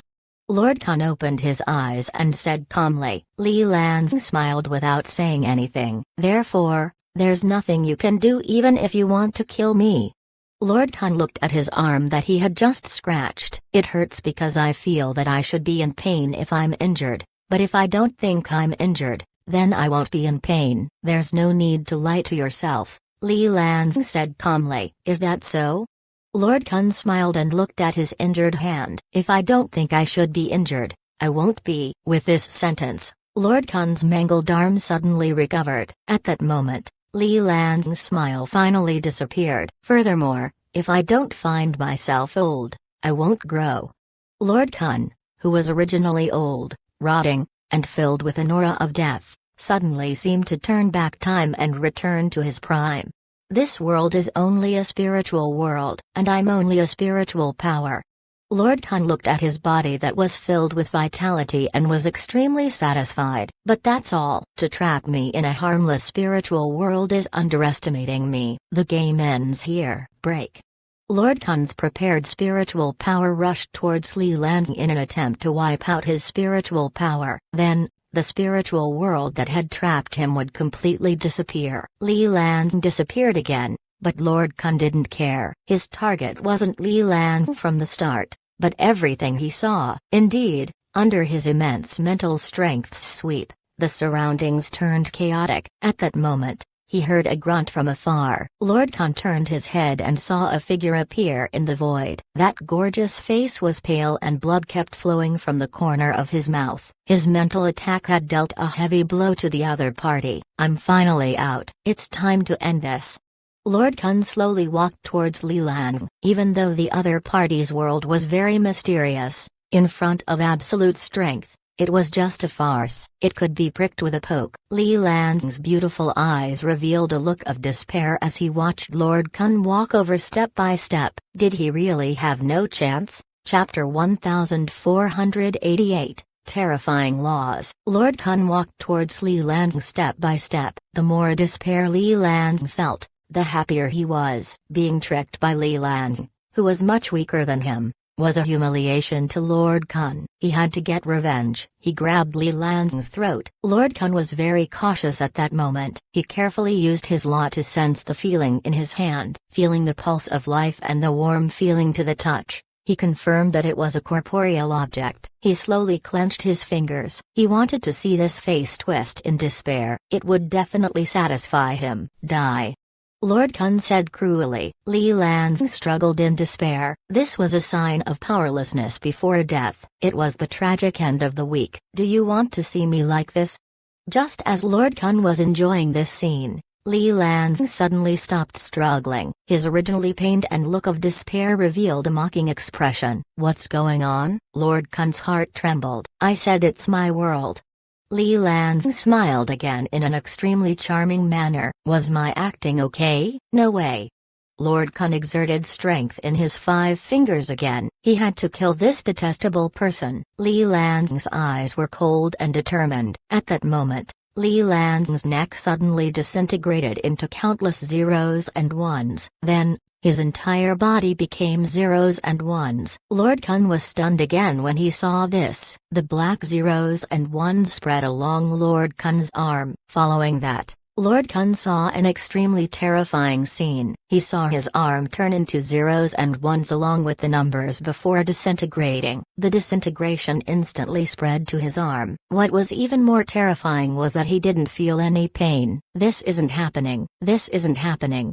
Lord Khan used his domain concept to stop it. He wanted to return to normal, but it was to no avail. Then, he used the recovery ability of the 4-leaf clover law to stop the terrifying disintegration force, but it was also useless, seeing that the disintegration had already reached his shoulder and was spreading towards his head and body. Lord Khan's eyes revealed determination.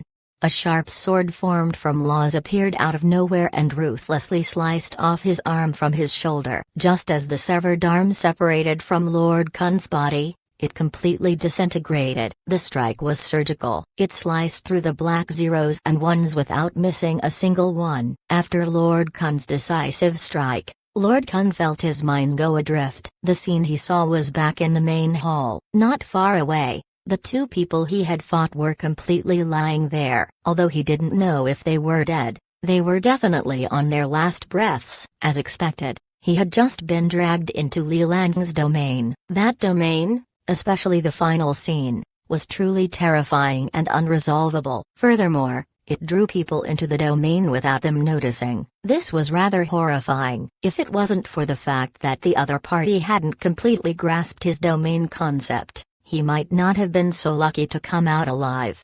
Perhaps it was because he had just awakened his domain concept that he was so unfamiliar with it. Lord Khan had some answers in mind. Even so, he still paid a painful price. Lord Khan lowered his head and looked at his arms. He immediately smiled bitterly. At that moment, one of his arms was completely gone. The other only had half an arm left. His body was so badly damaged that he completely had no chance of advancing to the god realm. His realm would also regress because of his incomplete body. It was unknown if he could ultimately maintain his strength at the imperial level. He had really suffered heavy losses in this battle. He couldn't help but feel regret. If he hadn't come here, if he hadn't chosen this path, these copious numbers of ifs might have prevented him from ending up in such a situation. However, what infuriated him was the person who destroyed his arms. He had to tear him to pieces. Chapter 1489, Half-Step God Realm Sphere. At that moment, Li Lan was lying there quietly. If it wasn't for his chest heaving slightly, one would imagine him to be a corpse. After fighting to the final ounce of his strength, the mask on his face had long disappeared. Although his face was pale, it still didn't take away his breathtaking beauty. He's indeed a monster. Killing intent flashed in Lord Khan's eyes. Just as he finished speaking, Lord Khan's massive domain concept swept towards Li Lan like a tornado. Lord Khan made up his mind to reduce Li Lan into dust and make him completely disappear from this world. Seeing that Li Lan was about to die at Lord Khan's hands, Ling Lan, who had fought Lord Qian to the bitter end and failed to avoid the fatal blow, revealed an almost indiscernible smile on her cold face. "Fine by me." The mark on Ling Lan's forehead began to disappear. Her long hair that was dancing in the wind slowly returned to its original short hair. She fell to the ground. She seemed to have seen her fight to the death with Lord Qian. She saw herself coming to the lawless lands. She saw her father, Ling Zhao, dying to save her. She saw Planet Heijiao, the 23rd Division's 250 Mecha Clan, the 1st Men's Military Academy, the Scout Academy, the instructors of the learning devices, and her infancy. Her final destination was the moment of her transmigration. Is this my life? It was indeed exciting, but she still had many things left undone. She still has too many things that left her indignant. Her companions, her parents, her instructors, Little Four, Little Blossom, and that fat ball like Little White Paw. A huge tentacle wanted to take another step forward to deliver another strike. To ensure that nothing went wrong, Lord Qian flew out from the strike. At the same time, another huge tentacle gently wrapped around Ling Lan's fallen body. The ultrasonic waves filled with despair jolted everyone in battle. Their attacks slowed down. Bam! A huge body descended from the sky. Lord Qian's eyes narrowed as he retreated. He saw a huge crater where he had been standing. At that moment, a huge spherical creature waved countless tentacles and attacked him fiercely. At the center of the sphere, Ling Lan's body was already wrapped in layers of its tentacles. The tentacles wrapped around her seemed to be afraid of injuring her. They were slow and gentle,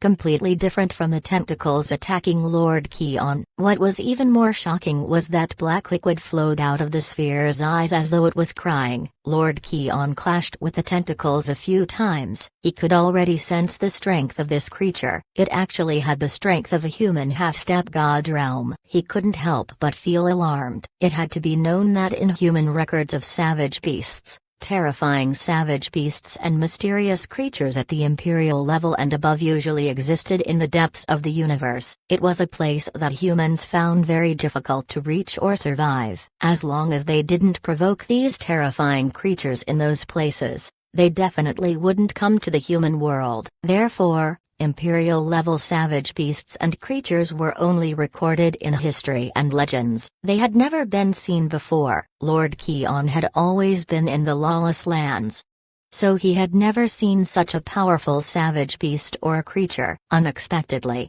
at this moment, the creature in front of him was a half-step god realm creature. It even appeared in the human world and even ignored his supreme divine domain, which was much stronger than it. It looked like it was willing to risk its life to kill him. It also did an exceptional job protecting Lan Zhao. Could it be that this creature was related to him? Lord Qian shook his head. Be it historical records or legends, it was impossible for creatures at the imperial level to fight alongside humans and help each other. According to the records, Creatures at the Imperial level and above had their own rules. They were not allowed to befriend humans. Then what was going on? Chapter 1490. Do you regret it? Was it worth it? The world here was silent. So silent that Ling Lan felt suffocated. Was she dead? There was no ox head or horse face. Guardians of Hell. There was no so-called hell either. Little Four said that once one's spiritual power dissipates, they will be completely dead. Ling Lan silently observed this tranquil world, beginning to consider whether this was the last moment before her spiritual power dissipated.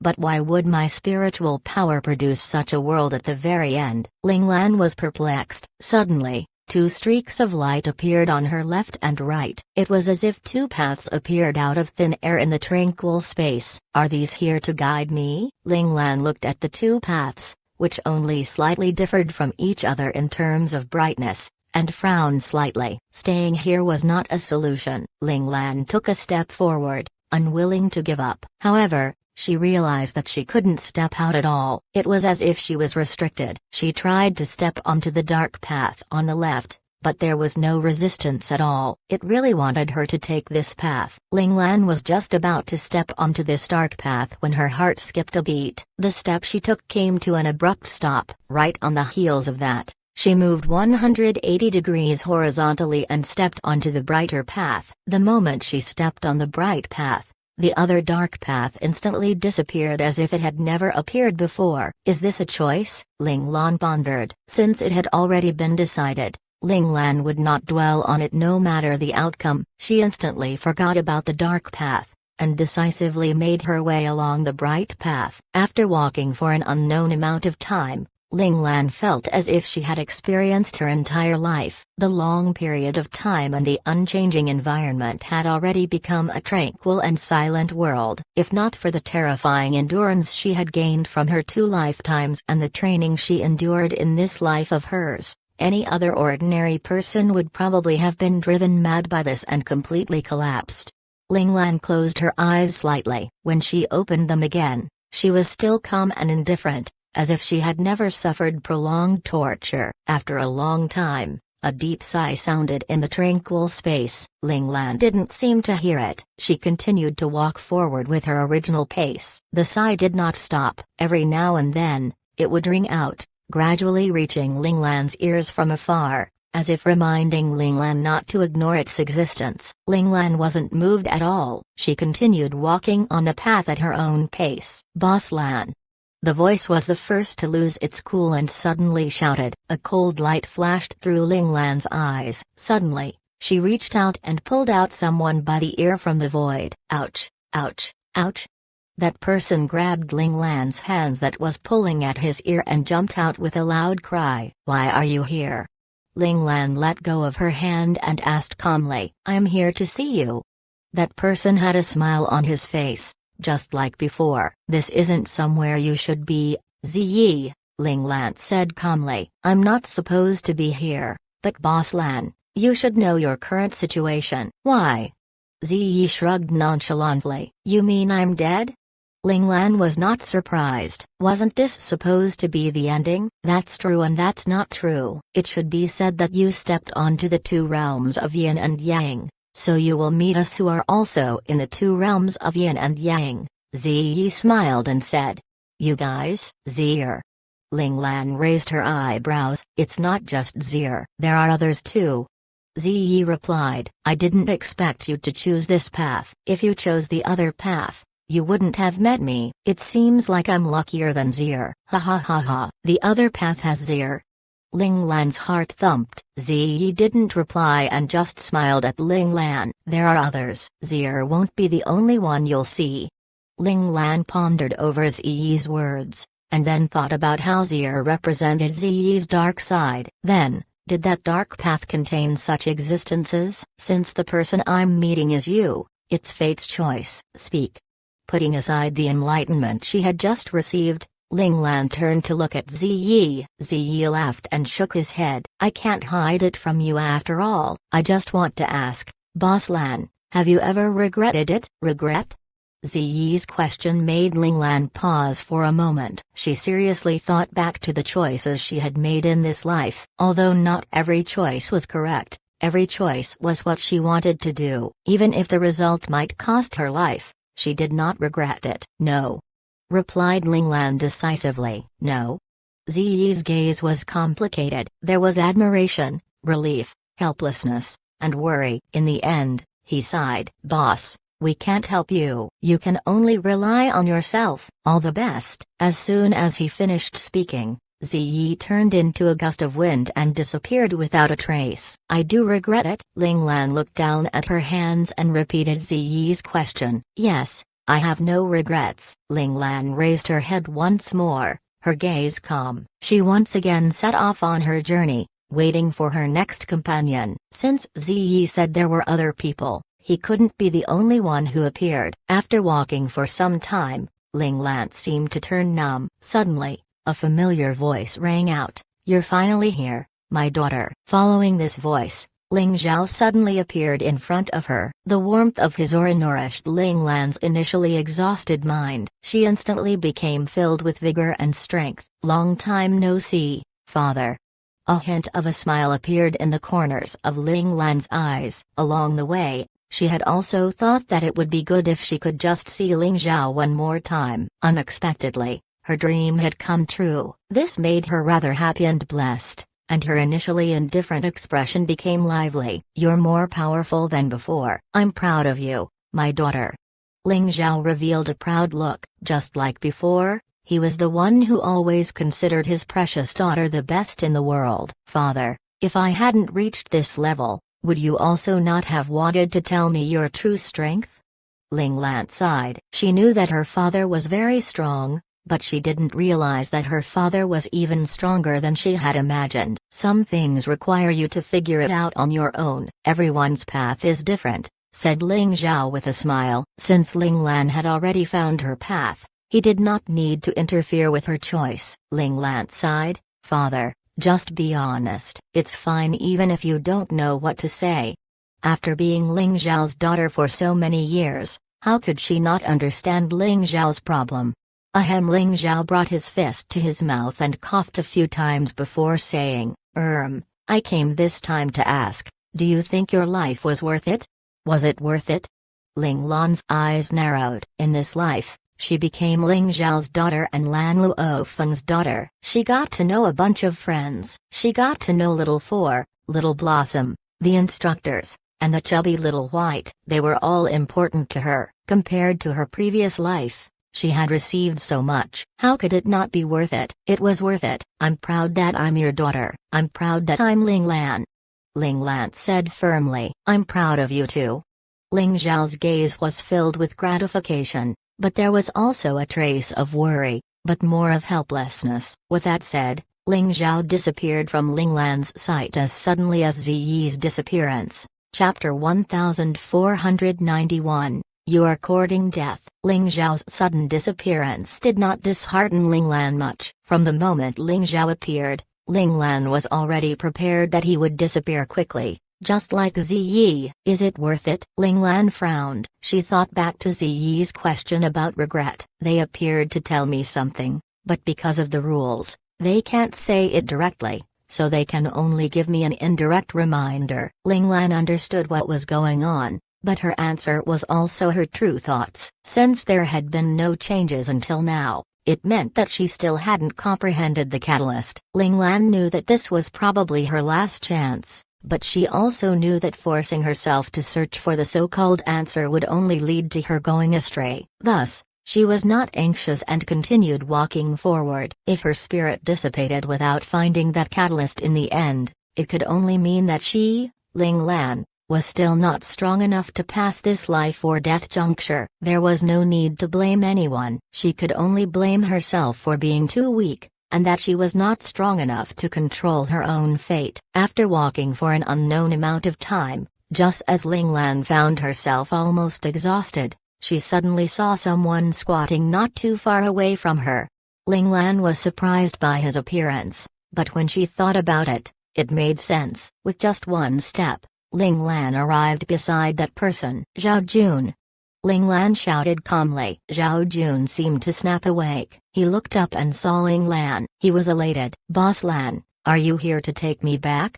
Zhao Jun asked agitatedly. Ling Lan looked at Zhao Jun, who was different from before, and a thoughtful look flashed in her eyes. She slowly asked, "What's going on?" "I don't know. I blocked Lord Kun's attack that meant certain death for Lan and woke up here."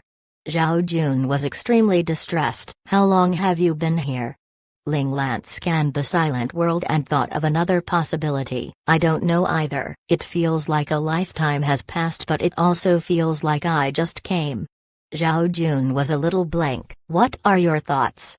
Ling Lan asked seriously. "I want to go back. Our comrades are still fighting. I have to go back to them and fight together with them."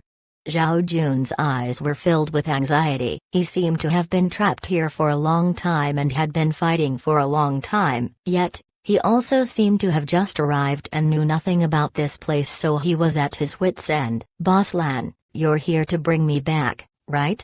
Zhao Jun looked at Ling Lan hopefully. In the hearts of his comrades, Ling Lan was omnipotent. Ling Lan suddenly sensed something. She glanced at Zhao Jun and didn't say anything. Then, she slowly stepped back and pulled away from Zhao Jun. "Boss Lan, why are you retreating?"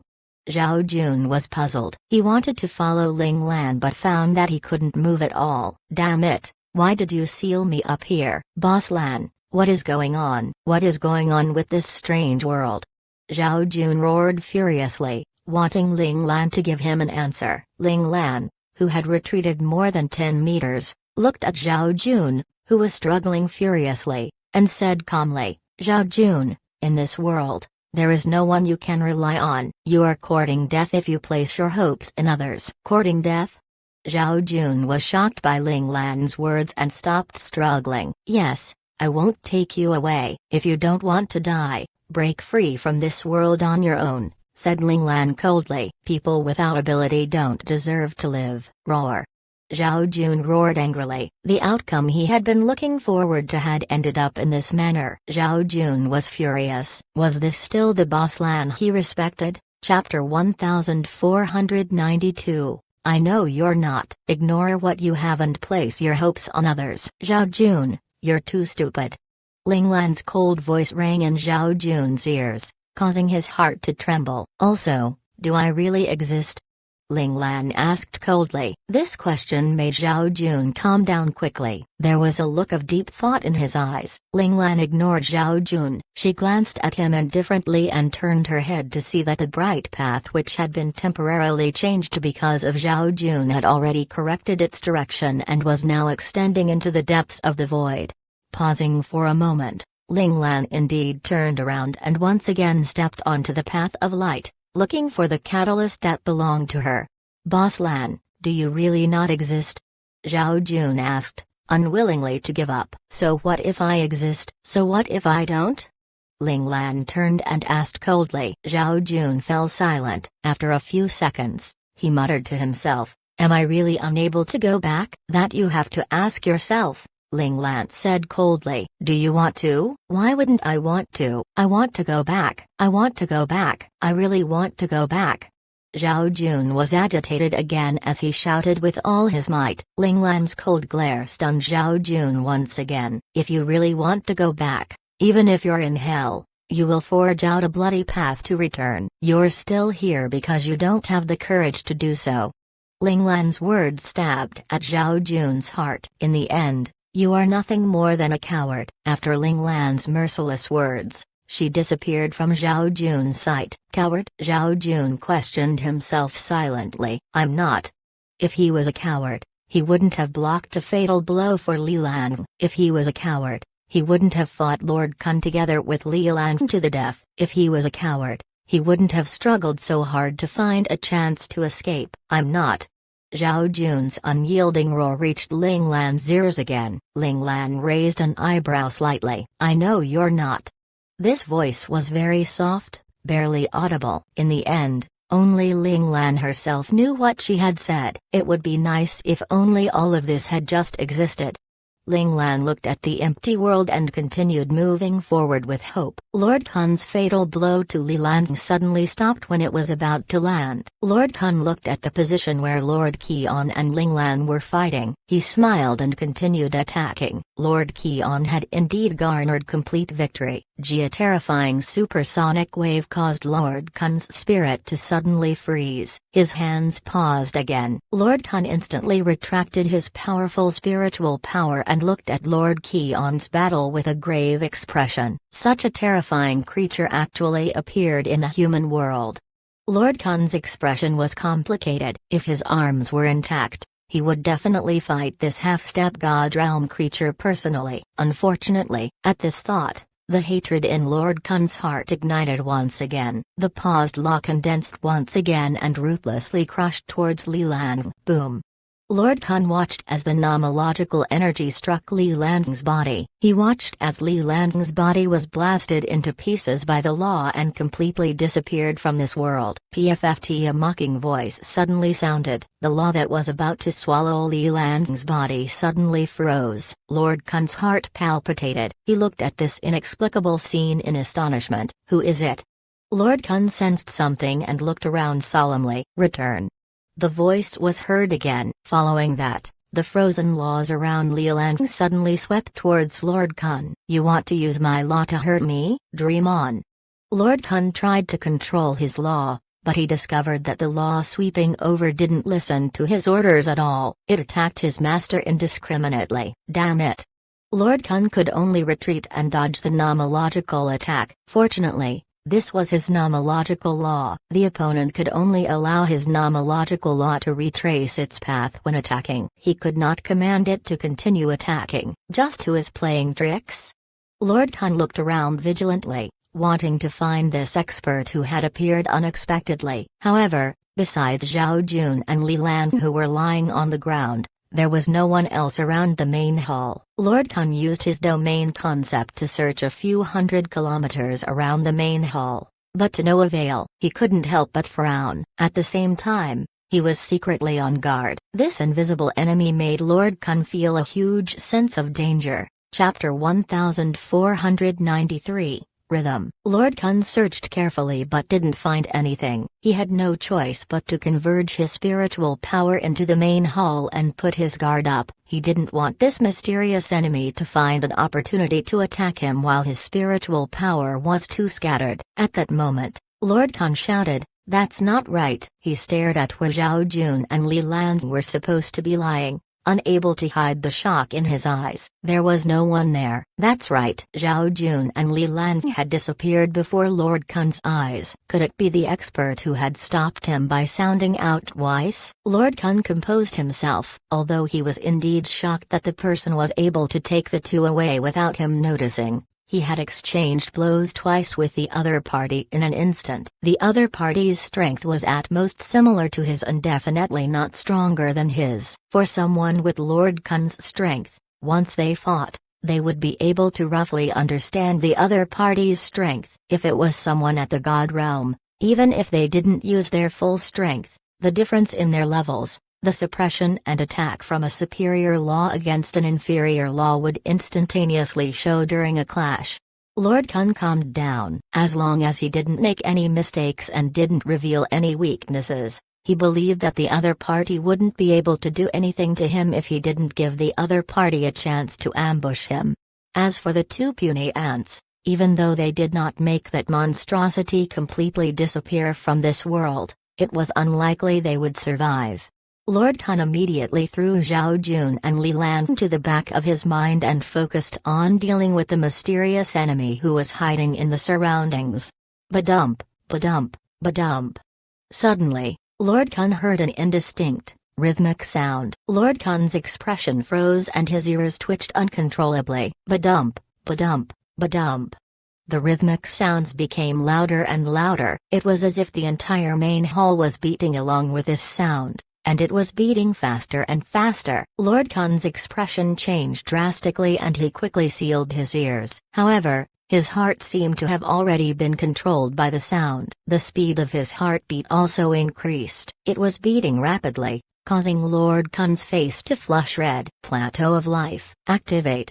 Lord Kun decisively activated his domain technique. At that moment, Lord Kun already understood that he had unknowingly been brought into the other party's domain. This was undoubtedly extremely dangerous. In a battle between experts, this was prelude to him losing the initiative and falling into a disadvantageous position. Last time, he accidentally fell for that monstrosity's trick and was brought into the domain realm of the other party. Although he managed to finish off the other party in the end, he had to pay the price of losing an arm in order to escape. Lord Kun didn't want history to repeat a second time. Compared to the first time when he was completely unprepared, Lord Kun had learned his lesson this time. When he realized that the situation wasn't right, he didn't hold back at all. Countless four-leaf clovers rapidly grew under Lord Kun's feet. In the blink of an eye, they filled the entire main hall. The boundless vitality caused Lord Kun's throbbing heart, which was on the verge of losing control,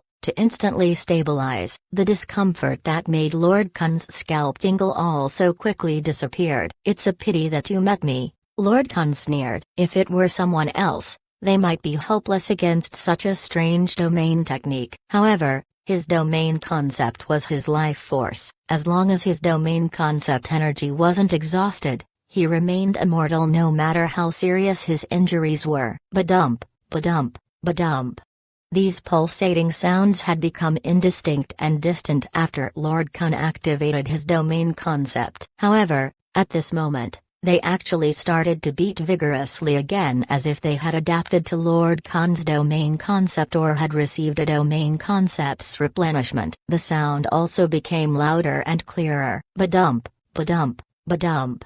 Lord Kun had kept his ears sealed, so it should have been impossible for him to hear anything, but he couldn't stop the sound from entering his ears. Even though his heart was protected by the domain concept, he could still feel his heart beating. He felt frustrated and discomforted because of the mismatch in rhythm. Chapter 1494. Warning, Retreat. Lord Kun frowned slightly. He noticed that the floor, walls, and roof of the hall were covered with four-leaf clovers. He also completely disappeared into the four-leaf clovers. Ba-dump, ba-dump, ba-dump.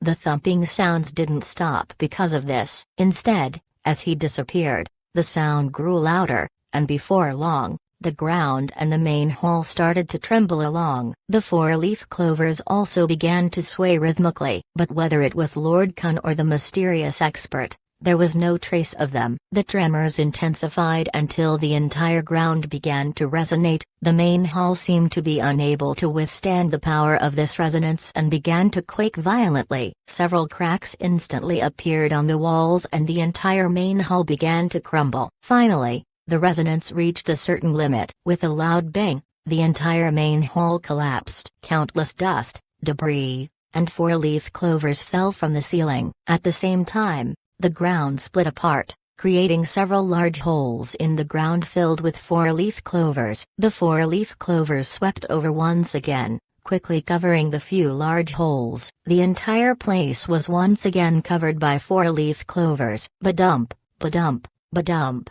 The resonance continued. As this resonance grew in intensity, the four-leaf clovers on the ground danced alongside the resonance like waves. It was clear that both sides were in a match, the loser being the first to falter. Lord Kun sneered. It was impossible for the resonating sound to tear through his four-leaf clover domain. As long as there was a single four-leaf clover in the lawless lands, his domain concept would exist. These plants were the one thing the lawless lands had copious amounts of. This was also the reason why Lord Kun was able to grow faster than others in the lawless lands. Back then, he was willing to accept orders to come to the lawless lands because of the four-leaf clovers that grew everywhere. In other galaxies, four-leaf clovers might be a very rare plant, but in the lawless lands, they were just wild grass that could not be removed no matter what methods were used. They would continuously grow again at the sign of spring.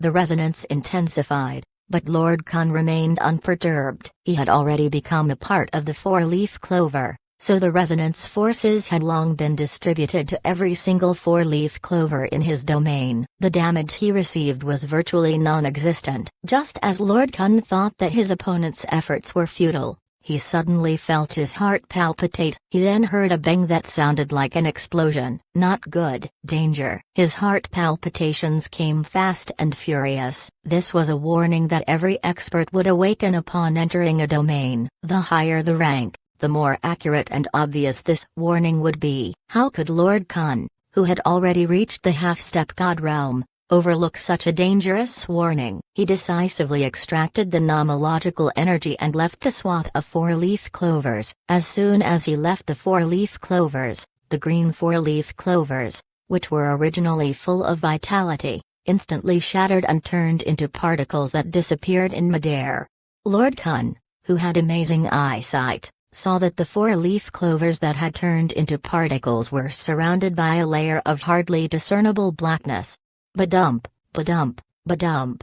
This was the only sound in the entire space. Lord Khan felt the blood in his body vibrating because of this sound. It made him very uncomfortable. He wanted to use his nomological energy to expel the influence of this sound, but he realized that the moment his laws appeared, it was stopped by a layer of black nomological energy.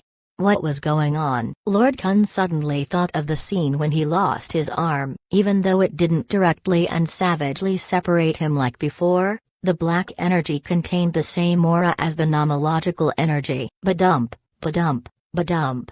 The rhythm of the resonance became stronger. The nomological energy was different from the black nomological energy, but what was strange was that these two different laws could fuse together. The power of the acoustic resonance was increasing the black nomological energy. Lord Khan could clearly see the black nomological energy becoming stronger bit by bit. However, under the acoustic resonance's forces, his nomological law was being reduced bit by bit. Every resonance was an attack that dealt damage to his body. Lord Khan's eyes flickered. He looked at his arms and then at the place where Lord Kion should have ended the battle, but there was nothing there. He stomped on the ground and disappeared. In the next second, he appeared outside Lord Jen's Rainbow Palace. At that moment, his fear disappeared. I've paid the price with a pair of arms. Lord Kion, I didn't let you down.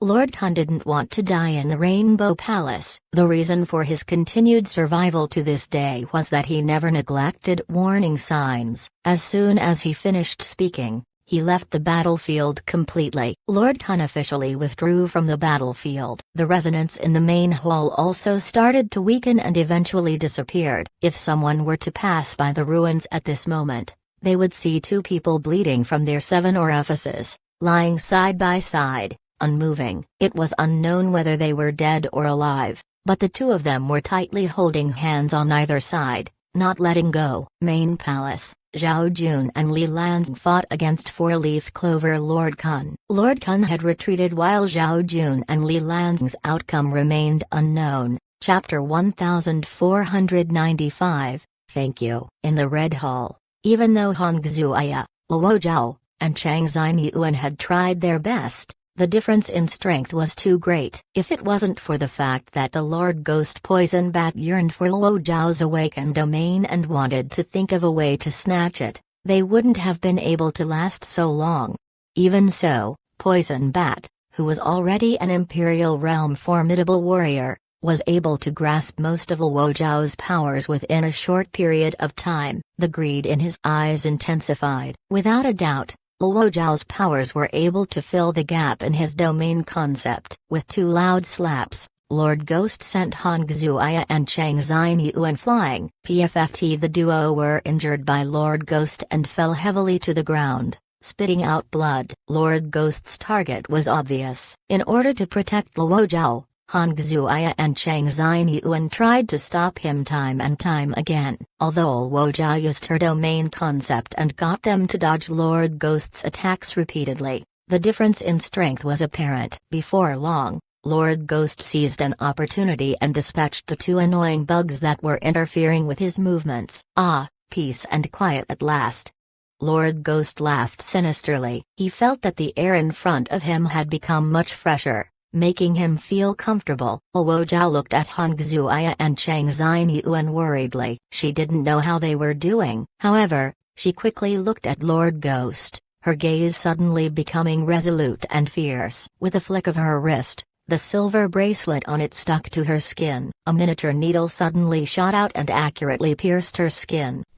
When they drew lots for the deputy halls they were responsible for, Luo Zhao had heard a gentle voice behind her just before they left. Luo Zhao. Luo Zhao turned around. It was Li Shi who took care of them meticulously. Only Luo Zhao and Han Xuya grew up together with everyone in Lingshan. Everyone treated them as their younger sisters and doted on them dearly. They used their own ways to protect and take care of them. Luo Zhao and Han Xuya knew that every elder brother treated them sincerely. However, when it came to being considerate and caring, the one who noticed their needs in every way was Li Shu, whom they had been learning medicine from.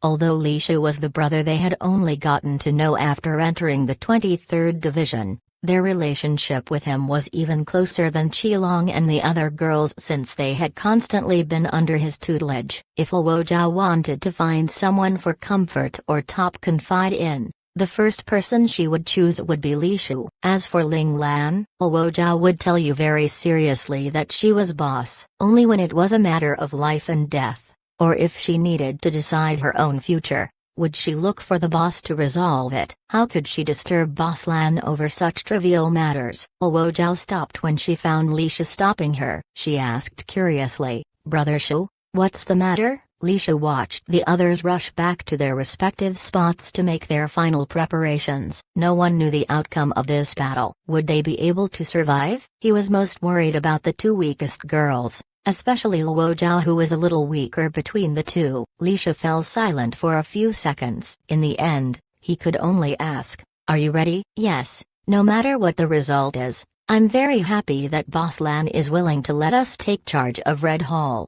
Luo Zhao smiled happily, her face beaming.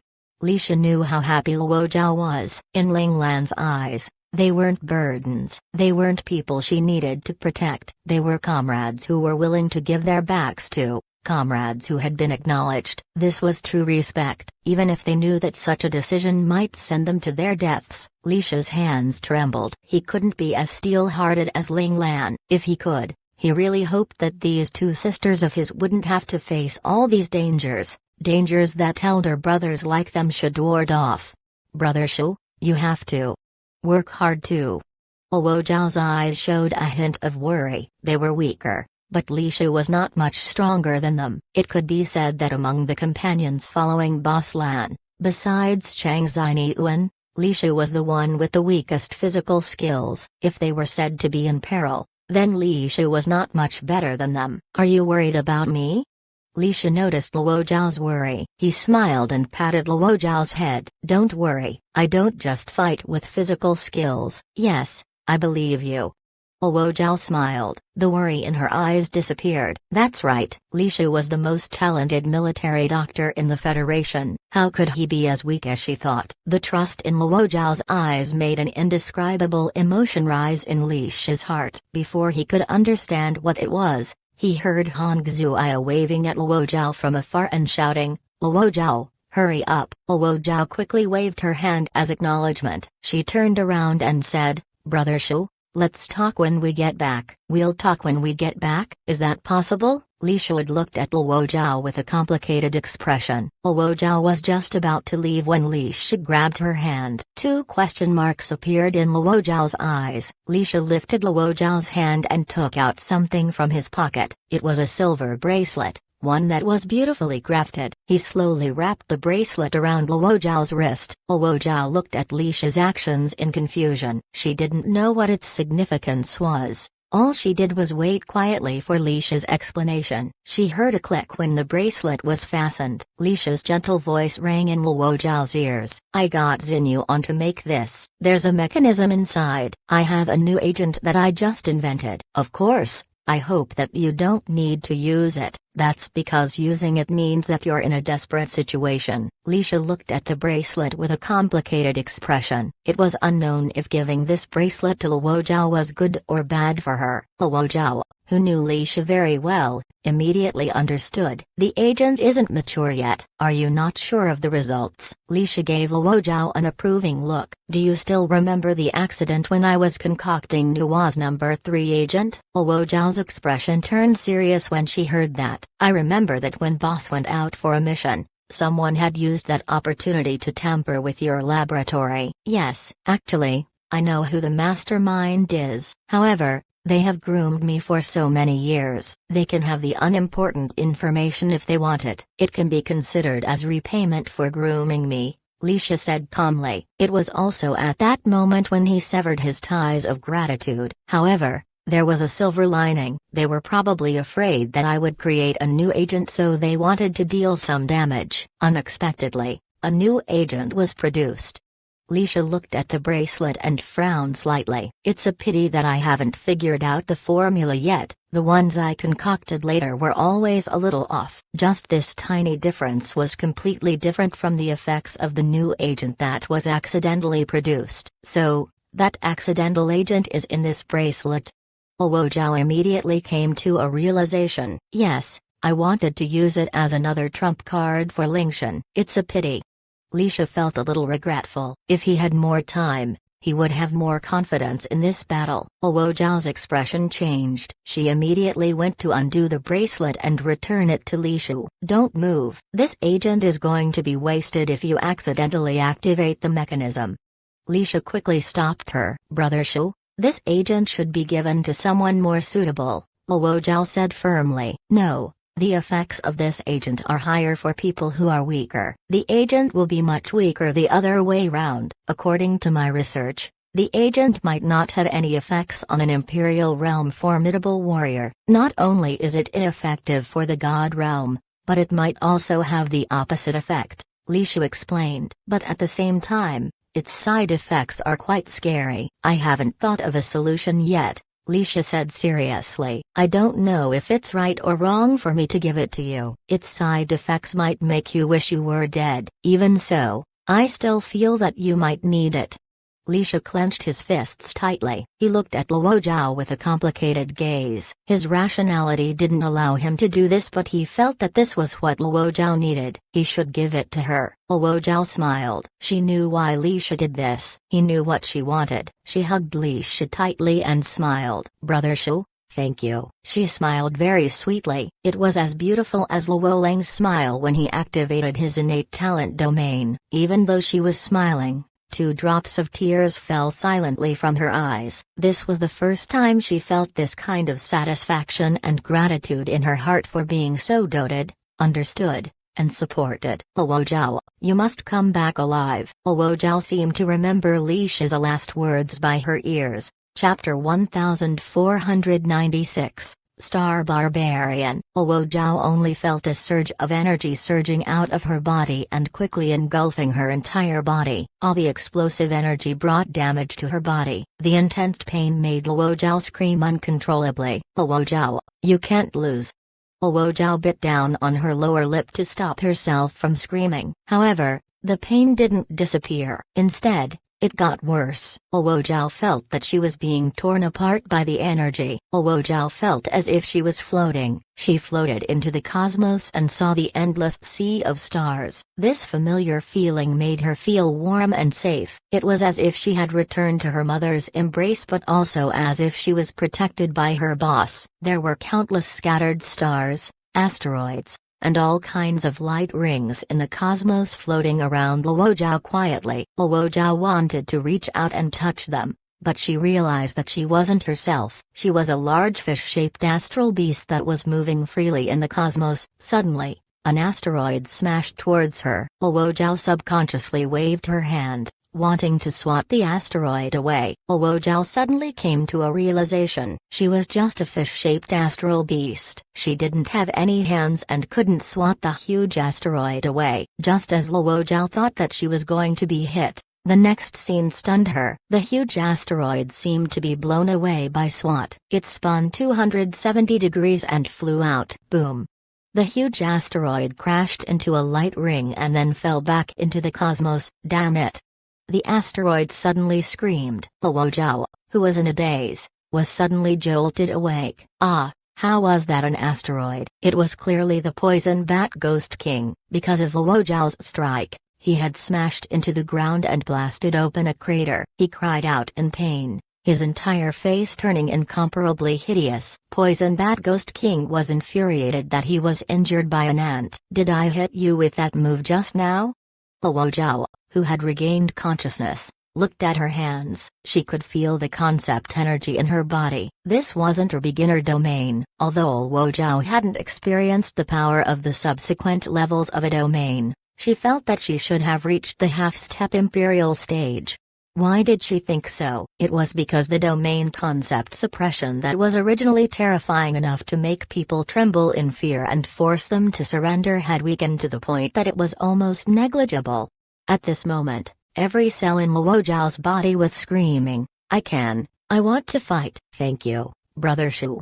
Luo Zhao clenched her fist. "Thank you for giving me the ability to fight against an Imperial Realm formidable warrior. Thank you for letting me stop being your burden. Thank you for letting me protect the people I want to protect." Luo Zhao looked at Hong Xuya and Chang Xinyuan, who were struggling to stand up to protect her. She was able to persist until now and not be captured by the Ghost King because they were protecting her with their lives. Now, it was her turn. Luo Zhao raised her head abruptly, her eyes determined. The scene that she saw just now was probably the nomological skill that she had temporarily obtained through the agent. "I name it Star Barbarian," Luo Zhao thought. This nomological skill was automatically engraved with this name. Lord Ghost suddenly jumped up and his body suddenly dispersed. Countless spats swamped over from all directions. Luo Zhao replied calmly, "Star Barbarian." The entire red hull suddenly vanished, and Ghost King realized that he had arrived in the boundless cosmos. Other than the stars,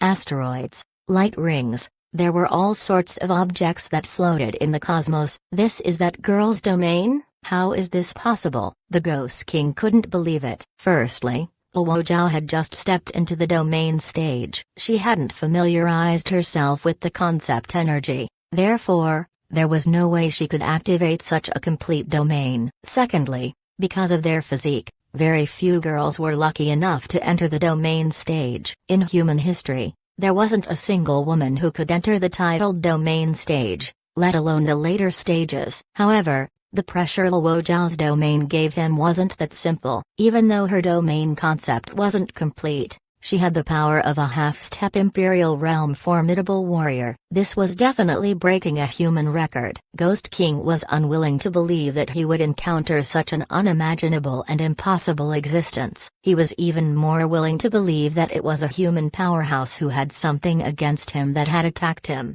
Chapter 1497. I see. Be it the arrival of another expert or the girl's domain, Ghost King didn't dare delay. He also quietly activated his domain. Despite Luo Zhao, Hong Xuya, and Chang Xinyuan using all their strength, they were utterly defeated by Ghost King even without him activating his domain. This proved that the difference in strength between the three of them and Ghost King was too great. However, Luo Zhao finally made Ghost King treat the battle seriously. Ghost King's domain was black, and the originally dark cosmos became even darker. Luo Zhao, who had transformed into a fish, didn't seem to sense anything amiss. Ghost King's expression changed slightly. He realized that his domain concept wasn't blocked. In general, if one party was careless in a domain battle, they would directly enter the other party's domain. When they activated their domain, they would definitely compete with the other party's domain concept. The strength of the law determined the range of the territory. Ghost King originally imagined that he would be able to shake the laws directly after he activated his domain,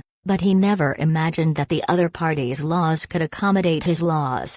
What kind of law was this? Ghost King felt apprehensive. The countless bat clones that had disintegrated dispersed again, becoming a dense horde. His true body was hidden among them. It was undoubtedly difficult to find his only true body among the countless bats. After doing this, Ghost King calmed down a little and quietly waited for the other party to take action. Luo Zhao only felt like she was a creature in the cosmos. The environment around her warmed and freed her. She obtained countless amounts of energy from the cosmos as if she belonged here. Yes, this is my world. In Luo Zhao's fish-like form, she freely flew through the cosmos. Although the light was so dim that one could barely see their fingers, This did not affect Luo Zhao much. Her senses could see every corner of this cosmos domain clearly. It was as if she had a clairvoyant eye. She could also hear the pulsation of all the stars and asteroids in the cosmos. The cosmos was not the silent and lifeless cosmos that she had previously imagined. Every existence here had its own life, except for those bats that didn't belong to the cosmos. Luo Zhao frowned in disgust. As someone who liked cleanliness, she hated these dark claws. The bats with a destructive nature existed in the cosmos filled with vitality. Can't I chase them away? Luo Zhao asked. The vitality of the cosmos pulsated as a voice softly replied in his ear. The cosmos is all-encompassing. It can accommodate all, light and darkness, life and death. So, we can only let them exist. Luo Zhao felt helpless. She really didn't like them. The cosmos aura became warmer as if it was telling her something. What exactly is it? Luo Zhao seemed to be in thought. This domain was brought about by an agent, allowing her to skip levels. It could be said the strength didn't belong to her. Luo Zhao was very unfamiliar with this domain concept. She could only try to figure it out through trial and error. Boss would have been able to understand it at a glance, right? Luo Zhao thought. Luo Zhao, your talent in starship navigation should be at the level of an overlord in the cosmos. Thinking of Ling Lan, the words Ling Lan had said to her involuntarily surfaced in Luo Zhao's mind. Luo Zhao was disappointed when she first awakened starship navigation. This skill could not increase her physical skills. As a person whose physical skills were the weakest, she dreamed of awakening talents related to physical skills so that she could follow in everyone's footsteps.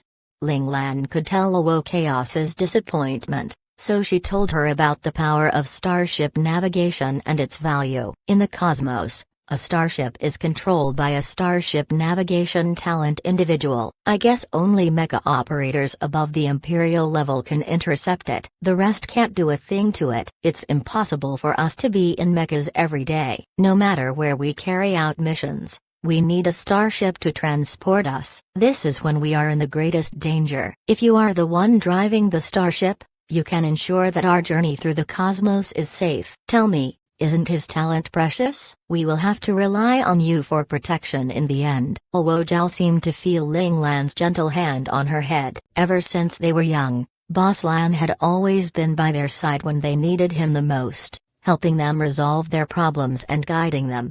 Now, these detestable people would join forces to harm her Boss Lan once they crossed their line of defense. Luo Zhao knew that it would be a close call for Ling Lan to fight Lord Qian alone. If Lord Qian was reinforced by another one, death was a certainty. She definitely couldn't allow that to happen. Starship navigation was an overlord-level talent in the cosmos. According to the law, the domain produced was based on a starship talent. Therefore, its laws should be related to it. Just as Luo Zhao thought of this, she sensed that the rhythm of the celestial bodies with life in the cosmos was pulsating at an even more happy pace if they were very excited.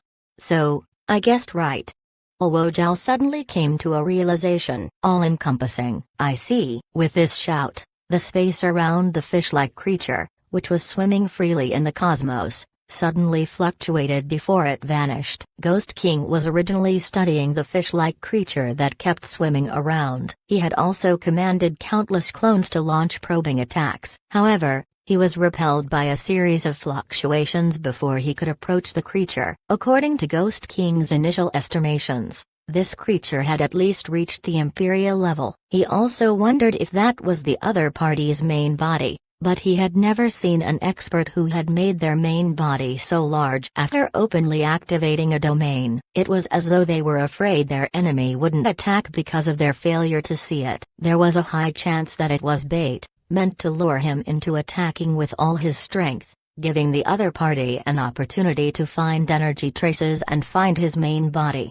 Hey, you want to deceive me with such petty tricks? Dream on. Ghost King decisively gave up on attacking the gigantic fish-like creature with all his strength. He even carefully used nomological energy to search the cosmos in an attempt to find some clues and find the other party's main body. How could Ghost King have imagined that this was because Luo Zhao had relied on an external force like an agent to forcefully raise her realm level? This was the first time she had stepped into a realm many levels higher than herself, and also the first time she had activated her domain. She was completely clueless. She didn't know how to use nomological energy to hide her true body. This was the reason for the appearance of such a scene. She didn't hide her true body at all and openly told the enemy that she was here. Come and beat me. Fortunately, when Luo Zhao activated her domain, Starship Navigation naturally transformed her body into an interstellar creature, allowing her to move freely in her domain of laws. If it were still Luo Zhao in her own form,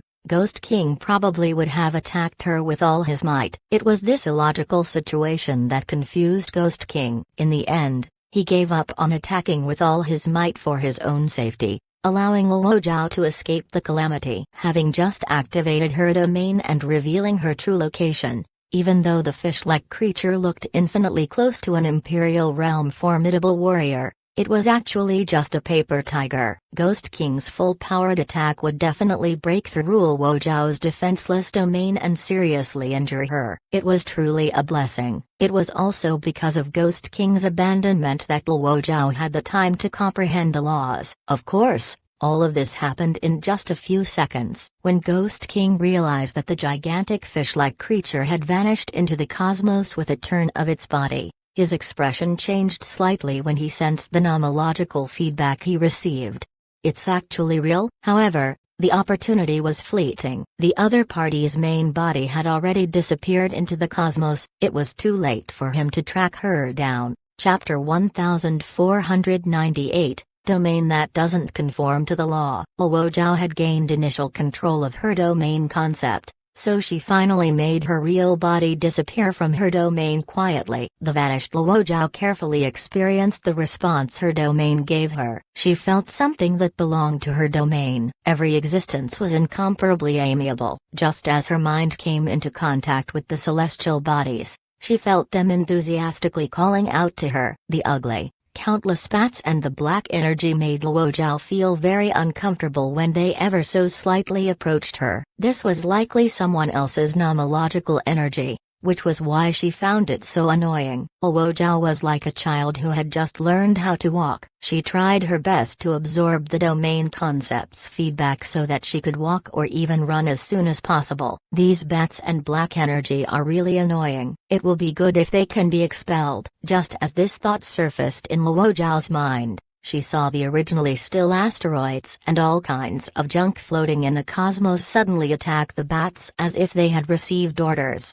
The celestial body, which was originally emitting a dark glow, suddenly lit up, forcefully expelling the black energy from the Ghost King's domain.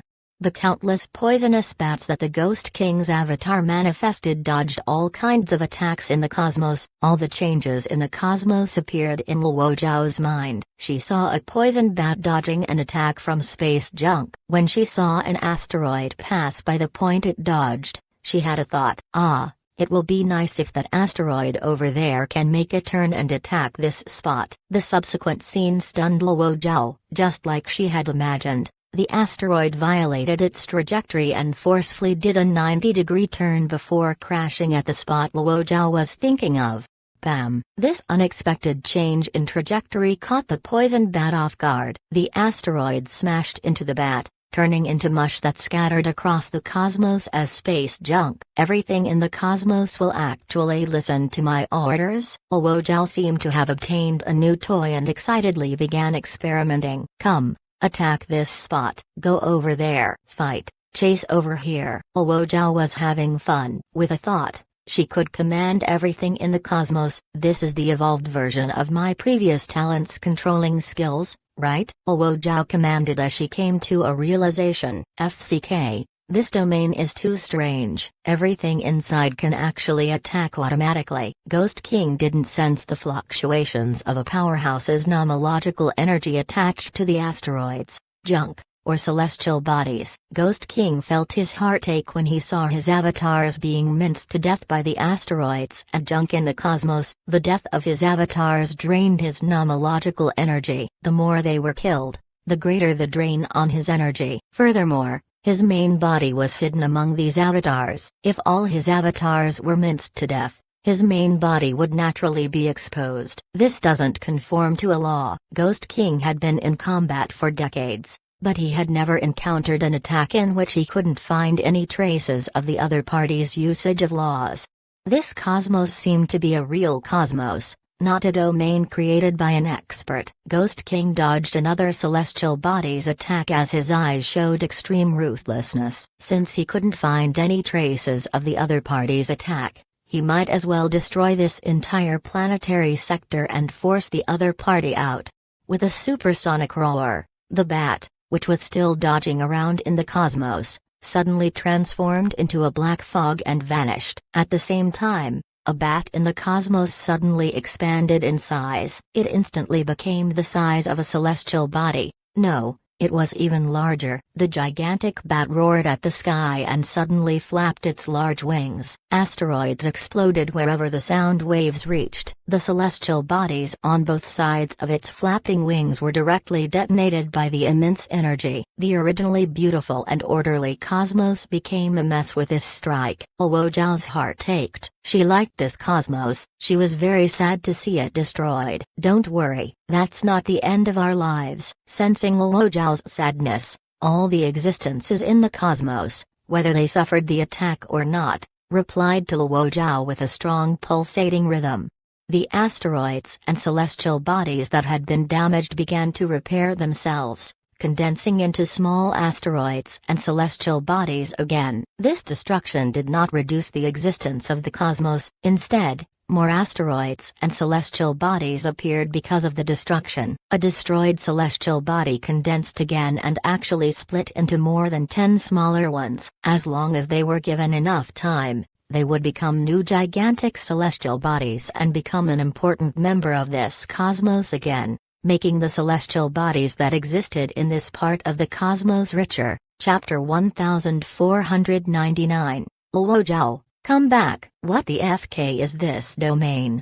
Ghost King was infuriated when he saw this magical scene. He had never seen such a strange thing. There were no nomological energy fluctuations, but the destroyed domain could repair itself. The unconvinced Ghost King launched another ultrasound attack. He attacked with all his might. Furthermore, the chain of attacks immediately destroyed most of the cosmos, leaving it in ruins. Luo Zhao watched the Ghost King abuse the cosmos helplessly. She felt powerless and extremely sad. She seemed to sense the destroyed celestial bodies, asteroids, and everything that belonged to the cosmos. They were hiding, crying, and resisting. She wanted them to escape this disaster, but the entire cosmos was being destroyed. There was no place for them to hide. The existence of the cosmos was like her child, but she couldn't protect any of it. Luo Zhao couldn't help but cry. If it were Boss Lan, she would definitely protect this area of the cosmos as if she were protecting us. Luo Zhao shed tears, but she spoke with extreme pain and hatred. Luo Zhao, you're really too weak. You're so weak that I look down on you. Not only can't you protect Xuaya, Chang Xinyuan, and the others, but you also can't protect this cosmos that was born because of you, much less help Boss Lan. Luo Zhao, when can you stop crying and truly stand in front of the people you care about and fight to the end for them? Luo Zhao, when can you do that? Tell me. Tell me. The questions in his heart echoed, and the unyieldingness in his heart elevated. Don't be sad, you still have us. The angry Luo Zhao felt the comfort that came from the cosmos again. This warmth had existed from the beginning and had never stopped. So, are you guys my friends? Luo Zhao asked with a smile, tears flowing down her face. That's right, we are your best friends. Feel us with your heart and don't resist us. A joyous voice sounded from the cosmos. Although these voices were much weaker than before due to the destruction, they still existed. It was only at this moment that Luo Zhao heard them clearly. I know that there's a chance of death, but I'm willing to take the risk as long as there's a chance. Therefore, come on. Luo Zhao's eyes flickered with determination. She relaxed her mind and let the energy, which was attempting to approach, completely integrate into her body. All the celestial bodies in the cosmos immediately flickered violently. When the Ghost King tried to launch another intense attack, he suddenly realized that the stars in the area he was attacking were suddenly shining together. Star illumination. Just as these two words surfaced in Ghost King's mind, he felt a powerful force rebound his attack. Making out a sharp retreat, Ghost King phased away a few times and retreated extremely far away. He pulled back his gigantic wings when he heard countless celestial bodies exploding to the side. Ghost King looked into the depths of the cosmos with a solemn expression. He didn't expect the star illumination to be so powerful that it directly reflected his attack. Even with his godlike speed and distance retreat, he couldn't dodge it. The energy in the cosmos was immense. To Luo Zhao, it was simply infinite. Immense energy desperately squeezed into Luo Zhao's body, and she felt like she was about to burst. Luo Zhao knew that if she couldn't withstand it, she would explode and die. This was the result of her letting down her guard and allowing the nomological energy to enter her body. This was her choice. Even if such an outcome were to happen, Luo Zhao wouldn't regret it. Upon seeing her gigantic fish-like body swell up like a balloon, Luo Zhao knew that she was about to reach her limits. However, the nomological energy was still endlessly boring into her body. If she didn't stop this energy, she would perish before she could even begin fighting. Stop, stop. Luo Zhao wanted to stop the energy from entering her. However, something appeared in her mind just as she spoke. I see. It can no longer be stopped. When she agreed to the nomological energy's request and stopped resisting, thus allowing them to enter, she had already made a pact with the nomological energy. Therefore, the nomological energy would not stop its entry unless the pact was completed and these nomological energy was fully contained. Am I really going to die? But even if she were to die, she had to make it count. At the very least, she couldn't let the detestable Ghost King in front of her live. Luo Zhao understood the outcome from her death. Han Xuya and Chang Xinyuan wouldn't be alive, and her companions, who were in battle, might also suffer a disaster because of having one more enemy to face.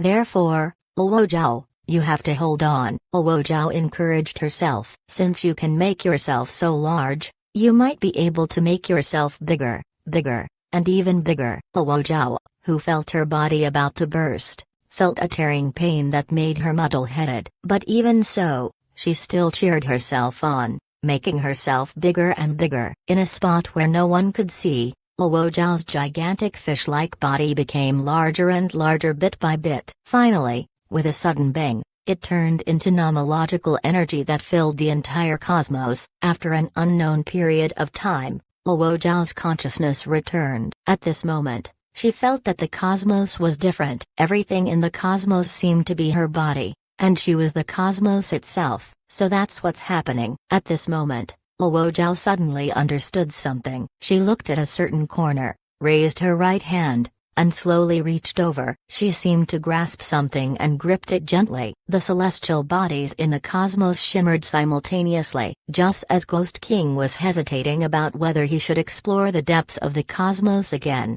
he suddenly felt his surroundings freeze. Not good. An alarm sounded in Ghost King's mind. At his level, how could he not know that this was a warning from his laws? In an instant, he transformed into thousands of bats that fled in all directions. But just as they flew out, all the bats seemed to be frozen in space as if time had stopped. All the bats that filled the area emitted an ultrasound at the same time. This was Ghost King's strongest killing move. The overlapping ultrasonic wave of nomological energy immediately broke through the restraints. Luo Zhao felt like the cosmos was about to be destroyed by the other party's terrifying nomological energy. Upon seeing that the other party was about to escape her cosmos, Luo Zhao laughed. I promised all of you, and I hope you can fulfill my wish. Luo Zhao smiled very beautifully. There was yearning and unwillingness in her eyes, but there was more resolve and determination. As you wish.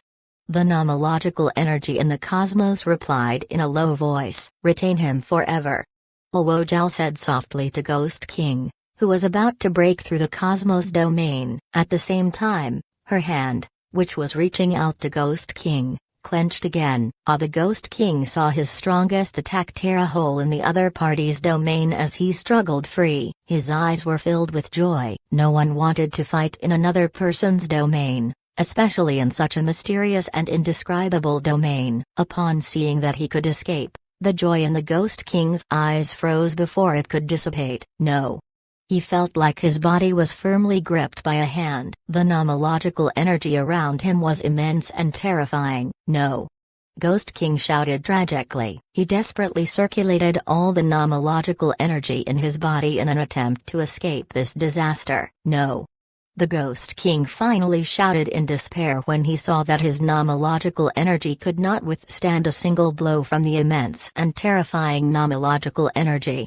PFFT Ghost King, who had been standing motionless in the Red Hall, suddenly spat out a mouthful of blood. PFFT, PFFT, PFFT, PFFT. His body suddenly cracked as blood splattered everywhere. He fell to the ground. Han Xuya and Chang Xinyuan, who were seriously injured, had been waiting for an opportunity. Upon seeing this, the two of them pounced forward at the same time. The cold weapon on Chang Xinyuan's miniature mecha and the special blade in Han Xuya's hand simultaneously sliced across Ghost King's neck from above and stabbed through his heart from below.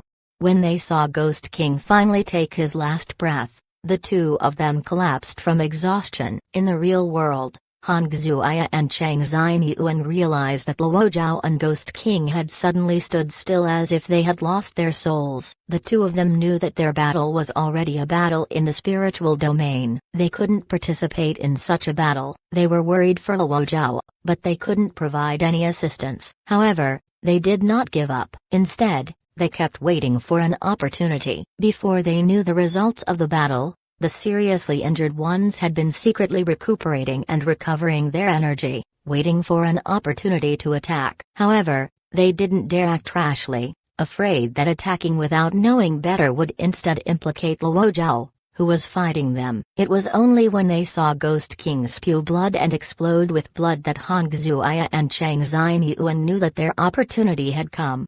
Without a reminder, the two of them attacked at the same time, completely preventing Ghost King from having a chance to live. Han Xuya panted heavily. She had expended all the energy she had just gathered in that attack. However, it was extremely pleasant to be able to survive. She couldn't help but laugh. Chang Xinyuan couldn't help but laugh. As long as he lived, it was better than anything. Suddenly, Han Xuya thought of something and turned her head to the other side. Over there was Luo Zhao, who had been standing there silently. Luo Zhao, we won!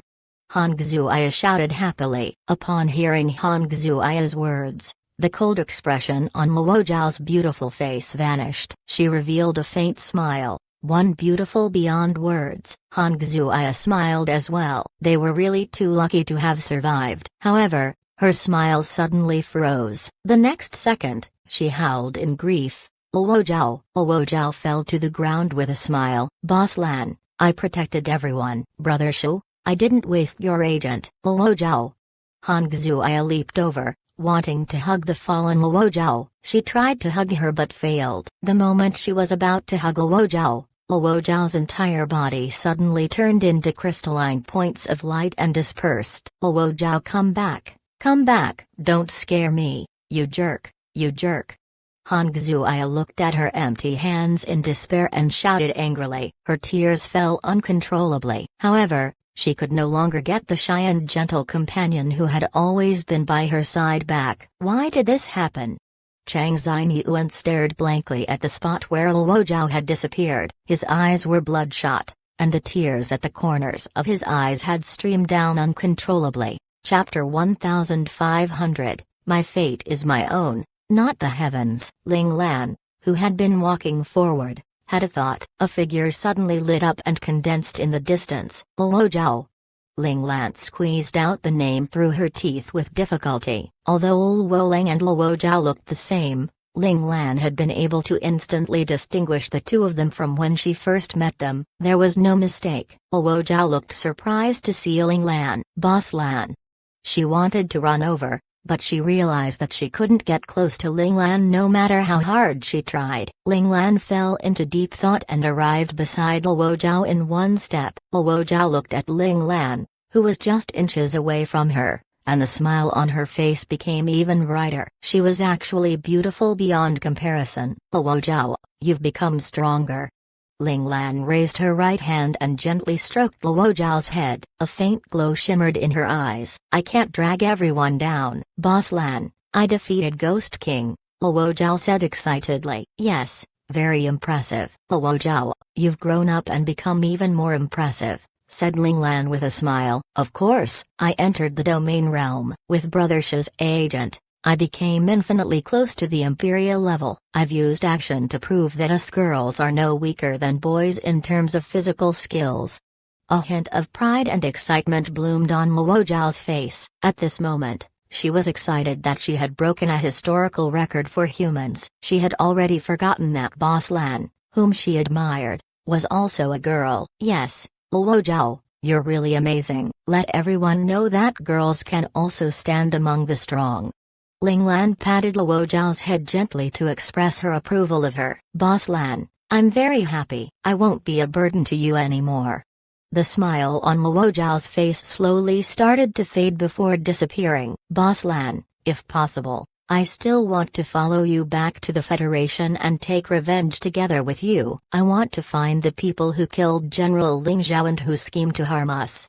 Tears fell from Luo Zhao's eyes. Then follow me. Don't give up. Ling Lan's expression became cold. Boss Lan, is it really okay? Luo Zhao asked in a low voice as tears flowed down her face, which was squeezing out a smile. Why not? Ling Lan looked up at the endless void. I never hand myself over to my so-called fate. Yes, Boss Lan, I understand.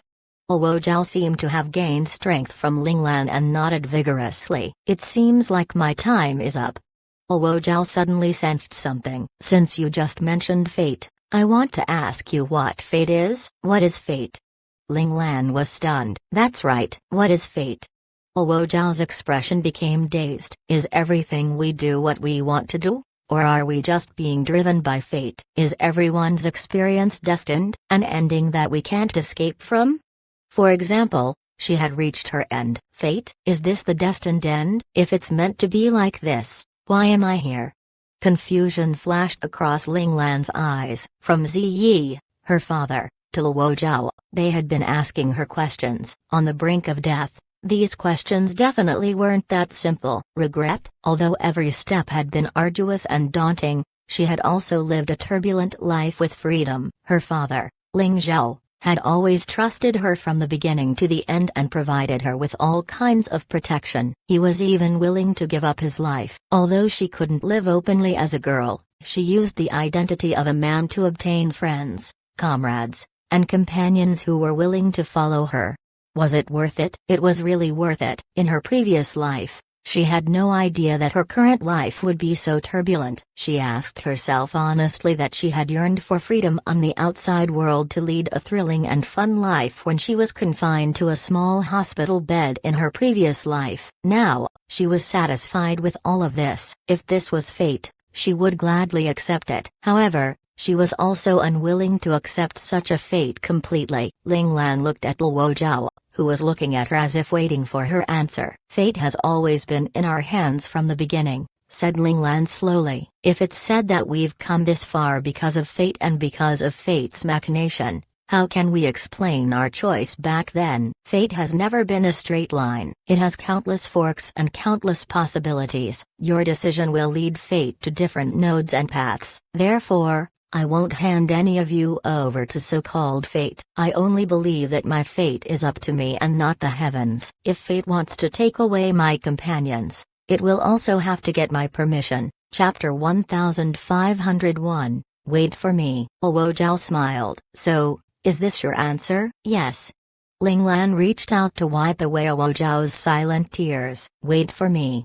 Ling Lan patted Luo Zhao's pretty face. She abruptly turned around and left without hesitation. It wasn't that she didn't want to chat with Luo Zhao for a while longer, but Ling Lan knew that staying here wouldn't help Luo Zhao at all. Since it was futile, She might as well find an opportunity. Luo Zhao watched as Ling Lan walked away. Her tears fell again. Finally, Ling Lan's figure disappeared from Luo Zhao's sight. At this moment, Luo Zhao smiled and said softly, "All right, Boss Lan." With this shout, Luo Zhao's entire body dispersed like a fluorescent light, replaying the scene that happened in the real world. The entire space returned to its cold silence as if Luo Zhao had never existed. Luo Zhao's appearance stirred Ling Lan, but she still couldn't find her direction. Ling Lan stared at the quiet world again with a serious expression. "What do you want me to understand?"